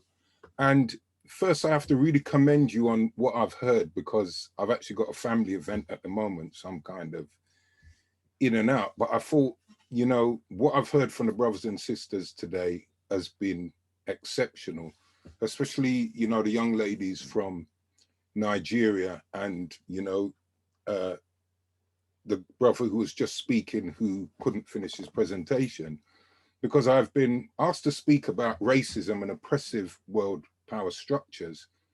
And there's a commonality there. And the commonality is that the system that we've inherited, all of us have been born into, regardless of where we are on this planet, is inherently racist, classist, and sexist. And it was organized perhaps some 400 or 500 years ago by Europeans, who we've been told are white people. And it was organized on economic factors. So many of the things that divide us in the context of race, in the context of class, in the context of gender, sexuality, we can think about these things in the context of through the lens of race and racialization. And hopefully this will become clear. Because, for instance, I want to just quote something from one of my favorite theorists, and that's Professor Stuart Hall. I hope you've all heard of him. Now, one of the things what Stuart Hall said is, if you want to understand like structural inequality, okay, because we're all looking for an equitable society. I am a member of the African branch of the human family. William Alastair Anthony Henry, or most people call me Les, they are not African names, but I know I'm an African person. Therefore, to try and locate myself in this place and at this time, I have to recognize something was done to people who look like me for me to end up in this place at this time. So for instance, when I went to Ghana, you know, people said to me, when I told them I'm a twin, they said, oh, you're Onomatopanyin. I said I was born on a Wednesday, you're Kweku or Kweku. When I went to Nigeria, I was speaking with some Yoruba people who echoed what a lot of my Yoruba friends told me. They said to me, oh, you're a twin, so you are Taiwo. Although I'm the firstborn, I should have been the secondborn. And if you speak to Yoruba people, they will explain that to you. Now, the point that I'm making is, I have to be a composite African because I cannot locate myself to my motherland, my homeland, accurately. And the reason I cannot do that is because of the institution of African chattel enslavement. And for me, whether we come from Sri Lanka or Kenya or Uganda or Brazil or the Caribbean or anywhere on the continent, we are all victims of that system. And I'm not claiming any virtue in being a victim, no way. That's not what I'm saying. What I want us to do is think about the process of racialization and how the notion of white privilege runs through it. Now, this doesn't mean that all white people are equally privileged. If you come to somewhere like Britain or the UK, and you have to fill out one of those forms where you identify yourselves, you will see you have white. You might have white English or white British, but then you've got white other. What that does is it tells you there are gradations even in what it means to be white. So I'm not saying all white people are privileged. What I'm basically saying is to understand this system of racialization that we have inherited. You have white at the top, as in European, and at the bottom you have Black, African. All the other so-called races are gradations in between. Now, I am not saying you have to agree with me because I'm an interpretive social scientist. So what I do is I try and marshal evidence to basically bolster my claims. Now, in my role as a professor of criminology and sociology at the University of West London, I teach many courses or I introduce the notion of understanding racism into much of what I teach. And in fact, for any of you who are out there at the moment, myself and two of my colleagues, we are trying to get a master's in global Black studies, decolonization, and social justice. Now we're going through the process, and if it is accepted, we will be teaching that as of September this year. Now, one of the things that we're going to do in that course, which I've agreed with my two colleagues, is we are not going to call what happened to African people slavery, because it was not slavery. It was not just unfreedom. It was African chattel enslavement, because as Africans, we were reduced to 3/5 of a human being. Some people reduce that to, or they just associate it with the American Constitution. That's fine.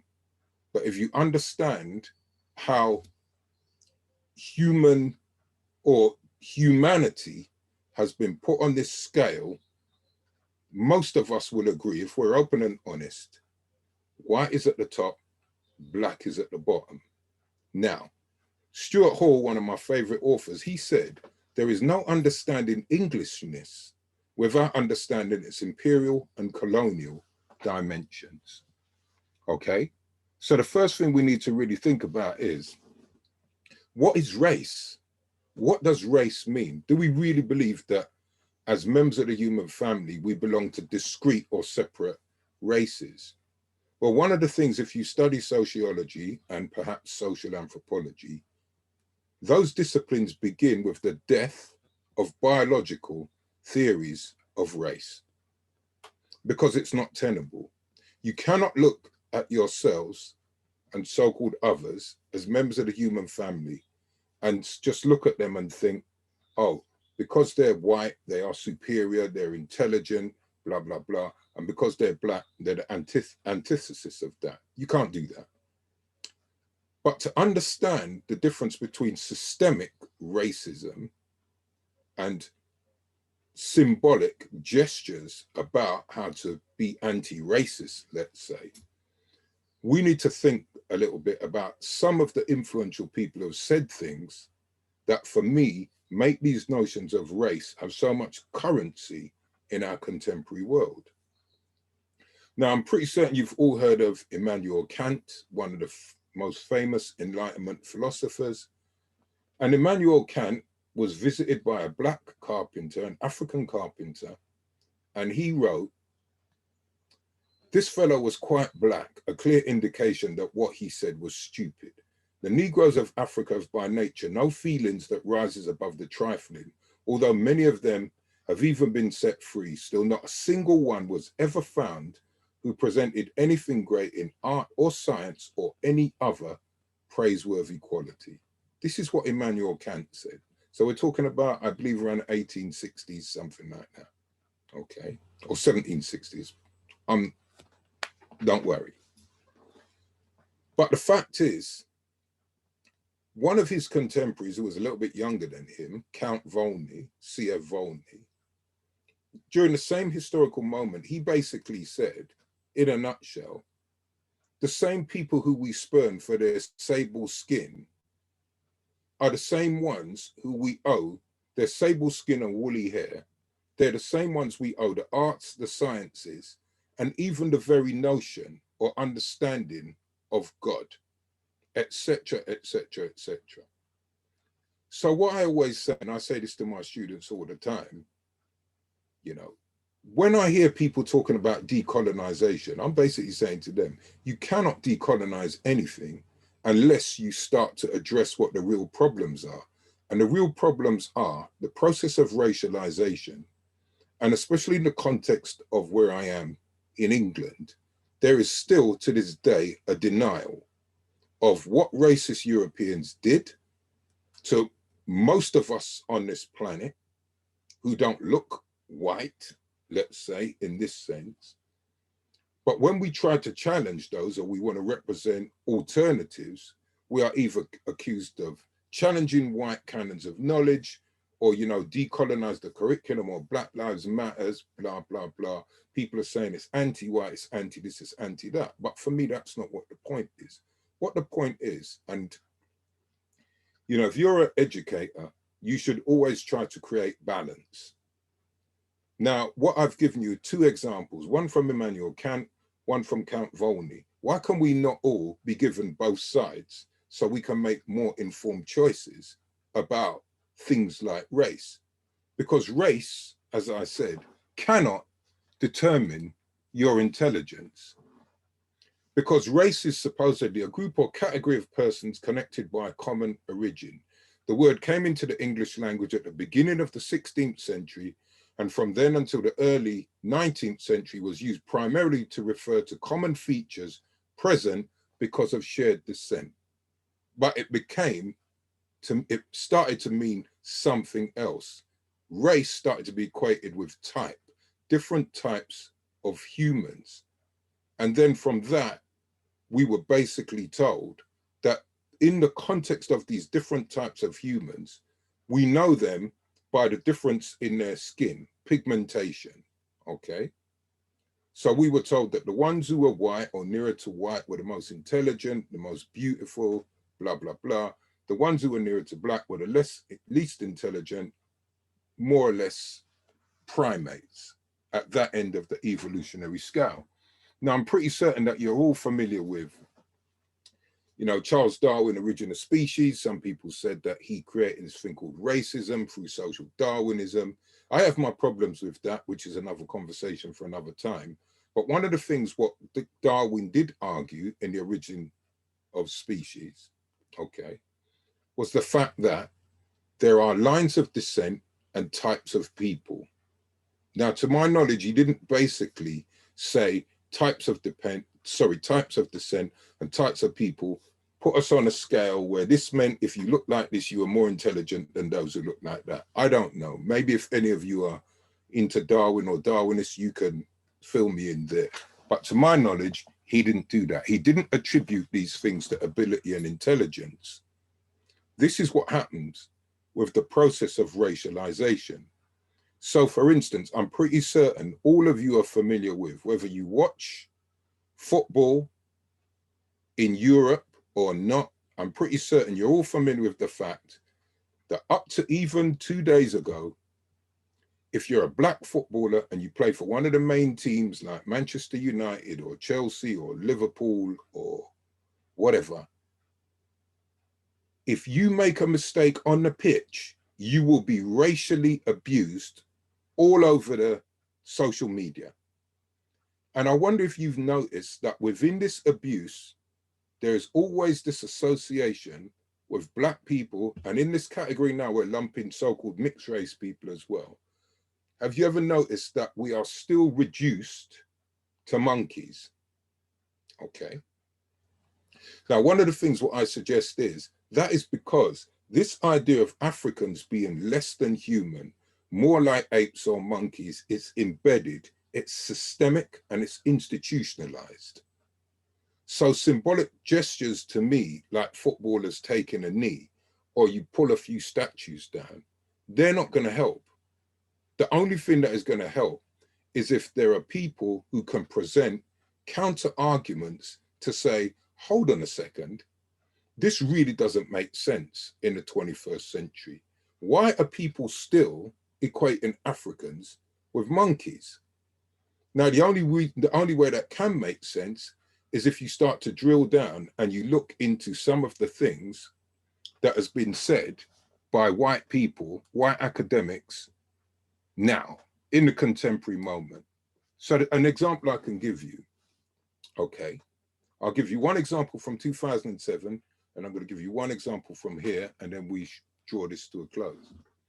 Now, there was a famous DNA pioneer called Dr. James Watson, and in 2007, he created a furore, big disturbance, you know, globally, because he came to England to launch his latest book, and he basically said, Africans are less intelligent than Westerners, says DNA pioneer.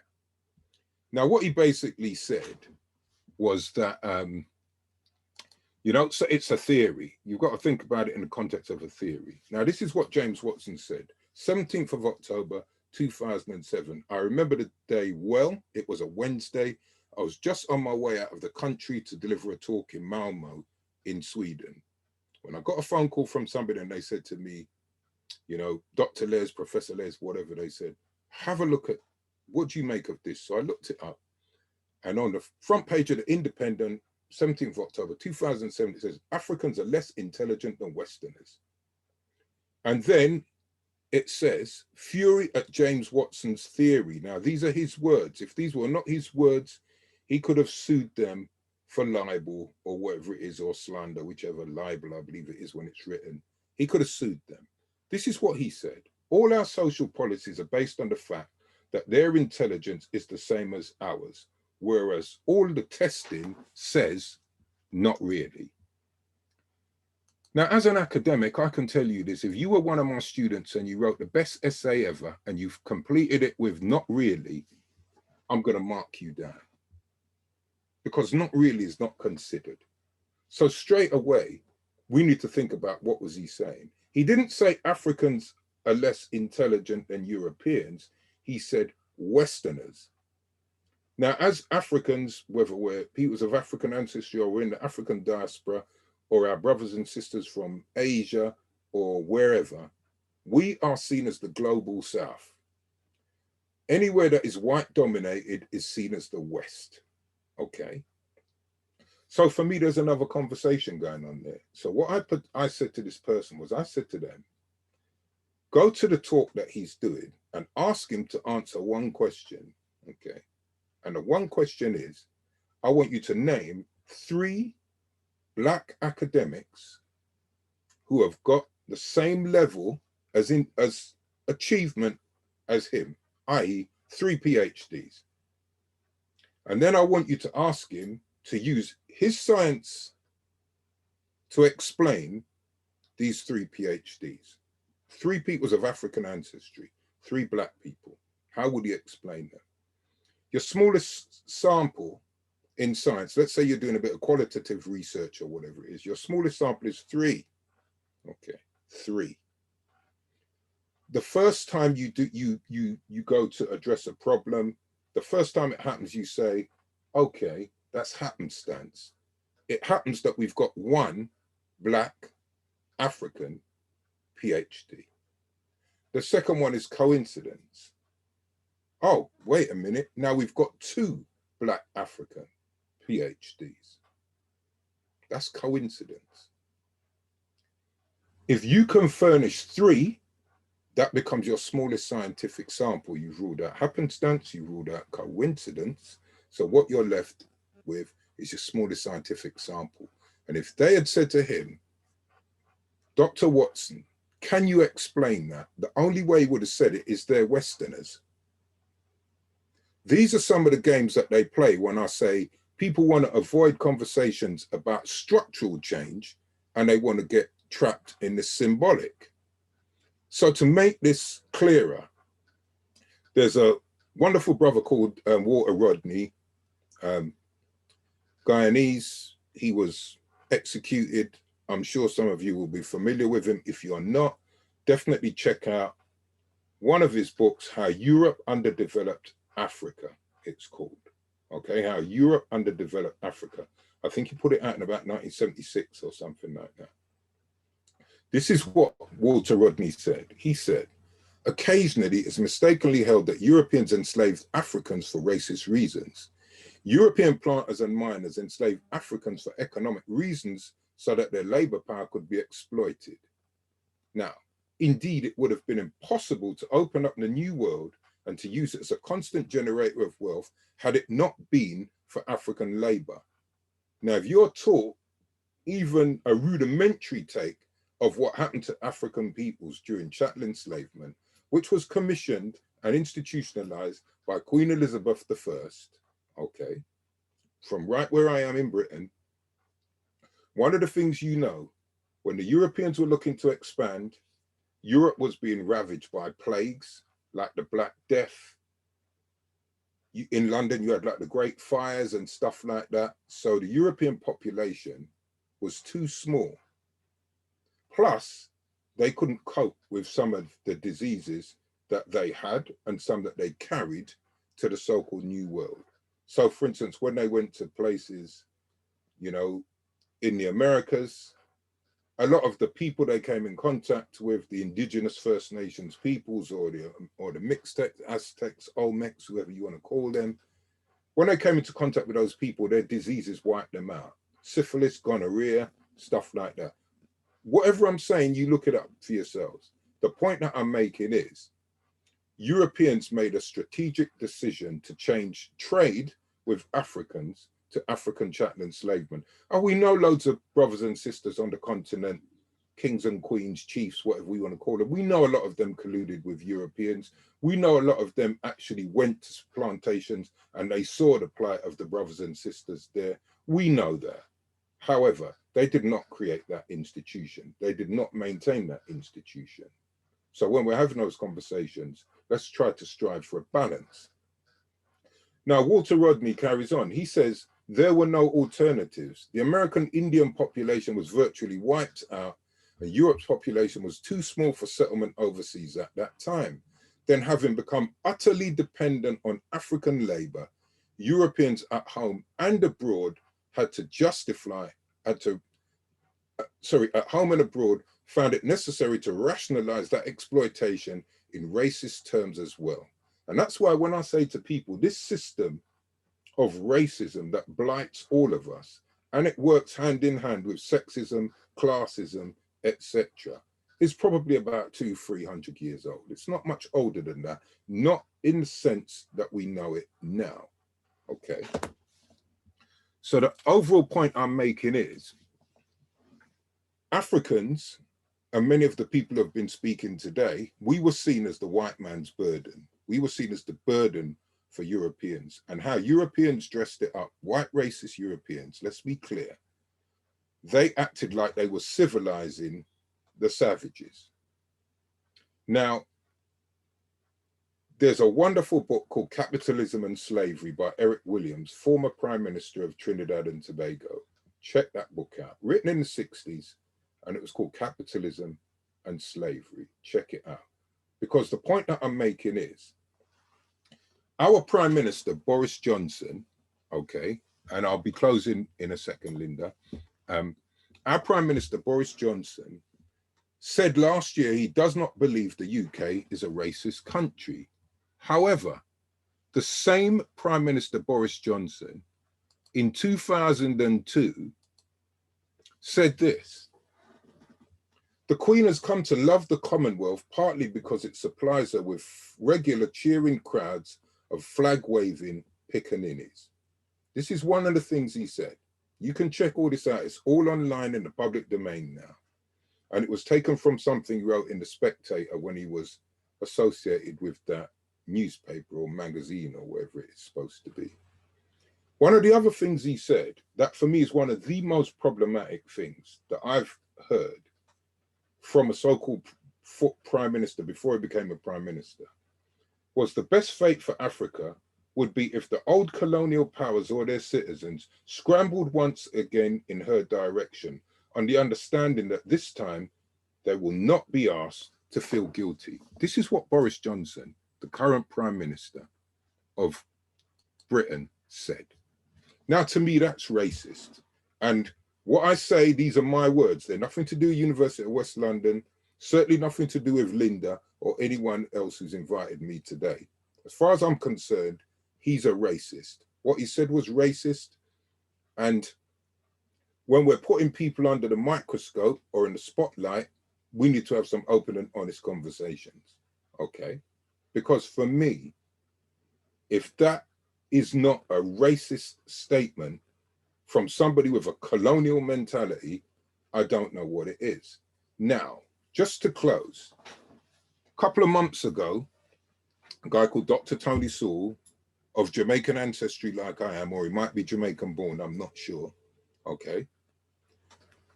He was commissioned to write a report, and it's been called the Sewell Report.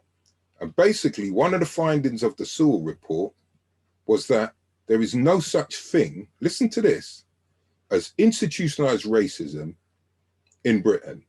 This is what he suggested. There's no such thing as institutionalized racism. So along with this woman called Kemi Badenoch, who's in the Tory party, which very interestingly, there are no peoples of African ancestry in the cabinet.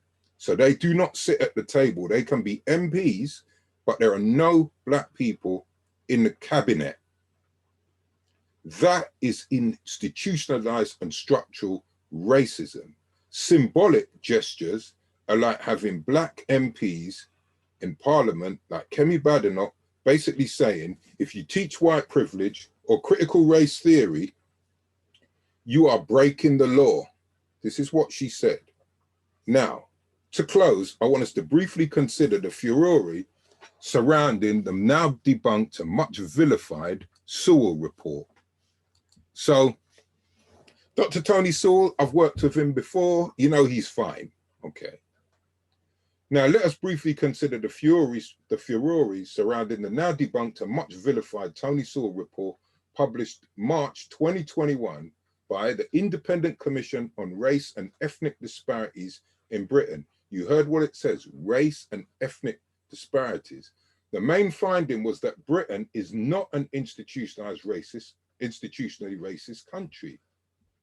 However, it was the denial of racially driven disparities in the educational arena at all levels that drew an unprecedented response, as in condemnation in the form of an open letter which had 429 signatories, which unequivocally stated, now this is unique in the history of Britain.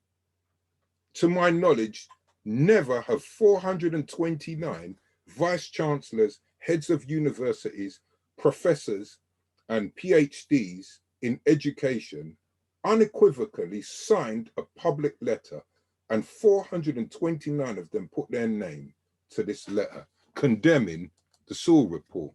This is one section they said. Research that is cited is done so as to present simplistic understandings of education and divisive views of ethnic minority groups. The report misrepresents, omits, and elides long-standing and nuanced academic debate and evidence about the complex relationship between racism and educational practices, cultures, policies, and systems. So to close, if you have a conversation about decolonizing, let's say the curriculum or anything like that, have the right conversation. We're members of the human family. This is what we are. I am from the African branch of the human family, okay? I am not superior to anyone. I am not inferior to anyone. I just want to have a conversation. So if somebody comes to you with something and they paint a picture of the world like what my beautiful sisters from Nigeria were talking about, a picture and portrait of the world where women are elided, they're invisible, they're supposed to be the biblical helpmates of men. If somebody paints a picture of the world to you and you're not in it, what I suggest you do is you go and try and find balance. If you cannot locate the balance, as we say in Rastafari, reason with people who can. Because the point that I'm making is, Britain, where I am, is institutionally racist. It's racist, it's sexist, it's classist.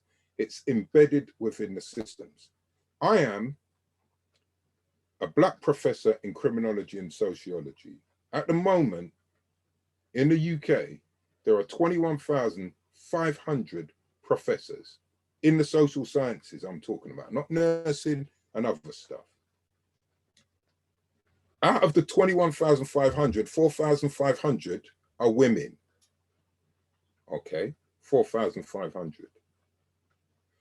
Approximately 135 are Black out of 21,500 professors. I am one of 135.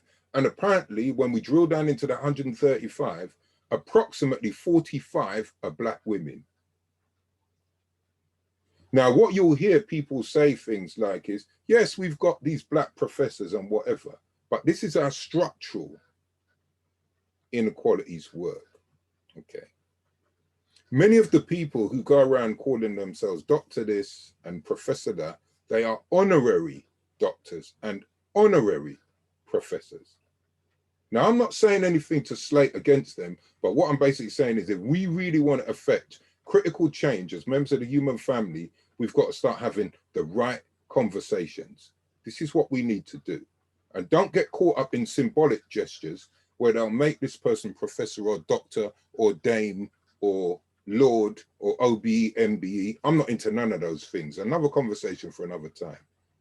But the fact that the point that I'm really emphasizing, if we want to have a conversation about global systems of inequality, we need to have the right conversations.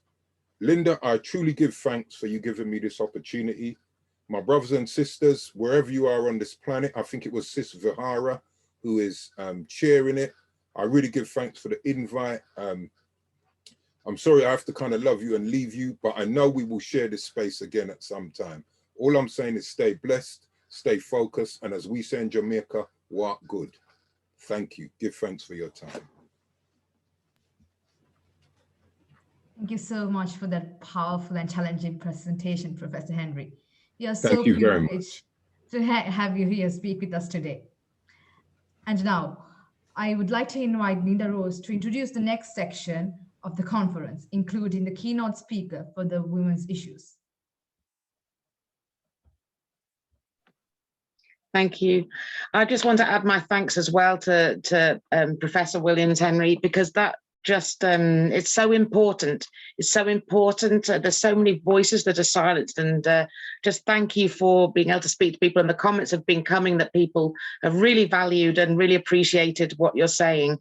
So I'm sure we'll learn more. And if you could write in the chat box some of those references that you were talking about, I'd really appreciate that. But thank you so much for your time. Now we're going to move to situation in Israel and Palestine. We are passionately supportive of all inequalities around the world, and we've always had Palestinian representatives talking about the differences that they are living under. It's very difficult to find the total truth. There's a lot of stories around, as we've found out, around everything, that those in power propagate their own stories. They have the way to speak to people and the way to advertise the stories that they want.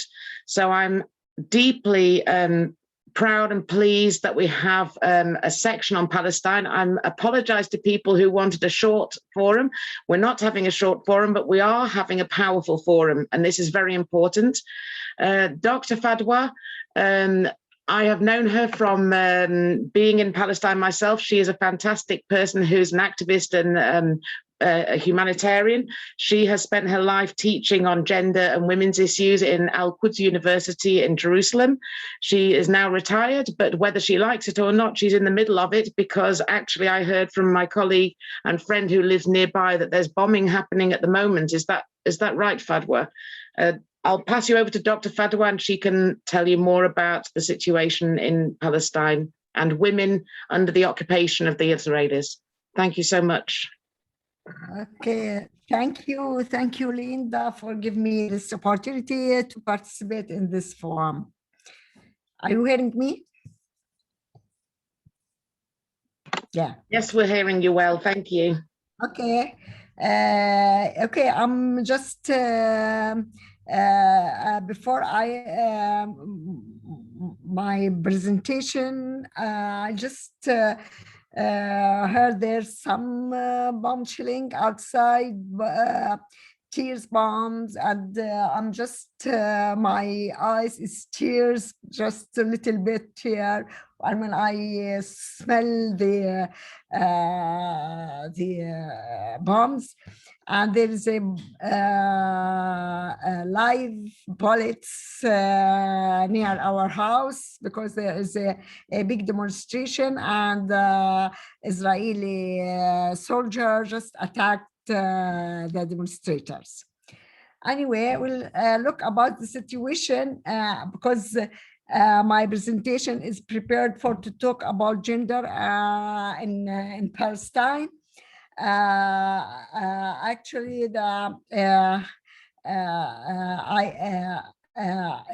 and the recent time, it's have many things to talk about it, but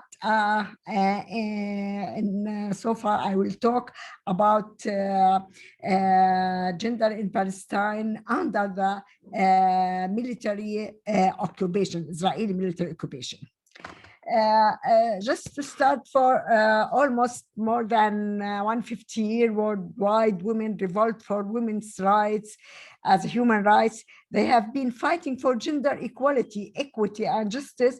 In some countries, women achieve their goals, but still have different issues needed to be accomplished. So one women struggle is continuing to get more gender equality. Besides being fundamental human rights, is essential to achievement peaceful societies by ending wars and stop reducing weapons, and with full human potential and sustainable development.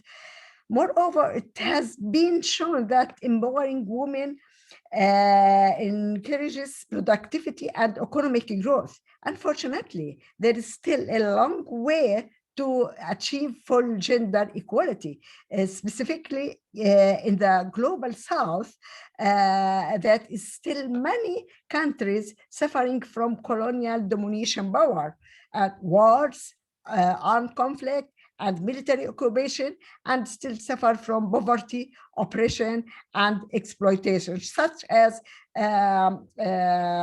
our country, Palestine. There is a war in Yemen, Syria, Iraq, Libya, Ukraine, and other many countries.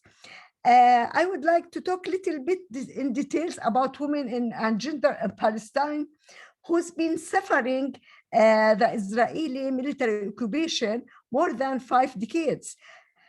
Though revolutionary changes have taken place in the lives of Palestinian women over the past 4 decades, the changes have dramatically altered lives of Palestinian women, female status. They alert female status and aspects for gender order.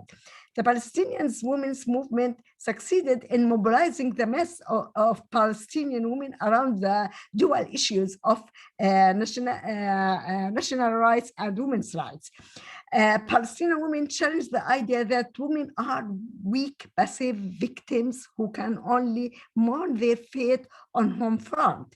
At the same time, such action contradicted the idea that only men die in war, and that death only happen on the battlefield. Like the Palestinian, like other Palestinians, women too are killed and injured by Israeli military forces. Now we hear you. I'm sure everybody here or watch the TV and hear about what happened in Gaza and in West Bank. How many women, mothers are killed by missiles. Many women killed from the use of live ammunition and the sudden shelling and missiles attack over their neighborhood. They also were injured, imprisoned, and became human bombs. Moreover, pregnant women are exposed to gas inhalation, or are directly hit due to the proximity of location of their houses to flash points. Like my house now, they have many, because my house is just near the flash points. So many bombs attacks neighborhoods here, where clashes take place or whose houses are located near Israeli settlements. Many women political prisoners inside Israeli jails. Some women give birth inside prison and their children remain there. 10 dozens of women give birth on checkpoints and of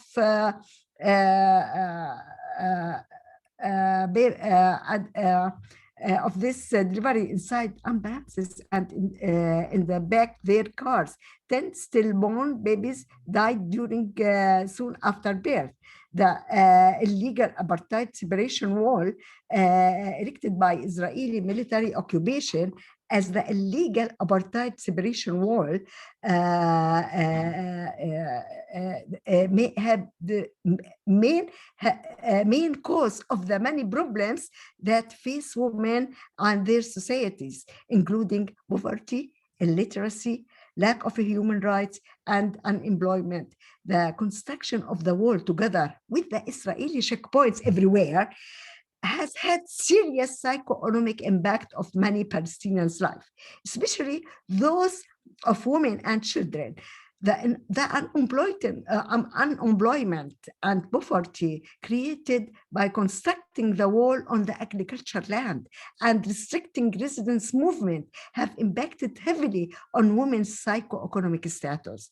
All aspects of their social lives are affected, and of 50% of population that live below the poverty line, most of them are women. Women have largely been excluded from the public sphere of unemployment, as they have lost access to work in Jerusalem and in Israel factories. During conflict time, when men are deprived of access to mobility, forced to stay at home, unemployed, and no more meeting their traditionally ascribed roles as breadwinners and protectors of the family members. So women appears to contribute as frontliners, mothers, political prisoners, and breadwinners. The challenge and conflicting reality on the ground seem to give space and opportunity to women to act as agents and go beyond the boundaries of domestic space. Women have also lost access to healthcare. This is after the war. And lost access to hospitals. Pregnant women have given birth on checkpoints. When they go to the hospital and they have to cross the checkpoint, they don't allow to pass through the go to hospital because they don't have a permit. They have to apply permit some days before. And the many delays delivery result in pregnant women having miscarriages or stillborn infant or dying in childbirth. Furthermore, the issue of mobility and immobility of women and girls in such materialized insecure space, increasing women vulnerability to sexual violence. Female students can potentially be subject to sexual or verbal harassment while crossing checkpoints, walking to school and other educational institutions. Political violence potentially brings increased victimization, body control, sexual control, domestic violence against women, and at the same time bring social, political, and economic transformation in traditional gender role, as we see before. On the other hand, the apartheid separation wall, which was constructed not on the border before 6-day war in 1967, but on the Palestinian territories. Most Palestinian neighborhoods in East Jerusalem governance within the municipality borders were divided and placed outside the wall. Other annexed to be on the other side of the wall, ignoring the fabric of Palestinian life, fragmented East Jerusalem, dividing families and whole communities. Those who inside the wall have different legal status and citizenship right than those who replaced outside the wall. This has heavily impacted on the lives of Palestinians who live in the communities around the wall, particularly Jerusalemite married women who live in both sides of the wall. These women have been facing many challenges and have been trapped within concentrated places and spouses who own different legal status and different identification card. Now we have blue ID card, which means that Israeli residents permit, which means that those people who can live in Israel, just not citizenship, just permit. And the green ID, it is a Palestinian ID which is issued by the Palestinian Authority. Now, these women have been strapped from their families by, separated from their families by the separation wall. Hey, listen here, just bombs I heard from the window. Okay. Indeed, the wall is an apartheid functioning like a racial filter. It permits Israeli settlers to pass freely through its checkpoints while blocking access to the majority of Palestinian people, including those who originally Jerusalemites, but don't carry the Israeli blue ID, like me. I was born in the old city of Jerusalem, but I don't have blue ID. I have only green ID, so I can't go to Jerusalem even through checkpoints, and unless. Oh my God! Oh my God! Listen! Just because there is a near the something happened near my house. The school near the. Do you know Linda? The school near our house, yes. Our neighbor, disabled. Yeah, the bomb just dropped there and make a big fire like yesterday. Yes. Oh my God. Are you okay, Fadwa? Are you okay to carry on? Are you okay? Are you okay? Somebody else will my sister will follow up. Okay, thank you. Thank you. Our hearts are with you. Okay. Okay, this is very close to our garden, near our garden. Okay. Just we will call the fire agent to come. Oh my God. Okay. Are you sure you're okay to? Are you sure you're okay to continue, Fadwa, Dr. Fadwa?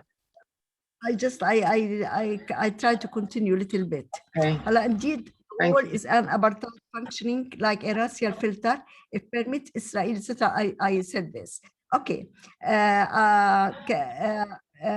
So women who are living in the neighborhood within the Jerusalem municipality border and hold the green ID, they have obtained permit in order to join their husband who hold blue ID, and they live within the municipality border. This permit is renewed every 6 months until they get the family.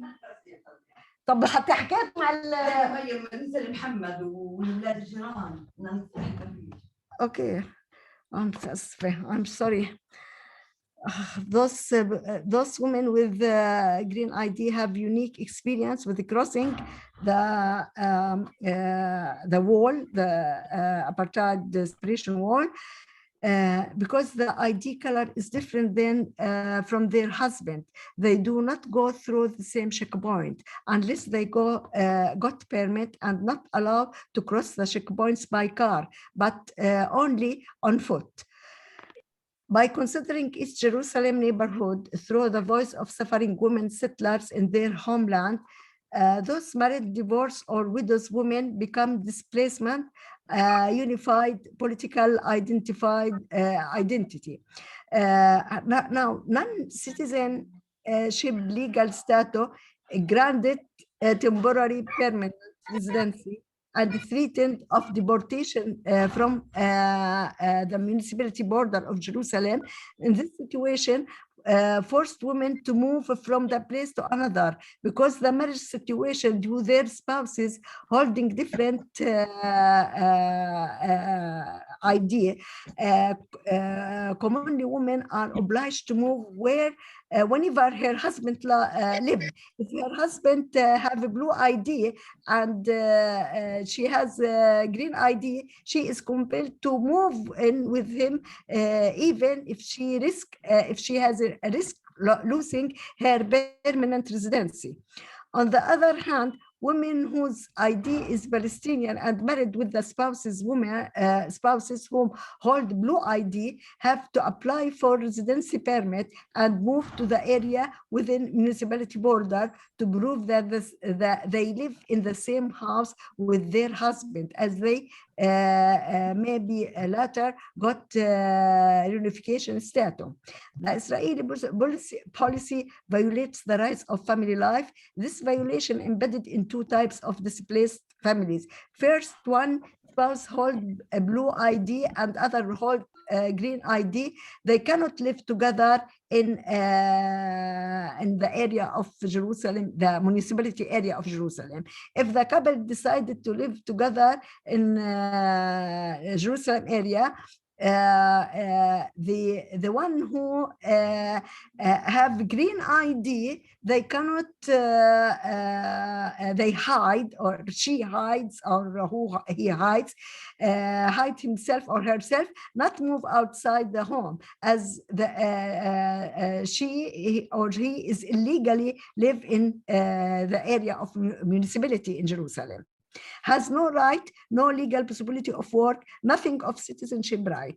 Furthermore, her children registered in her husband's ID, not in hers. So if he divorced or her husband died, she will suffer the loss of adopting her children, and the deportation from this area, particularly also draws boundary in a gender-specific way and bounds the space and place of women in function the same way that Israeli citizenship law does. And when both come together, deprive women from her right to love and to get married with the spouses of her choice.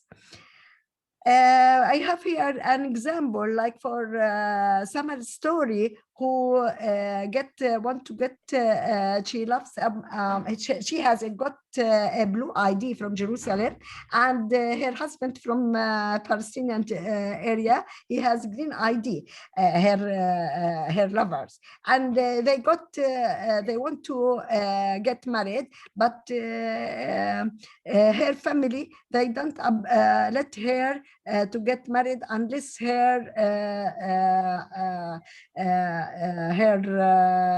fiancé got permit to live in Jerusalem, but the law doesn't allow him to get this permit until he became 35, but he is still young, and then they if apply for family unification, they couldn't apply before they got married, and the family, they refuse to let her daughter to marry him before he got unification. But and the Israel, they couldn't give him unification, so the marriage is broken, and each one they go without anything. So she lose her lover, and this is example for many young women and men who want to get married, and because the different ID color, they separated. To conclude, the challenge the Palestinian women face due to the multi-system of oppression, starting with patriarchal culture and ending with Israeli military occupation, make it much challenging for women and children to access and benefit from the existing system of economic, social, and physical means of survival. Palestinian women play an outside role in political sphere, national struggle. Nevertheless, they have not yet succeeded in getting equal citizenship. They find themselves contributing to all challenges in private and public space. However, the transformation of gender roles remains mostly on the part of women. Men don't play their supposed role of collaboration in the domestic work. Thank you for listening, and thank you, Linda, for giving me this opportunity. Oh, Dr. Fadwa, our hearts are with you with what's happening. So can you give us any update? What's happening next door, if there's any injury? Next door, the school, the special care school, just have the fire just burning outside. It's like the yesterday. Now, as you see in the picture. And, now I have to go to follow up with my sisters what's happening and to see what. Sorry for that. I'm coming back. I try to come back. Yeah, thank you so much, Dr. Fadwa. And we have, as she's going, yes, you leave, we'll show the last videos. You leave and do what you need to do. Thank you so much. Okay. So this is now, just to explain, this is the fire that actually happened yesterday next door. It's not, it was a video, but and you know, you can hear this is daily life for them at the moment. This is actually nothing to do with, you'll hear a voice later, but this has nothing to do with Hamas, nothing to do with rockets. This is a residential area, as you heard, where Dr. Fadwa is living. And this is not far from the separation wall. So the Israeli soldiers are above the separation wall and fire into this. And then we have another video.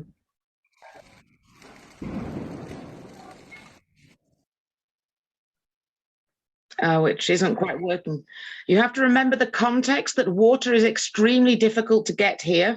The water is piped. I'm sure you may hear from Dr. Munir later as well. The water is piped and is only allowed often for 2 days per week. So it's not a small thing to have a fire when you're using precious water that you've saved and to put the fire out. So this brings it really home. We have Maze. Are you there, Maze? Maze is going to speak to us from Hebron, and she is a young person that we have a lot to do with connections between the UK and Palestine. And Maze is going to speak to us about her experience as a young person living in Hebron at the moment. Thank you, Maze.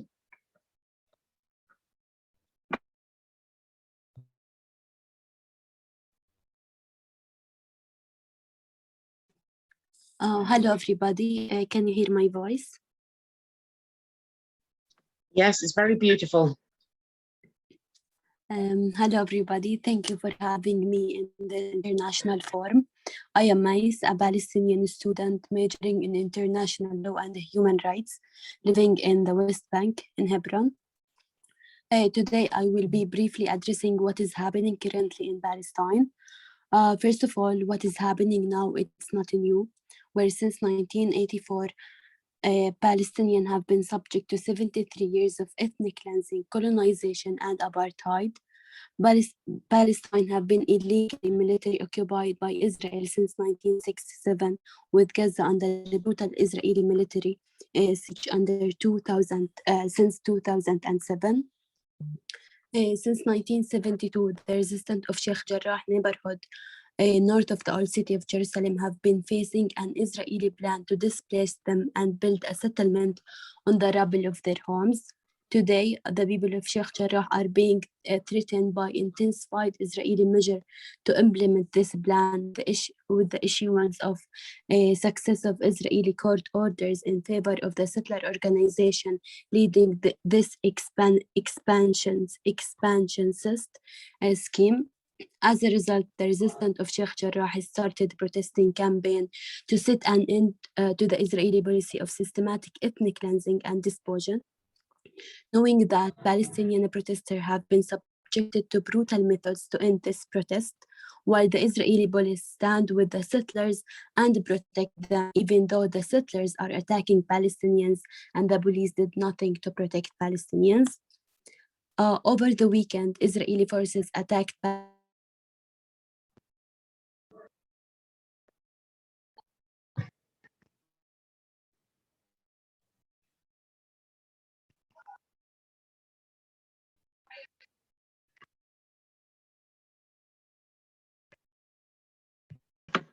Maybe the connection has been cut.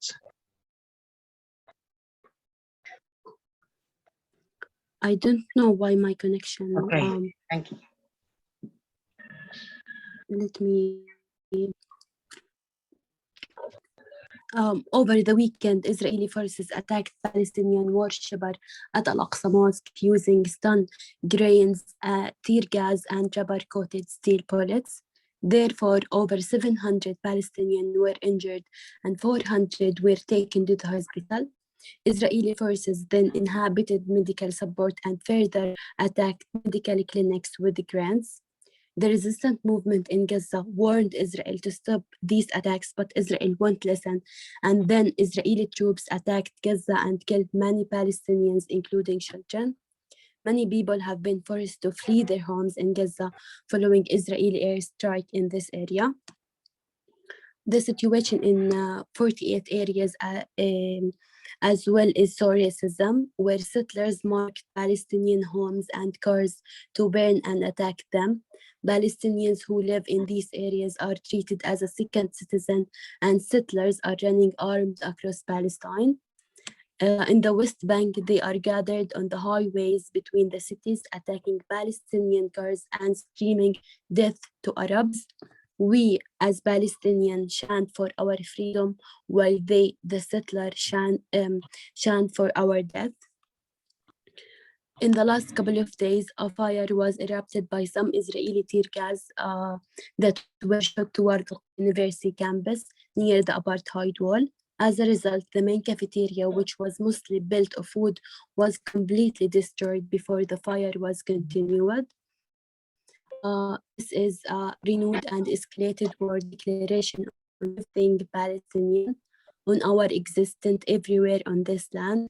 We literally have no other option but to resist tooth and nail and pray for a divine intervention to save us from being massacred again by these thugs. You don't need to be Arab or Muslim or even Palestinian to stand up with injustice in Palestine. This is not political, this is not religious, and it's not anti-Semitic. This is a humanitarian, and it's about standing up for justice. I really encourage all of you to share the truth and standing up for justice. Thank you for listening. Thank you so much, Maze. Thank you so much for sharing. This is, as Maze says, this is not just a situation that's happening there. Whenever there's a real injustice, it's a challenge to all of us to do something about it. And this is something that, again, when we hear of the various injustices we're talking about today, we need to be thinking very hard about what we can do by writing to people, by writing to politicians, by bringing the information and the truth. A lot of the figures that the local people know about are not the figures we're seeing on the TV about deaths and statistics. So again, the local people know what's happening, how their hospitals are filling and what the numbers are. So it's very important to hear the local voices. Thank you so much, Mace. We have a small compilation video from other people's voices too, and then we're very pleased to bring Dr. Munir from the Al-Quds Social Action Centre, which is, he's going to speak very powerfully about the legal aspects of the Israeli occupation. But first, a little film with current voices. Thank you.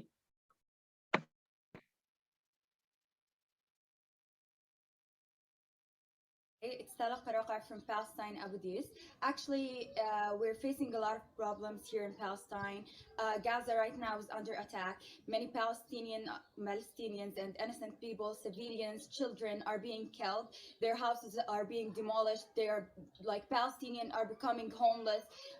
Phosphor bombs are being thrown on them, and they're facing a lot of horrible nights. Today is Eid, and of course, we're not celebrating it because we want to stand with our Palestinians in Gaza. Actually, here also in the West Bank, the situation is not that good. We're having a lot of clashes between Israeli soldiers and Palestinians. In Jerusalem, people are being attacked by the police, and a lot of settlers are they get into Palestinian homes in the occupied cities, in the cities which were occupied in 1948, and they killed them. Many are now they are now badly injured and in the hospitals. We really want you to stand by us and to support us, and we really thank you from all our heart for being there for us. Thank you. Well, is any excuse left now? Today, there were 10 Palestinians who were killed by the Israeli soldier here in the West Bank with no excuse. Here you have to know that we don't have Hamas. There's no Hamas here. There's no rocket. There's nothing. They were just a protester who raising a flag, who maybe throw stone. But you have to know that if you raise your flag of your nation, if you throw your stone, if you say that you refuse the occupation, if you say that you have to live in a dignity, you have to treat as a human being, then you will be killed. What did I do? Just defending a girl who was being beaten? That's why I'm arrested now? Defending people that are going to be kicked out of their houses? How do you feel? No, I know that you're a human and maybe you have a family, you have kids. Do you want your kids to grow up and to grow all defending the wrong side? Defending the oppressors? This is what you wanted to be when you were young, when you were a child, to be in the wrong side? This is what you wanted? When you were a child dreaming to grow up and having big dreams, this is what you wanted? To be in the side of oppressors?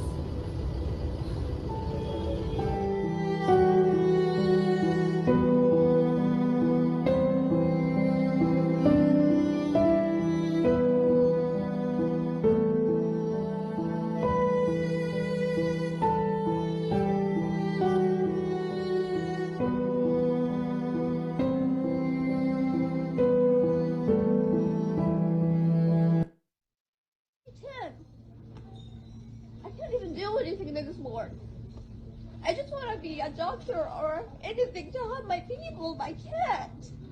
I'm just a kid. I don't even know what to do. I get scared, but not really that much. I do anything for my people, but I don't know what to do. I'm just 10. I'm just 10.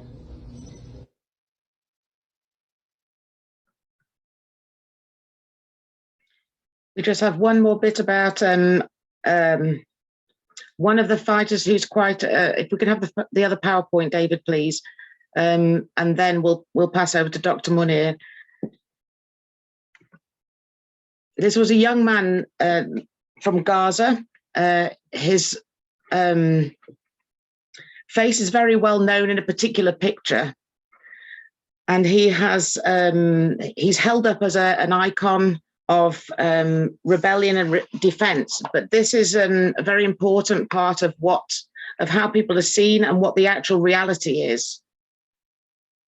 So these are images that are shown that are very defiant from Gaza. This is from 2018. And the last one he's very famous for. This one, which was turned into a beautiful piece of artwork. As you see, he's only got a sling with a stone. He's surrounded by press at that particular point, but that's all he's got is a sling with a stone. But the next picture, please. There is a policy of shooting knees from the other side of the wall. Well, it's a fence. And it's worth reading the report that was written that documented every single injury, because they found out that most of the injuries were not in any way threatening. There was no real reason for somebody to be shot unless you're seriously threatening the soldiers. And some people were turned away. Some people were 200 yards away, sitting with their back, watching a demonstration or watching a protest. So I know this young man now, and he has these serious injuries. In Gaza, as you've seen massive destruction. You have to make your own minds up about these issues to do with justice, to do with equality, because the defense is about protection and protecting your own people. But the number of people with knee injuries, which then means he's crippled for life, he has constant pain. He wrote to me some passages talking about how much he suffers. He can't get proper physiotherapy, can't get proper medication. He hasn't got enough money for that. His family is very poor and they're struggling. They can't, many times he can't even pay for basic medication. And again, this is the reality behind those hero shots. Those hero shots make lovely, fantastic pictures, and they're very inspiring and very romantic, and they'll work in a lovely Hollywood film. But the actual reality is not the same. It's left young men who have nothing left of their lives with paralysis, with injuries for life, and not proper medical attention. And there's another issue, which I'm sure Dr. Munir will mention also, about the kinds of injuries that are happening at the moment in Jerusalem as well. A lot of young people lost their eyes and are being targeted as well, and that's also happening in Gaza. So these are not normal injuries. But I wanted to raise this issue because, again, this young man has been an icon, but actually a lot of the time he's, even this one's smiling, he's extremely stressed, miserable, depressed, feels very suicidal frequently because he doesn't know what his life is going to be. At least there was something to hold the flag for, but to be shot for a sling and a flag, that's the question to be asked. So thank you very much. I'm really excited that we've got Dr. Munir here, and he's going to... Oh, sorry, yes, I was going to finish with this little bit. This was what he took from his roof last night. And this is what he sent in terms of, or what we found in terms of the number of bombs. So again, you have to sift through the reporting when you hear of rockets and the number of rockets. You have to weigh up the damage of those rockets, the accuracy, the power, with what's actually coming into Gaza from the sea, from the various different angles. And again, the whole infrastructure, they can't get out. The borders are completely closed. There is no way out of that area. So any bombing is just can't even imagine it. I'm sorry. So we're now going to hear from, oh, that was from the video.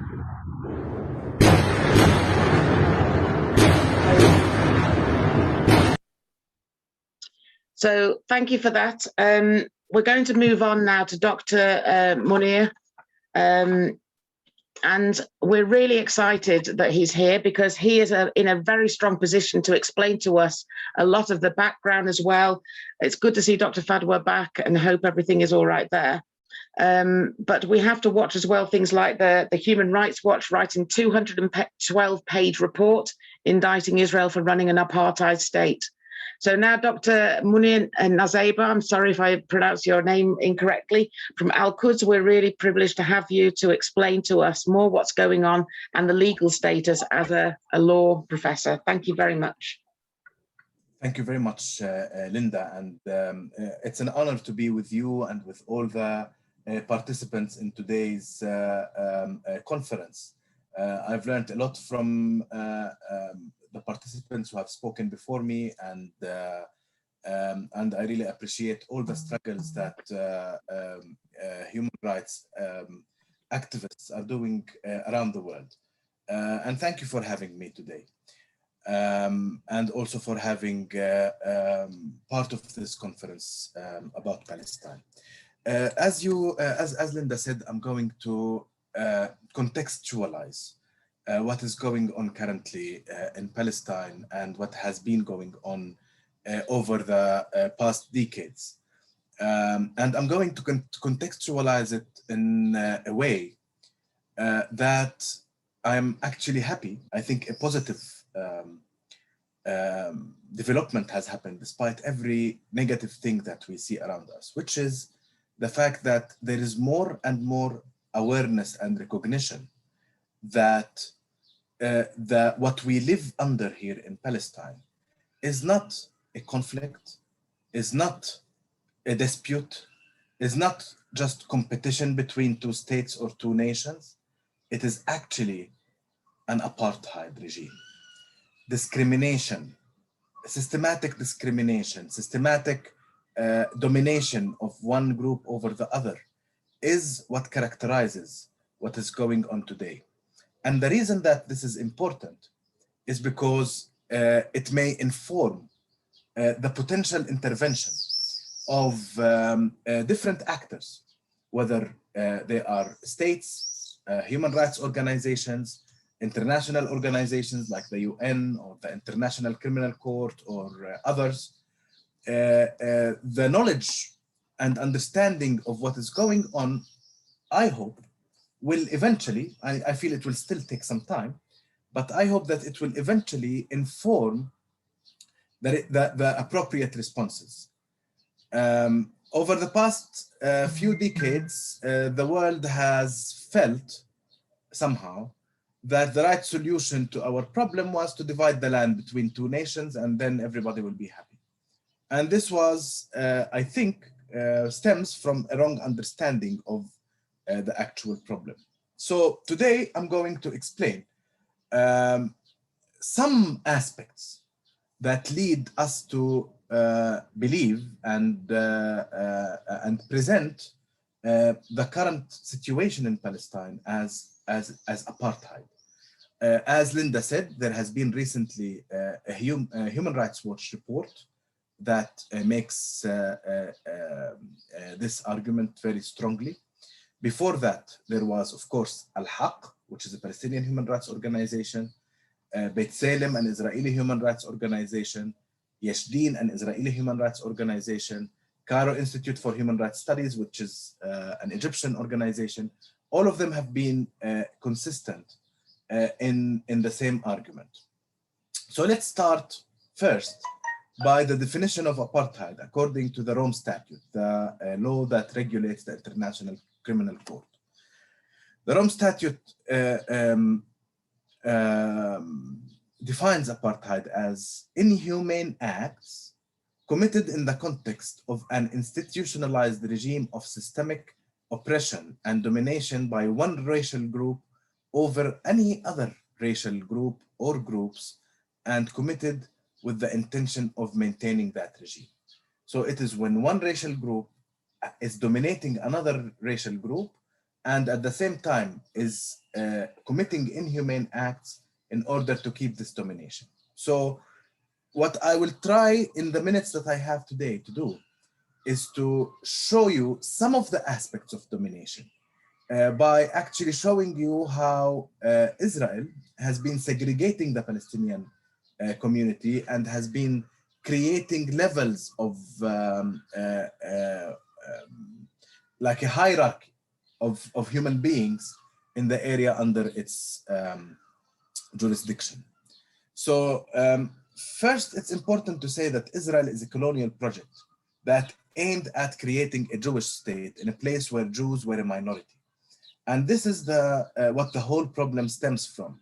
Jews were a minority in Palestine, and then the United Kingdom came and said, we promised to give you a Jewish homeland in Palestine, but the majority of people in Palestine were not Jewish.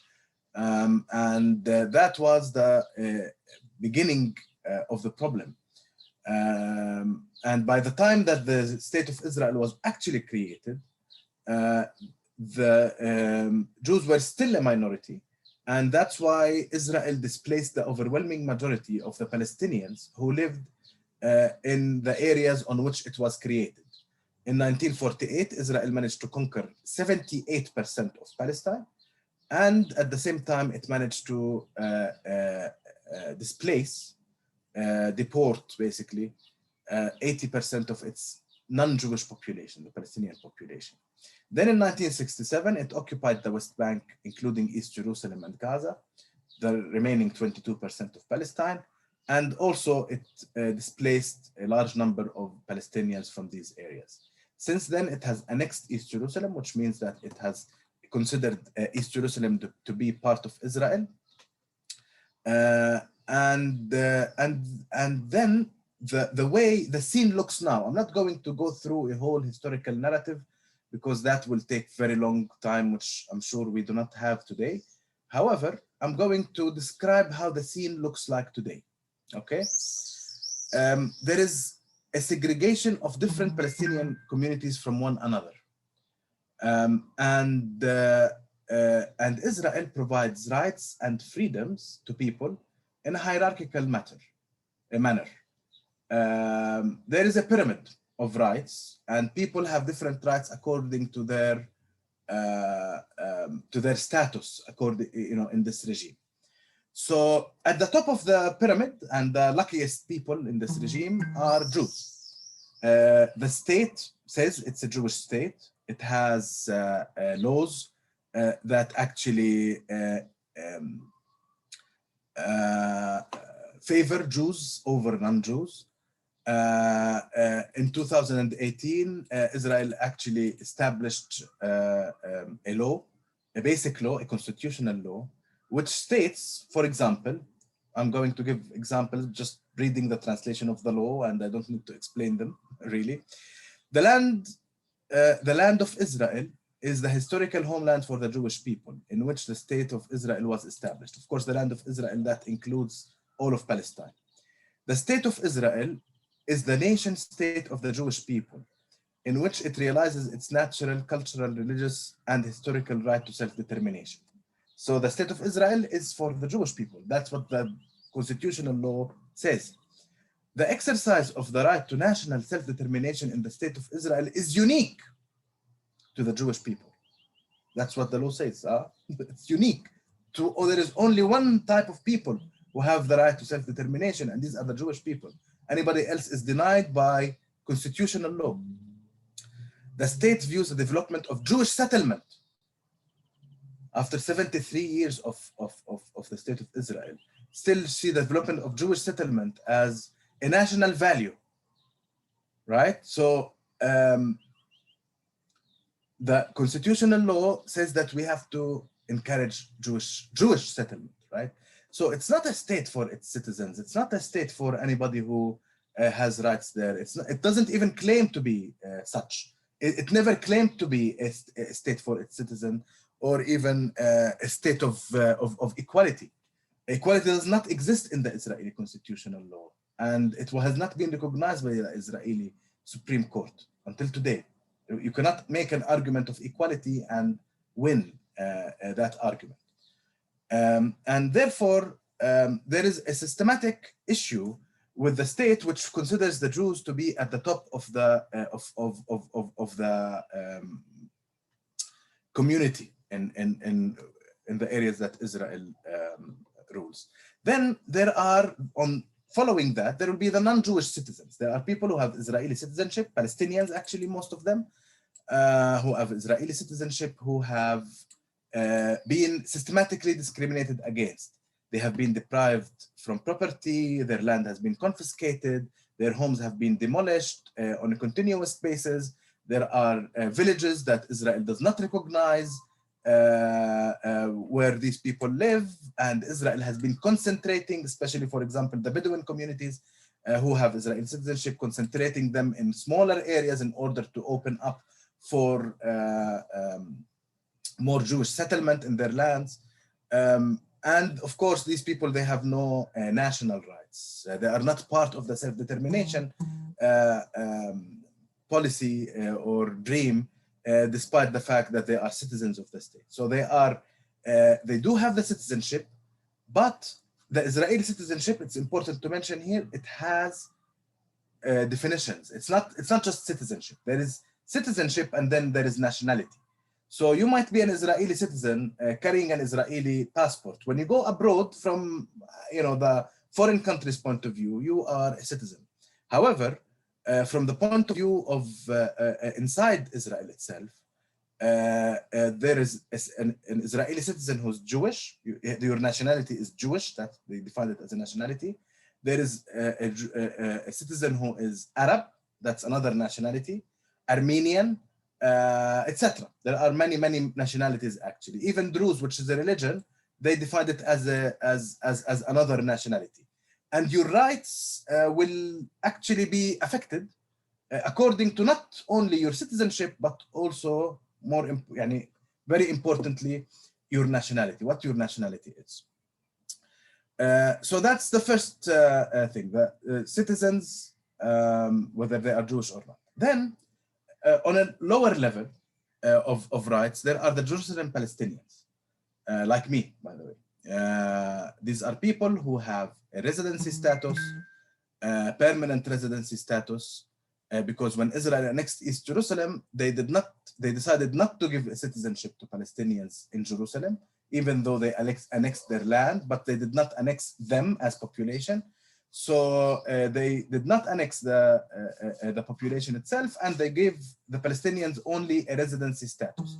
And since then, Israel has been regulating methods to revoke the residency from Palestinians, to create obstacles for passing this residency to their children, and to, as Dr. Fadwa said earlier, prevent them from passing this residency status to their spouses. And that's one of the most important reasons why many women in Jerusalem suffer, because they live in Jerusalem without a permit. They live in Jerusalem without the ability to have any civil status in Jerusalem. So basically, from the Israeli point of view, they are living illegally. Of course, from the international law point of view, they are being persecuted. In addition to the Jerusalemites, so now we have three categories. I've mentioned three categories. I'm trying to go quickly because I'm aware of the time passing. Then we have West Bank ID card, and I know Dr. Fadwa has showed us pictures of the ID cards and the colors of the ID cards. West Bank people, they are, they live in the West Bank. Their address says that they are in the West Bank. If they want to enter other parts of the occupied Palestinian territory, Jerusalem or Gaza Strip, they need a permit. It's not easy to get that permit. There are many obstacles to getting that permit. They have been surrounded by the wall that you saw its pictures from Dr. Fadwa's presentation. And also their land is continuously colonized, and the people there are continuously being concentrated into smaller areas.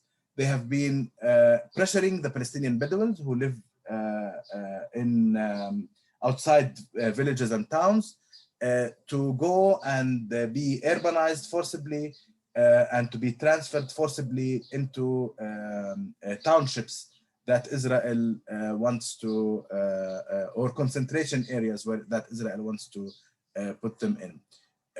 At the same time, Israel is continuing to build Jewish-only settlements in the West Bank, where Jews have full rights, just like Jews living in Israel itself. They have all the rights, they exercise all their freedoms without any limitations, okay? Then below that, there is Gaza Strip. Gaza, they also have a green ID card, but on the address it says Gaza Strip. They don't have the freedom to move from Gaza to the West Bank. They don't have the freedom to visit the West Bank and vice versa. They don't have the freedom to visit Jerusalem. Actually, they don't have the freedom to visit anywhere in the world because they have been under siege since 2007, at least. Actually, it's before that, but officially since 2007. It's the biggest open-air prison in the world. I haven't heard of any similar situation in the world where people are unable to travel at all.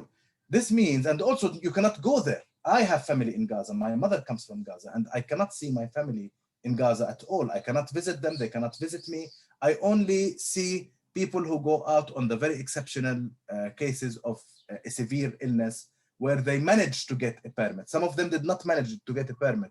They had the severe illness and they continued living, so they continued staying in Gaza. But some of them managed to get a permit, and that is the only situation where I can see them.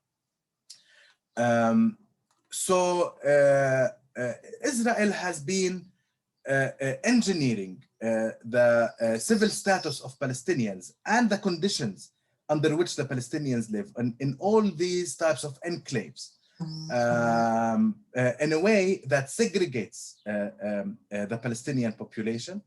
And it has been trying to move the population through these civil statuses in a one-way ticket situation.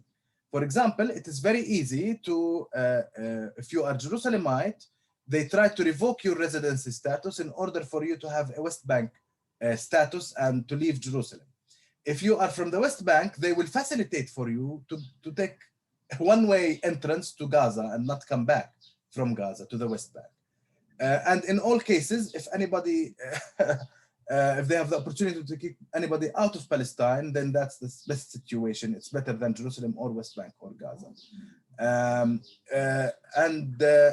In order to maintain that control and that domination, Israel also uses its law, its army, its police, its prisons, its torture in order to control the Palestinian population.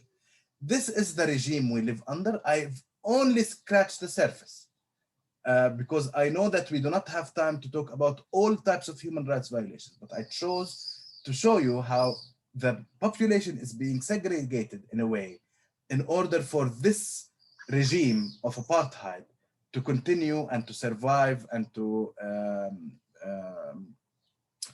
and that's why I will end with that. I think it's important to recognize and understand that this is an apartheid regime, because then we will understand that only by dismantling this regime and changing it and creating a regime, you know, a system that provides human rights and equality, can we actually end this. It's not a conflict, it's not a dispute, it's not a competition over land. It is a regime that needs fundamental change. Thank you very much.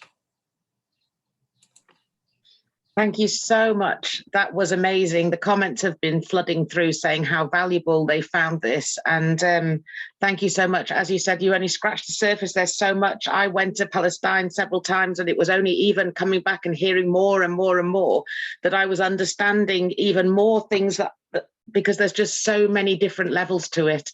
So much pressure. So thank you very much. And we pray for your safety and for the safety of your family and those who are out there at the moment. Thank you so much. And I'm really, really pleased that we're able to bring Robert Cohen, who is the chair of Amos Trust, who I'm sure you'll explain a little bit more about what Amos Trust is, who's a Jewish blogger and activist, and we'll enjoy hearing what you have to say, Robert, now. Thank you so much for both your time. And thank you, Dr. Munir, for your patience as well, because I saw that you were here, and Robert as well throughout. Thank you very much. Thank you very much, Linda. It's great to have the opportunity to talk to you today about addressing inequalities. I've been watching the other contributions for the last few hours. It's been very powerful, very inspiring to hear. I'm joining you from North Yorkshire in the north of England. It's wonderful to see so many young people engaged and committed to these issues. My own interest in inequality is focused on Israel-Palestine, by which I mean the whole of the territory from the West Bank of the River Jordan through to the Mediterranean Sea. And it's very good to hear from Professor Fadwa in East Jerusalem and from Mays in Hebron, and just now from Dr. Munir. And I really do thank them for their vital contributions this afternoon. I'm Jewish, and being Jewish and being mindful of Jewish history informs my faith and also my outlook on the world. It's from Judaism that I take my commitment to justice, fairness, and equality. And for the last 10 years now, I've been writing about the need for equality for all who call the Holy Land home. And that call for equality is obviously in contrast to the lack of equality that we have in Israel, Palestine today, and that Dr. Munir was very helpfully setting out for us. And as we heard from Dr. Munir and from Linda 2 weeks ago, one of the largest and most respected human rights NGOs in the world, Human Rights Watch, issued their 200-page report, which set out why Israel was practicing apartheid according to the international legal definition of that word. And it's worth I just want to read you the final sort of sentence that concluded those 200 pages. And this is what they said. Israeli authorities have deprived millions of people of their basic rights by virtue of their identity as Palestinians. These long-standing policies and systematic practices box in, dispossess, forcibly separate, marginalize, and otherwise inflict suffering on Palestinians. And as we know, the situation in Israel-Palestine has suddenly gone to the top of the international news agenda.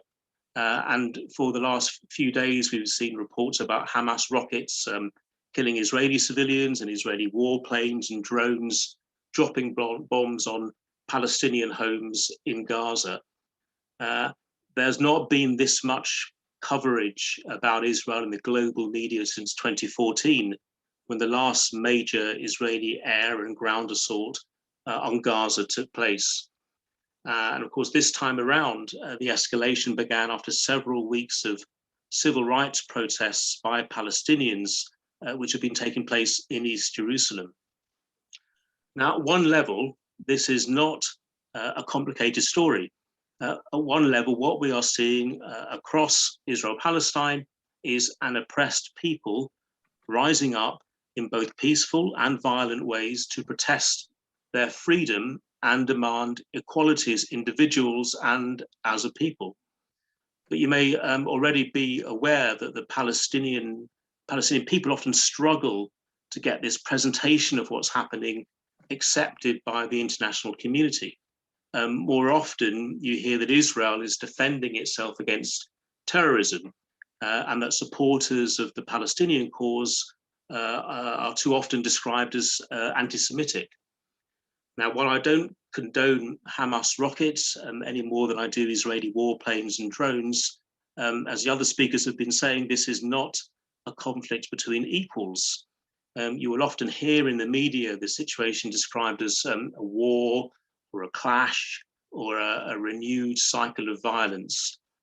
Governments around the world call for both sides to show restraint, as if this is two opposing armies from two nations facing off against each other. Personally, I think that's the wrong lens through which to see all of this, and it can be extremely misleading. Palestinians are not occupying Israeli land. Palestinians are not building illegal settlements on Israeli land. Palestinians are not denying Israelis equal rights. So why is it so difficult for the Palestinians to get their experience and their historical story understood? And why is it that Palestinian advocacy and solidarity is so often portrayed as being anti-Semitic? And I've only got a few minutes, but I want to try and just dig into this a little bit in the hope of giving you some insight into what makes the issue of equality in Israel-Palestine complicated when it should be very simple.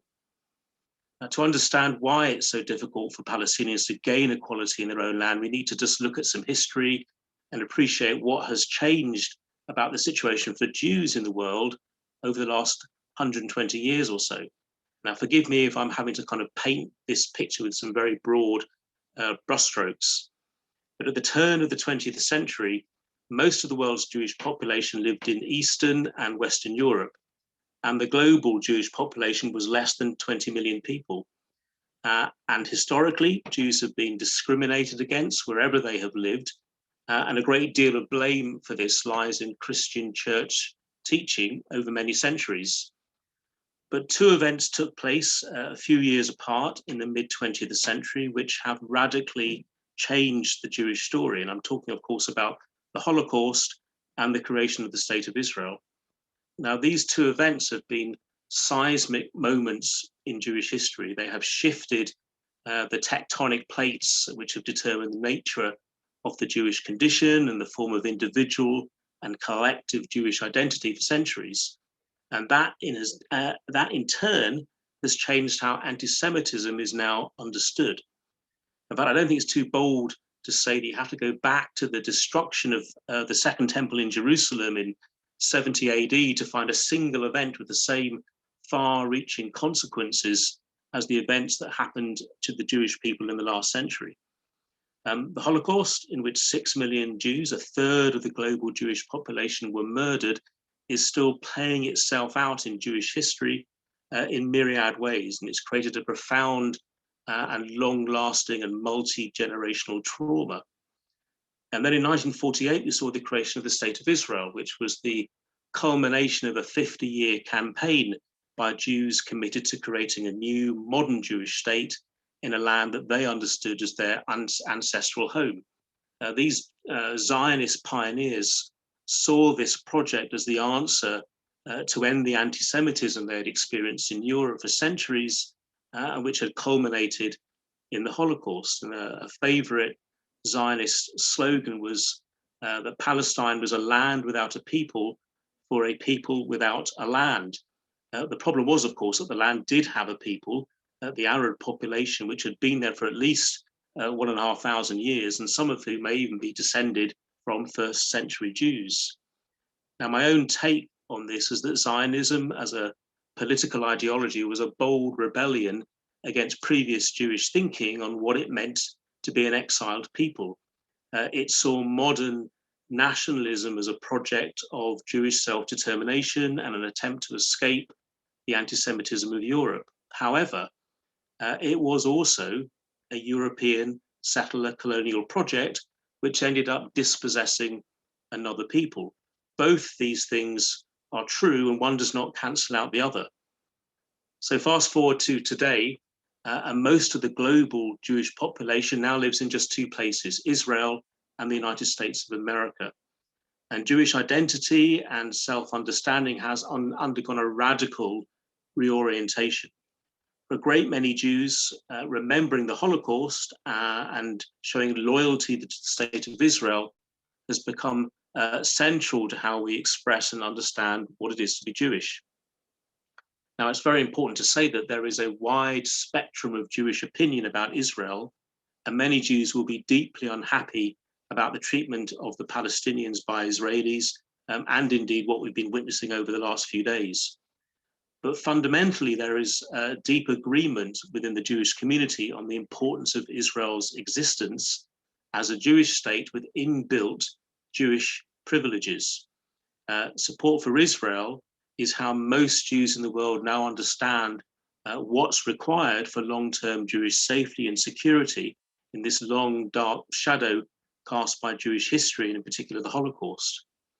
For most Jews around the world, Israel is not just a modern political entity like any other nation state. It has taken on a role and a status that elevates it far beyond political science. It has a profound theological influence and significance, especially when related to theological understandings about the meaning of the Holocaust. It's not just a safe haven for Jews or a Jewish lifeboat in a future crisis. It's a current existential necessity. It's a moral response to Hitler. It is some kind of redemption of Jewish suffering. So I hope you can start to see that in this context of Jewish understanding, interpretations of anti-Semitism have changed as well. So to bring all this back to today, you can start to see how challenges to Jewish dominance and self-determination across Israel-Palestine can be seen by Jews as a fundamental attack on Jewish identity and Jewish security. And this outlook is shared by many governments around the world, in particular the United States. So it's not surprising that Palestinian solidarity suddenly becomes all mixed up and muddled with understandings and accusations about anti-Semitism. So as things stand right now, I would say that we are in a tragic set of circumstances where to be in solidarity with the Palestinians is to be in conflict with mainstream Jewish opinion and concerns. And I want to finish by giving my personal Jewish perspective on this. And you need to appreciate that I represent a minority Jewish opinion, although I would say that it's an opinion which is gaining ground, especially among a younger generation of Jews in the United States. I don't believe this state of affairs can continue. What's happening to the Palestinian people right now and for many decades is a crime. And it's terrible for them, but it's bad for Jews too. It certainly goes against the Jewish ethical tradition as I've always understood it. But for us to move forward, it will require another fundamental reorientation of Jewish self-understanding to take place, just as it did after the Holocaust. Jewish identity needs to track a new path to a post-Zionist understanding of Jewish concerns and priorities which don't generate the profound ethical contradictions that have been created by the state of Israel. I've written many times that the Jewish relationship to the Palestinian people, both in Israel, Palestine, and across the Jewish diaspora, is the single greatest challenge facing Jews and indeed Judaism in this century. Now, addressing that challenge is easier said than done. It means thinking again about how we understand the meaning and lessons of the Holocaust and how we apply traditional Jewish ethics and thought in the contemporary world. There are new solidarities to be built and new ways that we need to conceptualize Judaism's long-standing commitment to justice and fairness in ways that, in the way that we see how we treat others and the way that we want ourselves to be treated. The road that we need to travel needs to be that if we want to get real safety and equality for everybody. And that's why I say again, there must be equal rights for all who call the Holy Land home. I'll stop there. Thank you very much for listening. It's been a privilege to take part. I really welcome the other contributions you've had from Palestinian speakers and enjoy the rest of the conference. Thank you very much, Linda. Thank you so much. Thank you. It's really been really helpful to hear your point of view, to hear what you have to say. That's been really helpful. And I would just remind other people as well that actually, while Israel itself has all this weaponry, it's actually very vulnerable to be Jewish outside Israel because there is difficulties. And we know that a lot of the synagogues in the UK have to have protection because people have this anti-Jewish sentiment, which is very vulnerable for people. And this is why it's very important to separate out these issues so that the rise, as we've seen, the rise of issues and concern about what Israel's doing does not mean that Jewish people outside are tarred with the same thing. As a Brit, I'm not responsible for situations my government makes if I'm trying to fight against them.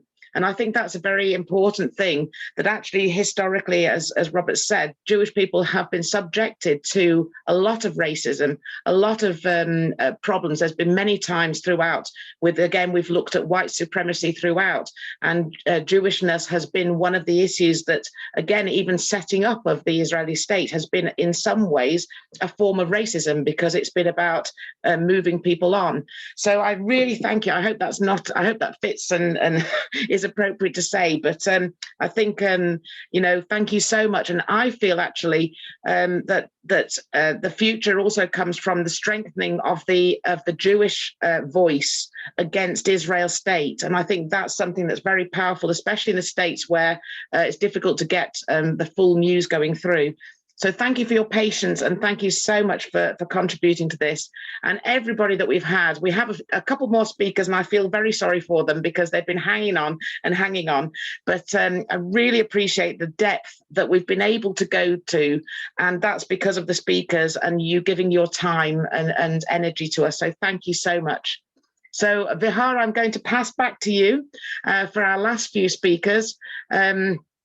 Dr. Les had to go early, so we put him on slightly early. He was going to be at this point, but actually this whole section is about racial tensions and race issues. And so we're very pleased to have the last few speakers. Please do stay and be part of this for them. I know it's been a long conference, but hopefully it's still, we want you to stay to the end if possible. Thank you so much, Vihara. Thank you, Linda. We thank all our speakers for their time and commitment. Everyone has been given freely to this forum. No one has been paid at all. You're all here for the same reason, to share knowledge and the passion for the truth, and finally to create an equal and better world.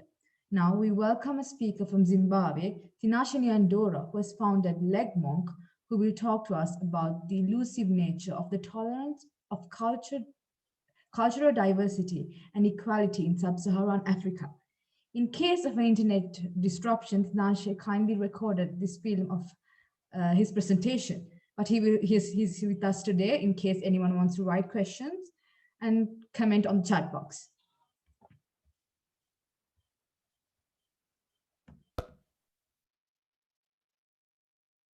Hello everyone, I hope I find you well today. My name is Tinashe Nyandoro. I am from Zimbabwe and I'm a holder of an honors degree in sociology. Today I'm going to be discussing on a topic based on the elusive nature of tolerance on the cultural diversity and equality in sub-Saharan Africa, particularly Zimbabwe, where I come from. We want to start by defining the topic today. It simply refers to the difficulty in accepting the different cultures or the diversity of cultures. So I will try to break it down, starting by defining the meaning of cultural diversity. It simply refers to the difference in cultural beliefs, in cultural practices. Whereas the part of sub-Sahara, we'll be talking about that part of Africa that is occupied by Black Africans, starting from West Africa to Southern Africa. Then when we talk about equality, we'll be talking about symbols in this way: opportunities for all, whether be male or female, white or black. So one of the most influential factors we are going to be discussing about today is the colonial aspect or the colonial damage. First of all, what made the colonialists to partake on their quest to world dominance was the fact that they could not tolerate or accept the differences in cultural practices outside their own. In this case, they could not accept that the other parts of the world were different from their understanding of ways of living. Thus, they sought to refine other nations through their own understanding, not considering how those other nations existed as well as their approach to life. So it was either things were done their way or recipients would suffer. Either way, conformity or non-conformity, the results were the same. They measured Africa's way of life through their own beliefs. This favored whites more than the blacks against the blacks in their own countries. They brought along doctrines of abuse of power, forgetting that when one occupies a leadership role, they should not lord themselves over the people they are leading, but rather work with the interests of the people to create basic foundation upon which opportunities are not based on race, gender, ethnicity, but rather upon qualification and desire for betterment of every aspect of society. Though they also unequally distributed resources, leaving blacks to suffer, they promoted injustices against the natives. However, these injustices are still prolific in the post-independence era because power play is still a massive determination of distribution of scarce of resources. These concepts of abuse of power were extended into post-independence, with the new black regime failing to change the iron law of oligarchy of the former regime.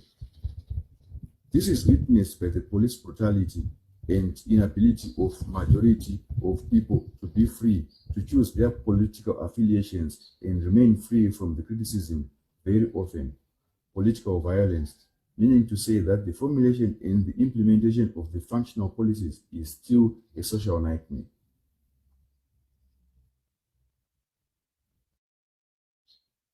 The colonial era brought about a new set of law that led to the dual legal system in Zimbabwe. That is the Roman Dutch law and traditional law. These do not operate in the same spheres, but their decisions are considered as legally binding to any case.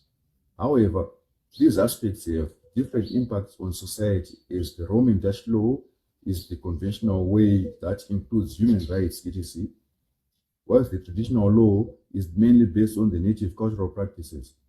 On a large scale, this does not promote any positive feedbacks for females, as they are the main victims of those cultural traits, meaning to say that the same inequality that white colonialists promoted when they came, it was already in play, culturally speaking, as women were already considered as second-class citizens who answer only to men's demands, and their roles were specifically tasked without any hope of engaging in self-development.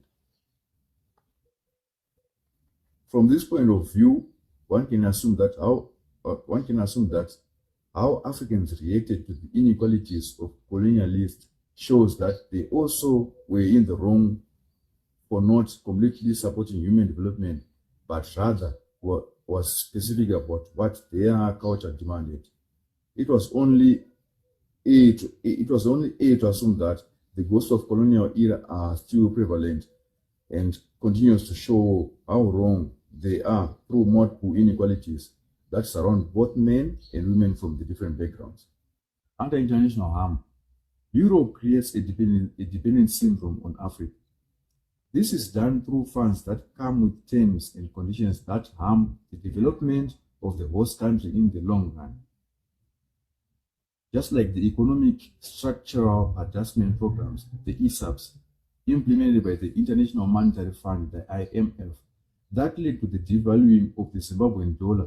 This led to the collapse of the Zimbabwean economy. Internationally created media forms have also caused social harm, affecting tolerance between different cultures and proposing conflict versions of equality. For example, the encouragement of dangerous recreational substances, unregulated streaming of adult prejudiced content, and cyberbullying. Way back, bullying was only common in schools.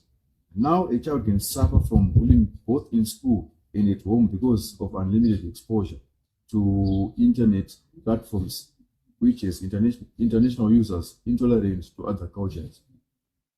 Adult or sexually encouraging content, which is a new concept to the people in sub-Saharan Africa, can create divided opinions on their moral construct. These solutions we can create self-sufficient.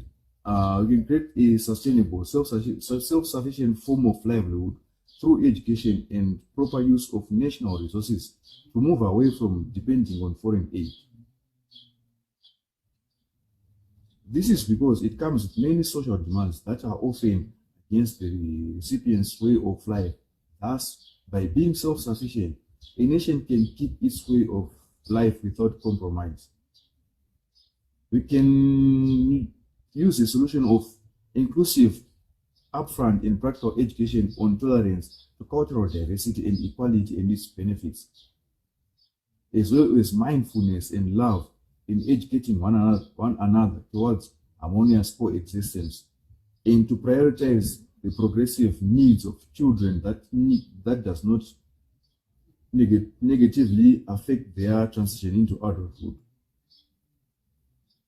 In conclusion, basing on the above discussion, it is clear to see that we cannot give an absolute conclusion on acceptance of cultural differences, because many cultures try to champion their cultural belief systems above others, and that's why we have the cultural ethnocentric system.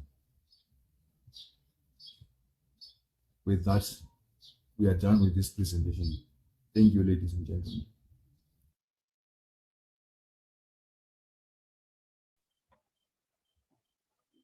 Thank you so much for making this film for us and the important ideas that you have shared. To allow us from going over time, we have postponed the Care for Calais until another forum.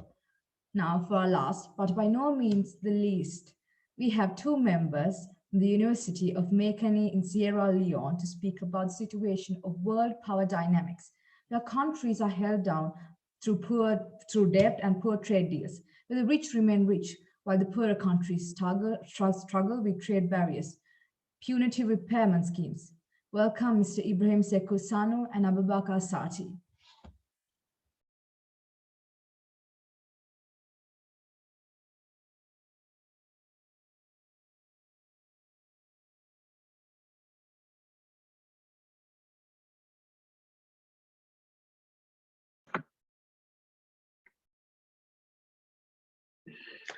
Abubakar? Oh, we just had a message saying that unfortunately. Yeah, but let me just talk, man. I'm sorry. Yeah, his battery is going. So my battery. I'm sorry because like my tutor is not around presently. Unfortunately, I even sent me a message. He's really sorry for that. Coming to my point, thanks be to Allah for me to make it up. I have learned a lot from various speakers across the world. I have learned a lot. So in that case, I'm also appreciating them, although my sympathy to the Israelites and also the Pakistani, the way things are going now presently, is not easy. Coming to my own area, poverty in Sierra Leone is great. When we are talking about poverty, we have about 6.7% of the population in Sierra Leone. They are suffering from even for them to have better food and whatsoever. It's not easy. Then for us to relate the poverty of the rich people in terms of job, for them to seek a good or better job is very difficult in Sierra Leone, according to our current economic conditions of the country. We can see even today there was also a big fight in McKinney because of they are having a match between these two big political parties. There was a match, so that also led to a big fight in McKinney. But although the police and the soldiers try to amend issues, so things are now calm. Well, for you as a poor man or woman, after your secondary school, your university level, for you to have a better job in Sierra Leone is very much difficult. We are seeing our sisters, they are misusing their rights. At the same time, they are using them just for them to have access to job. People tell them that I will give you a job if you can also able to give me what I am in need of you, what I am in need of. So if you can able to satisfy me, I can able to offer you a better job. For them, they don't have choice. They don't have anything to say to them, or neither to deny to the fact that, yes, this is my right. The constitution is against this. I'm supposed to work hard for me just to have a better job. And soon I have finished my senior secondary school, my university, I'm supposed to also have a better job. They cannot give them this, but because of what? Because of they don't have the power. They can give themselves to them. They can also give themselves to satisfy them. Sooner they satisfy them, they forget about them. Now recently there was a case that the first lady of this country is trying to implement that whenever you are below the age of 18 years, if anybody so far in Sierra Leone, a citizen, try to discriminate because of job issue, because of the sexual intercourse, because the power that they have, this is against the law. This is against now you can everything. The voice, people are just shouting, they are shouting around. If you can get the voice, people are still having this. So you see me where I'm safe, I'm afraid. You see, I'm in a meeting place. You can see policemen standing over there also. They are standing, so you see, things are not easy. Everybody is running. The country is not safe because of poor leadership. So in terms of the job issue, people are having better job. If you don't have money, you can't have a better job. They are talking about what? If you have job, at the same time, you have opportunities. But because of you don't have money, you don't have opportunity to even talk to the rich people. So things are very difficult in Sierra Leone in terms of job issue. There are so many graduate students that are out there. Some of them are involving them. They have already decided to be riding bikes. They have motorcycles that they are moving with just to have their living, just for them to satisfy their family.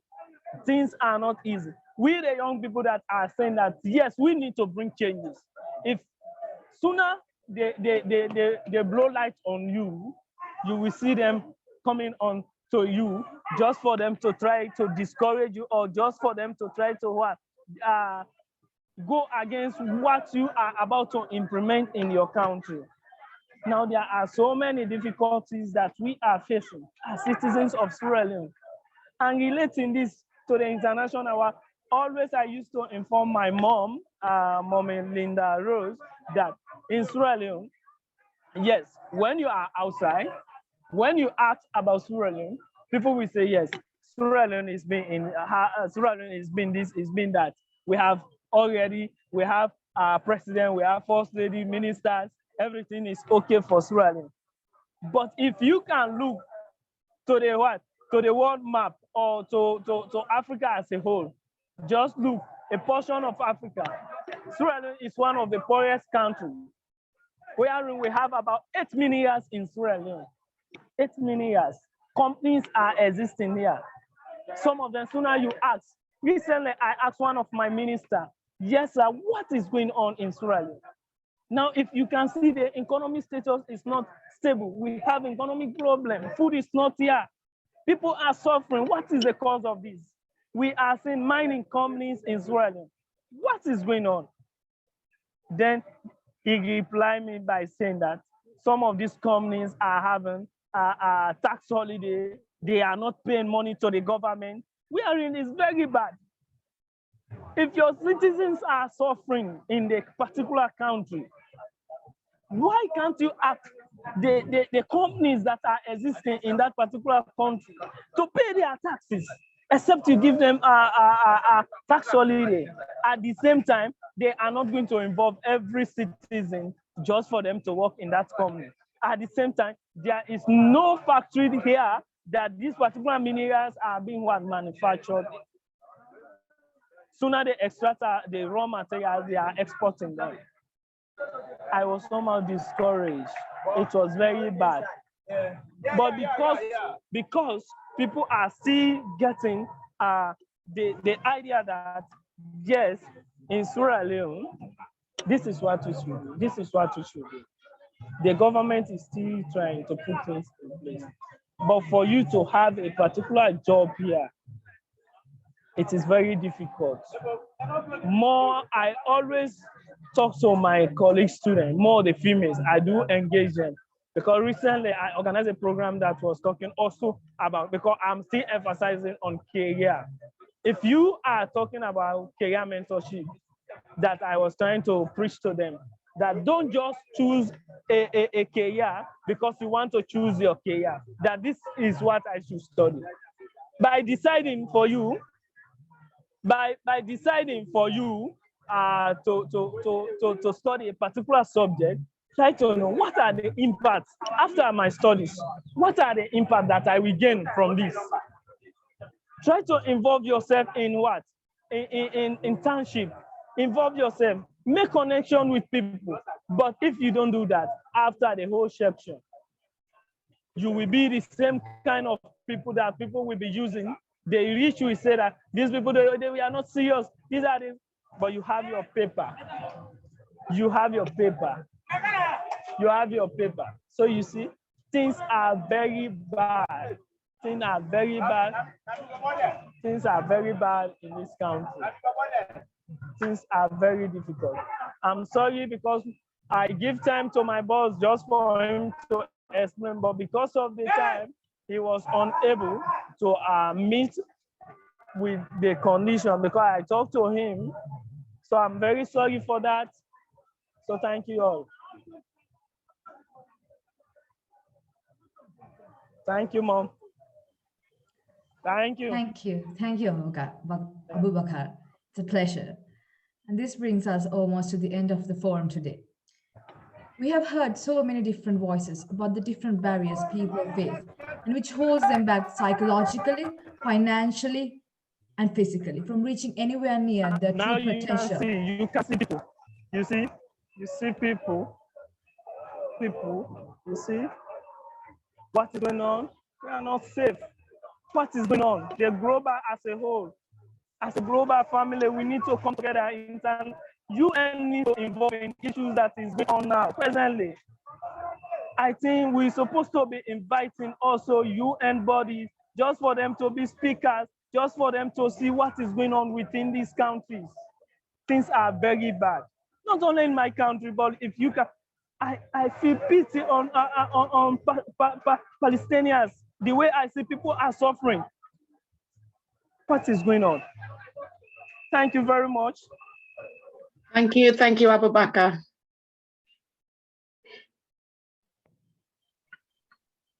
Vihara, would you like to? Yes, I'm very sorry for that. It's okay. So, like I was saying, we have choices to make every day. Whether we use brands that embrace inclusivity or abuse and oppress people across the world.